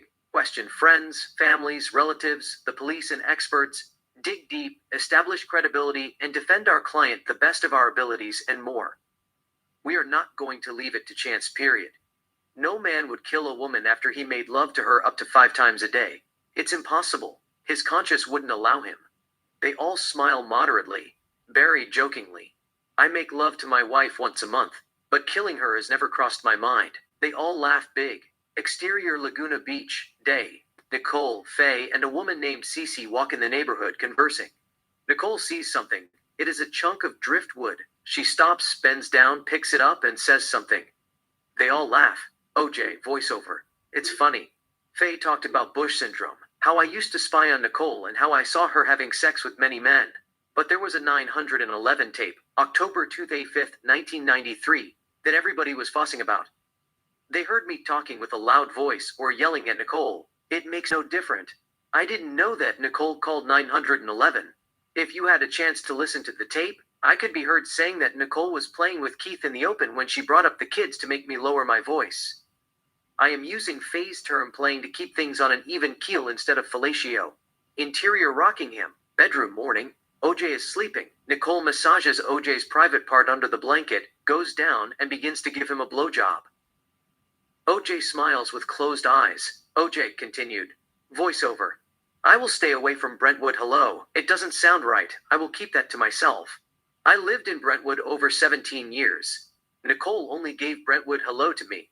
I don't know how many men she dated, but the rest got left over. Interior Nicole's house, Greta Greenway. Night. Nicole and Marcus Allen make love.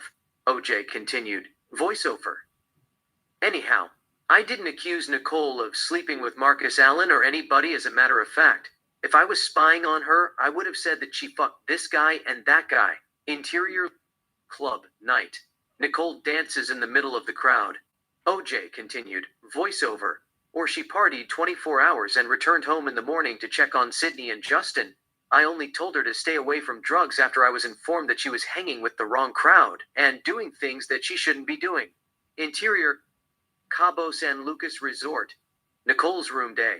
Nicole, Keith Zlomsowicz, Brett Shaves and Faye hang out, partying and drinking tequila and all. Nicole sits on a sofa, wearing yellow bikini.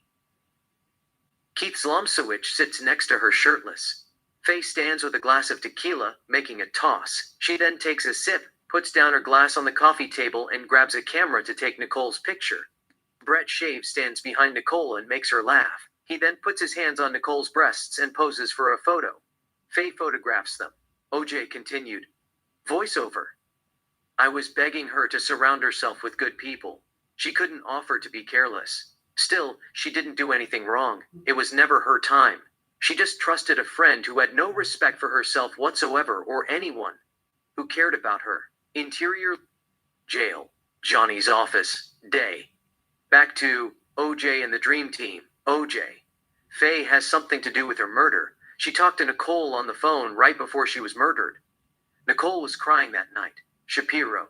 We will keep an eye on her. Interior Faye's car moving day. It's a 1995 black Mercedes. Faye drives in the street of Los Angeles. Exterior, Peter's house, day. An established shot of Peter's house. Faye comes driving and parks her Mercedes next to the house. She gets out of the car, walks to the house and rings the bell. She is wearing a black translucent extremely shirt dress with narrow shoulder straps. It is a fashion dress. It shows her entire back and the side of her breasts. Peter opens the door. He lets her in. Interior Peter's house, day. Peter is mad. Faye doesn't care. Peter, are you crazy? What are you doing here? Faye, I came to pay my debt. Here a check for $40,000. What I owed you and plus interest. Leave my daughter alone. Peter, fuck your check. Peter tears the check down to pieces and throws at her face. Peter, are you stupid or what? The cops are following every step that you take. They track down any money transaction that you make. If I cash that check, the next day, they will show up at my doorstep with SWAT. I only accept cash. Faye, I don't carry cash. Peter, return when you have cash. There is a pause. Faye, why did you kill her? Peter, I didn't kill her. Faye, who killed her? Peter, I don't know who killed her. OJ probably killed her. Faye, that is funny. Seriously, you could have called me and warned me. She didn't do anything to you. Peter, it doesn't matter, Faye. These people are dangerous. If you say a word, they will come after your daughter. They know where she lives and what school she goes to. You don't want anything to happen to Francesca, do you? Faye, leave my daughter out of this. Peter, I told you it is not me that you should worry about. Life is cheap to them. I like you, Faye. You are cool. After I heard about the news, I paid your debt an extra 25 grand from my pocket and told them not to touch you. It was my fault that I got you involved in this mess. I should have never trusted you to sell those drugs. I knew you were going to smoke them. Just do me a favor. If you love your daughter, keep your mouth shut. Don't push your luck. They always hurt someone that you love. They almost removed my tongue and sent it to my mother in Arizona after the story blew up on the news. Faye. Okay. I will pay you in cash. She opens her press and pulls out $500. Faye, I just need 1 gram. I have quit. It's for emergency. Peter, no, it's entrapment. Faye, what's entrapment? Peter, you are not wired, are you? He pats her to see if she is wired. Faye, you are paranoid. Why would I wear a wire? Peter, just get the fuck out of my house. I am not selling you a single drop of cocaine. You have caused enough trouble. Faye, why are you acting like this? I didn't ask you to give me for free. I paid you $500 for 1 gram that's worth $50. Peter, I don't want your money. Your money is no good here. Just pay me what you own me and leave me in peace. Faye, we have already talked about that. I will pay you in cash. I have close to $1 million in my bank account. I just need 1 gram in case I had headache. That's all. Peter, take Tylenol if you have headache. Faye, you can't be serious. My brain will not respond to Tylenol. I just don't want to go cold turkey. I want to take it step by step. I don't smoke cocaine anymore. I only snore it on the odd occasion. Peter, where do you buy your cocaine? Faye, I haven't bought cocaine for a while. People offer me whenever I go out, especially after the murder. They know I do drug. They ask me to snort a line or two, but I haven't touched freebase for a long time. That's why I offered you $500 for a gram. I needed to keep me sane. They are driving me crazy. Peter. I am sorry, Faye. I can't do it. I have a bad feeling about this. As soon as you walk out this house, the police will point the gun at your head and search your purse. They will take the drug from your purse, taste it with their little finger, break the door of my house, and arrest me too. Faye, you have a wild imagination for a drug dealer. I thought that you were a businessman. Whoever has trusted you to sell drugs probably don't know that you are a punk. If you want to write a screenplay, go to fucking Paramount Pictures and talk to someone. Who cares a lot? But if you are going to sell cocaine, don't ask a lot of questions. People give you money. Just give them the product, plain and simple. How hard is that? In fact, I will pay you $1,000 and give me 4 grams, $250 per gram. I don't know the term and I don't care. I am giving you an offer that you can't refuse. I will put the cocaine in my underwear or hide it inside my vagina. They are not going to search me. She gives him $1,000. Peter, okay, just wait here. Peter walks to the study room. Faye waits for him. She needs cocaine badly. Cut 2. Peter returns to the living room. He gives her 4 bags of cocaine. She puts the cocaine in her underwear and kisses him French lasciviously. Faye, you saved my life. I owe you big. Peter, it is business. It is not personal. Whatever you owe me, pay me in cash. They are talking lips to lips. Faye, you know I am good for it. I am a published author. I will pay you in cash. She kisses him more. Peter, you don't remember the promise that you made, do you? Faye, what promise? Peter, you said that you were going to let me hit it in the ass. Did you really mean it? Faye, at that time, yes. I would have done anything. Get high. I was addicted to freebase.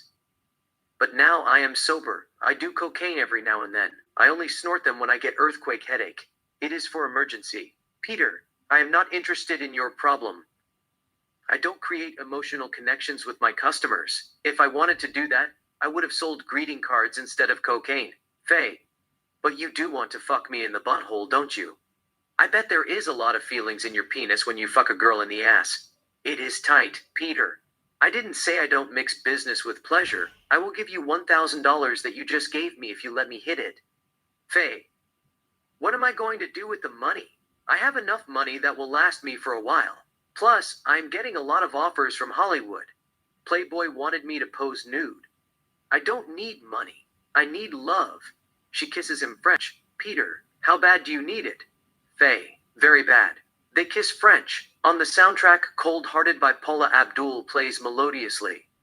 Interior, Peter's house. Kitchen, later.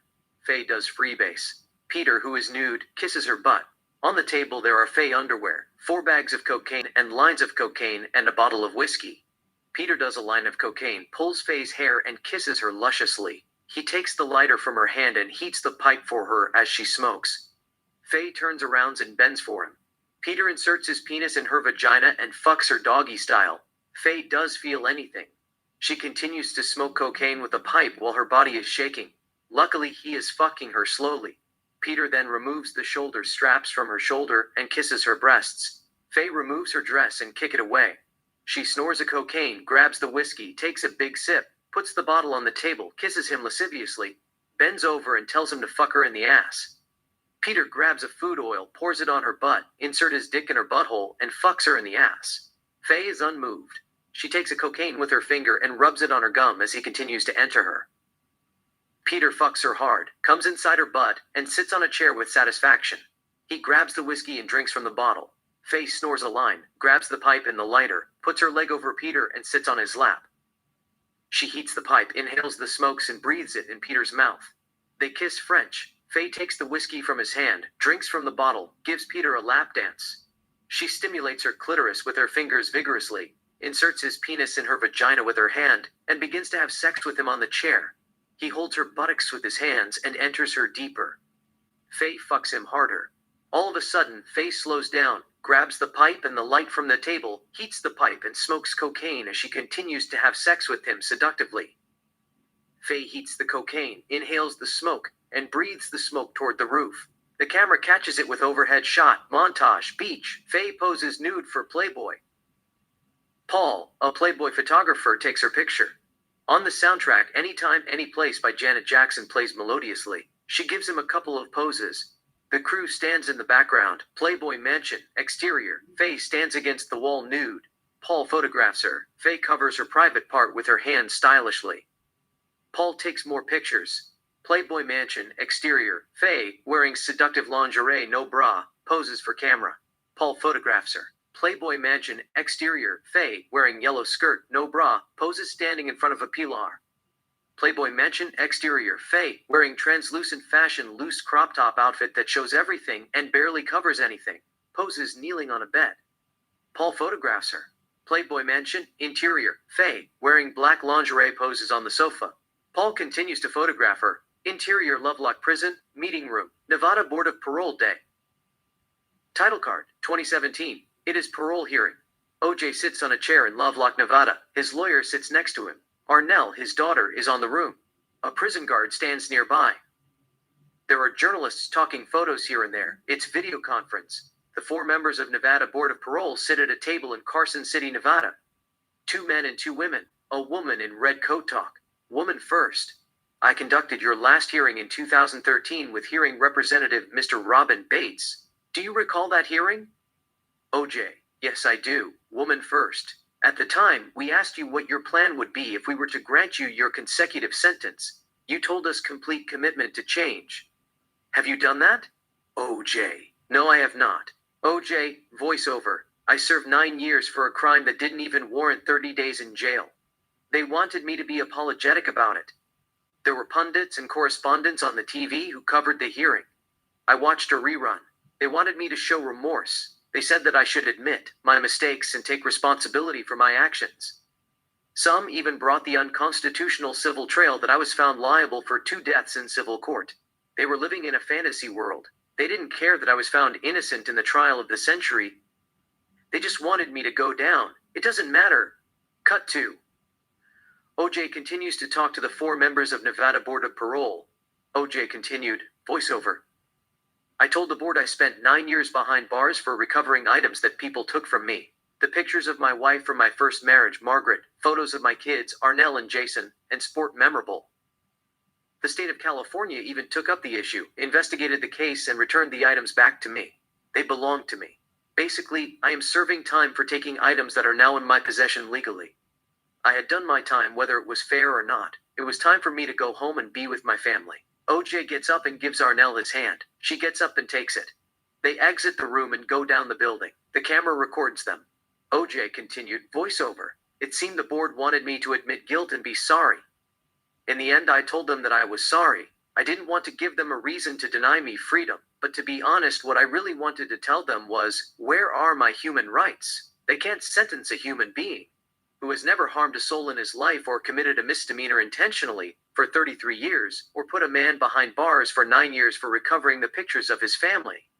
As soon as I get out of this shithole, I will sue the entire Nevada court system for retaliation, false imprisonment, corruption, and misrepresentation of the truth. I will take my case to the Supreme Court and the Congress in D.C. In fact, I will bring this to international community and the United Nations Human Rights Council attention. Exterior Lovelock Prison, night. OJ has changed his clothes. He is wearing regular clothes. He continues to walk toward the direction of the camera, holding his daughter's hand. They are outside. 5 journalists follow him taking his pictures. OJ continued, voiceover. They can't keep treating black men in this country unfairly, even though I don't believe in black and white. I should sue the entire United States justice system for $10 million. They could have ruled against the civil trial in Los Angeles and dismissed the robbery case in Nevada. I mentioned it before. Civil trial was unconstitutional. The Supreme Court must veto the ruling under the Double Jeopardy Clause in the 5th Amendment to the U.S. Constitution. OJ and Arnell come to the parking lot. Journalists continue to photograph them. OJ and Arnell walk up to Arnell's car. Arnell gets behind the wheel. OJ gets in the passenger seat. Interior Arnell's car, night. Arnell starts the car. Arnell and OJ get on the street and drive down the road. OJ, voiceover. It is anti-American. Sammy Davis Jr. was a comedian. I hanged out with him. Nicole had met him too. Interior Tracy Axelrod party today. Title card 1979. A small party is in progress. OJ, Nicole, and Sammy Davis Jr. mingle. Sammy is telling them a story. Nicole couldn't help smiling in wonder. OJ continued, voiceover, he once said, they told me that love was blind. I gave my heart one of my eyes and wore an eye patch. Out of billions of people on the planet, my heart only saw one girl, a gorgeous Scandinavian princess. It was love at first sight. She didn't say a word to me. She spoke nothing.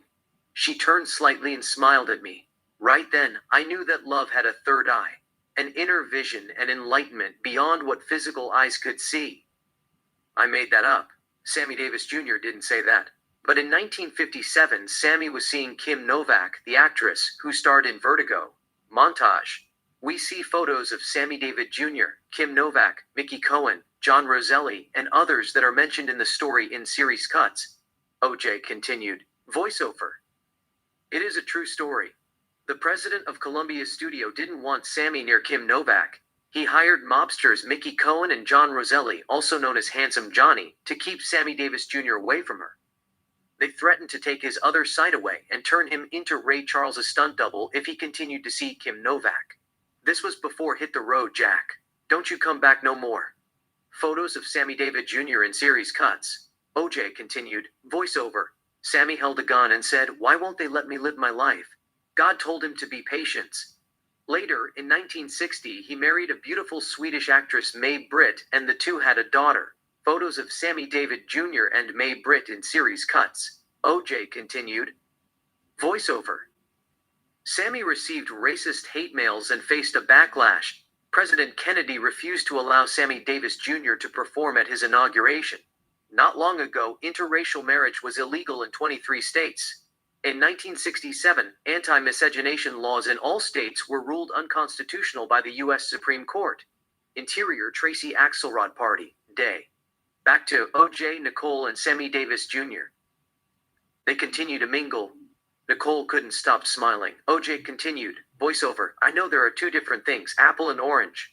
But I hope one day that trying someone in civil court after they are found not guilty in a criminal law would be ruled unconstitutional by the U.S. Supreme Court too. They must not prosecute a man or a woman twice in all courts. Meanwhile, the robbery trial was fraud. I believe that I have a case against the state of Nevada.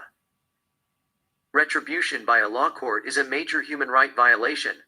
I am entitled of at least $50 million and an apologize. But let bygones be bygones. The last place I wanted to go was a courthouse. It felt like I spent half of my life going to one courtroom to another. Interior trial of the century, dream, day. OJ sits at the right side of the courtroom. Johnny Cochran, Barry Scheck, and Peter Neufeld sit next to OJ. Marcia Clark is holding a knife that is covered with blood. She shows the knife to the jury while speaking without a sound. OJ looks calm but shocked. He doesn't believe what he is hearing.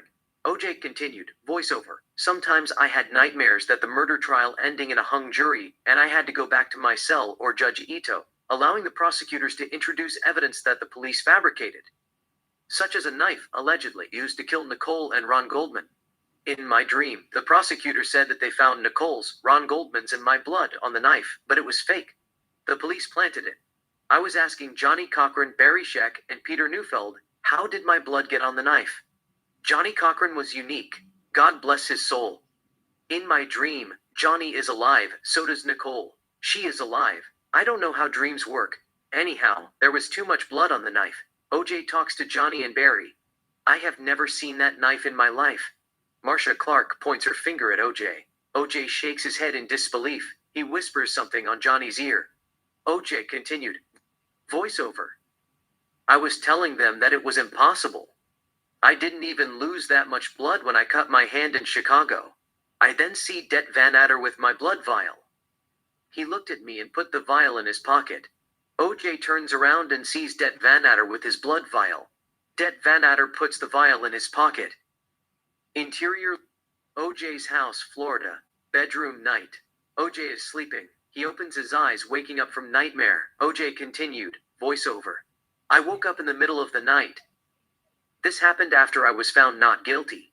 OJ closes his eyes. Interior trial of the century, dream, day. We are back to the courtroom. OJ takes the stand. Marcia Clark cross-examines him. OJ speaks with charm and confidence. OJ continued, voiceover. One time in my dream I told Johnny that I was innocent. I wanted to take the stand. Johnny said no, I got everything under control. Let me take care of it. I told Judge Ito I would like to take the stand. He allowed it. Marcia Clark cross-examined me. That wasn't a nightmare, it was a sweet dream. I told her the truth without missing a beat. She was dumbfounded by how I handled myself on the stand. Marcia is taken by him. OJ continued, voiceover, your fears and hope manifest in your dream like low-budget science fiction movies. Dreams give rise to possibilities and freedom of expression. They help us improve our critical thinking skills and allow us to solve problems in the real world. Interior OJ's Vegas house, dining room day. OJ sits at the breakfast table and eats scrambled eggs. The TV is on. They are talking about the probation. They interview the Goldmans. They question Marcia Clark and others. OJ continued, voiceover, anyhow, no more court for me for a while. I don't want to sue the government. Besides, money can't replace moments that we could have shared with loved ones, friends, and family. There are things in life that are irreplaceable, living and non-living things. Money can't make up for time that we lost or bring someone back from the dead. When all is said and done, we will be judged by our characters. Courage and forgiveness might not be the highest attributes of humanity, but they are somewhere near the top. I value honesty, integrity, love, and generosity above everything. They have shaped my life. I value humility too. It's somewhere at the top of the character chart. It might not be Napoleon Bonaparte's cup of tea, but I pride myself being humble. Still, one can be arrogant, but if they have integrity, God will guide them. By the same token, one can be coward, but if they are honest, the Lord will protect them. And this might not mean anything to those who believe that love is for the faint of heart, but one should be brave whenever the opportunity presents itself, rise to the occasion, and always keep the splendid fire of virtue burning in their soul. It requires courage to love or forgive. On the other hand, some people think that justice is the building block of civilization and the driving force behind morality, growth, and prosperity, and it plays an important role in keeping peace in this world, and it must be served at all costs. But Abraham Lincoln once said, I have always found that mercy bears richer fruits than strict justice. To forgive is to look inside God's heart. You see the glory of good and pure love and kindness vast as the stars in the universe. You can't go wrong with that. Maybe I am still thinking about the Goldmans. They continue to come after me. There is nothing I could do about it. It was beyond badgering. Sydney enters the house. She comes to dining room, kisses OJ on the cheek and sits in front of him. They talk without a sound. OJ continued, voiceover. They said that I owed them over $80 million. It kept piling up. They are crazy. They wanted me to pay money that I didn't have, and they wanted me to do it for a crime that I didn't commit. What is the world coming to? You know, the media said that 8 out of 10 people think that I am guilty. I hope 2 people, who continue to stand by me, shield stones that 8 people continue to cast at me. I hope they continue to see the good in a man, and protect me from false accusations like saints who have protected the innocents throughout the history of humanity. Honestly, I just didn't want this to affect my children's lives. That's all. Justin enters the house. He walks down the living room and steps in the dining room. OJ gets up to greet him. They hug. Justin sits next to Sydney. They all talk without sound. OJ continued, voiceover, Sydney and Justin lost their mother. When the Goldmans attack me, they are indirectly attacking them too. When they take away something from me, they are taking away something from them too. When they tarnish my legacy, they are tarnishing their legacy too. I live and breathe for my kids. I know what the Goldmans are thinking. No sympathy for the devil. They are going to forgive me till the end of time. So let it be. I don't need their forgiveness. There is nothing to forgive or be forgiven. I have never asked for it. I am innocent. I will continue to fight for the truth and set the seal on my vindication. Exterior golf course, Nevada, day. OJ plays golf with a man Reggie and a man named Terry. OJ hits the ball. The ball flies in the air and lands on the fairway. OJ walks toward the ball. OJ continued, voiceover. I can't leave the state of Nevada and pay respect to Nicole in LA. I deeply missed her. To me, she is still alive. She is with me in my heart.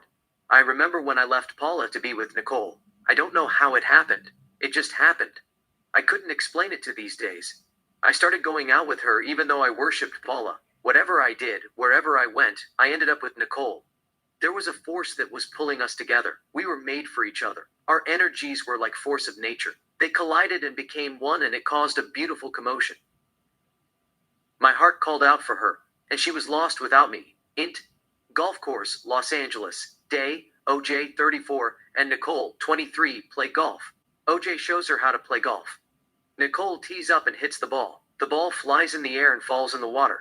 She tries again and again. The balls fly everywhere. They are not landing on the fairway. She kept swinging. She is having a lot of fun. OJ couldn't help but smile to himself. She finally lands a ball in the fairway. She celebrates with joy, puts her arms around OJ and kisses him. He holds her closer and kisses her too. They kiss more intimately. OJ continued. Voiceover. Nicole was not afraid of baring her soul and telling you about feelings that she had for you. She tells you everything from the bottom of her soul, like a girl who just turned 16 and who experienced love or sex for the first time in her life. She poured out her heart to anybody who listened to her.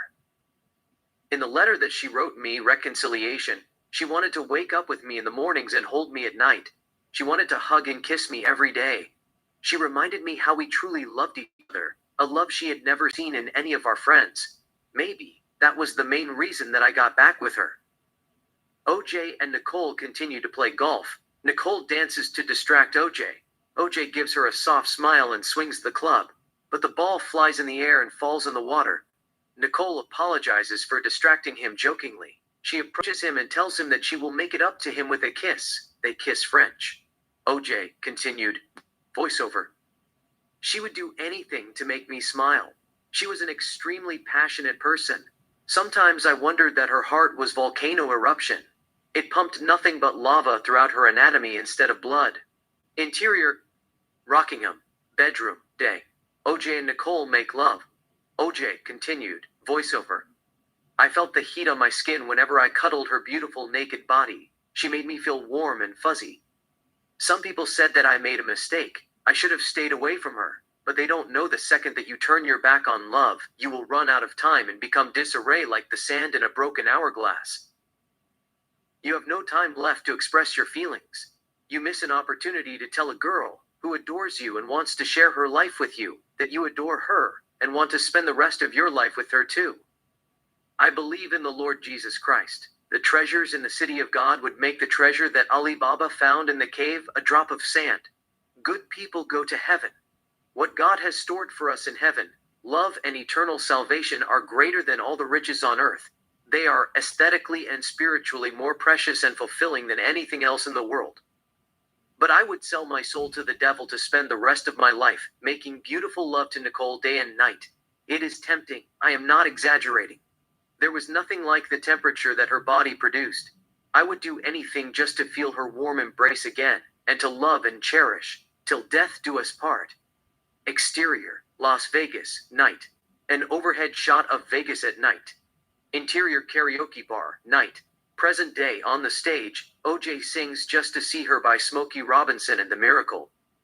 Customer sits at the table with drinks and enjoy their outings. OJ, just to see her, just to touch her, just to hold her in my arms again one more time. If I could feel her warm embrace. See her smiling face. Can't find anyone to take her place. I've got to see her again. I would do anything. I would go anywhere. There's nothing I wouldn't do. Just to see her again. I can't hide it. No, I can't fight it. It's so hard to live without the love she gave to me. OJ continued. Voiceover. Nicole once said that I couldn't sing. She was joking, but she might be right. I should let those who knows how to sing take a crack at it. On the soundtrack, The Tracks of My Tears by Boys II Men plays melodiously, originally recorded by Smokey Robinson and the Miracles. Interior, Blues House, night. On the stage, Boys II Men sing The Tracks of My Tears. Nicole and OJ dance slow in the middle of the crowd. They then get closer and kiss. Nicole. What is this song? OJ. The Track of My Tears. Originally recorded by Smokey Robinson and the Miracles. Nicole. Is it a blues or rhythm and blues? OJ. It is rhythm and blues. Nicole. What is it about? OJ. Smokey Robinson wrote the song. He is singing about how much he missed this girl who walked out of his life, and how he tries to hide his pain with fake smile. People say I'm the life of the party, 'cause I tell a joke or two, although I might be laughing loud and hearty. Deep inside I'm blue.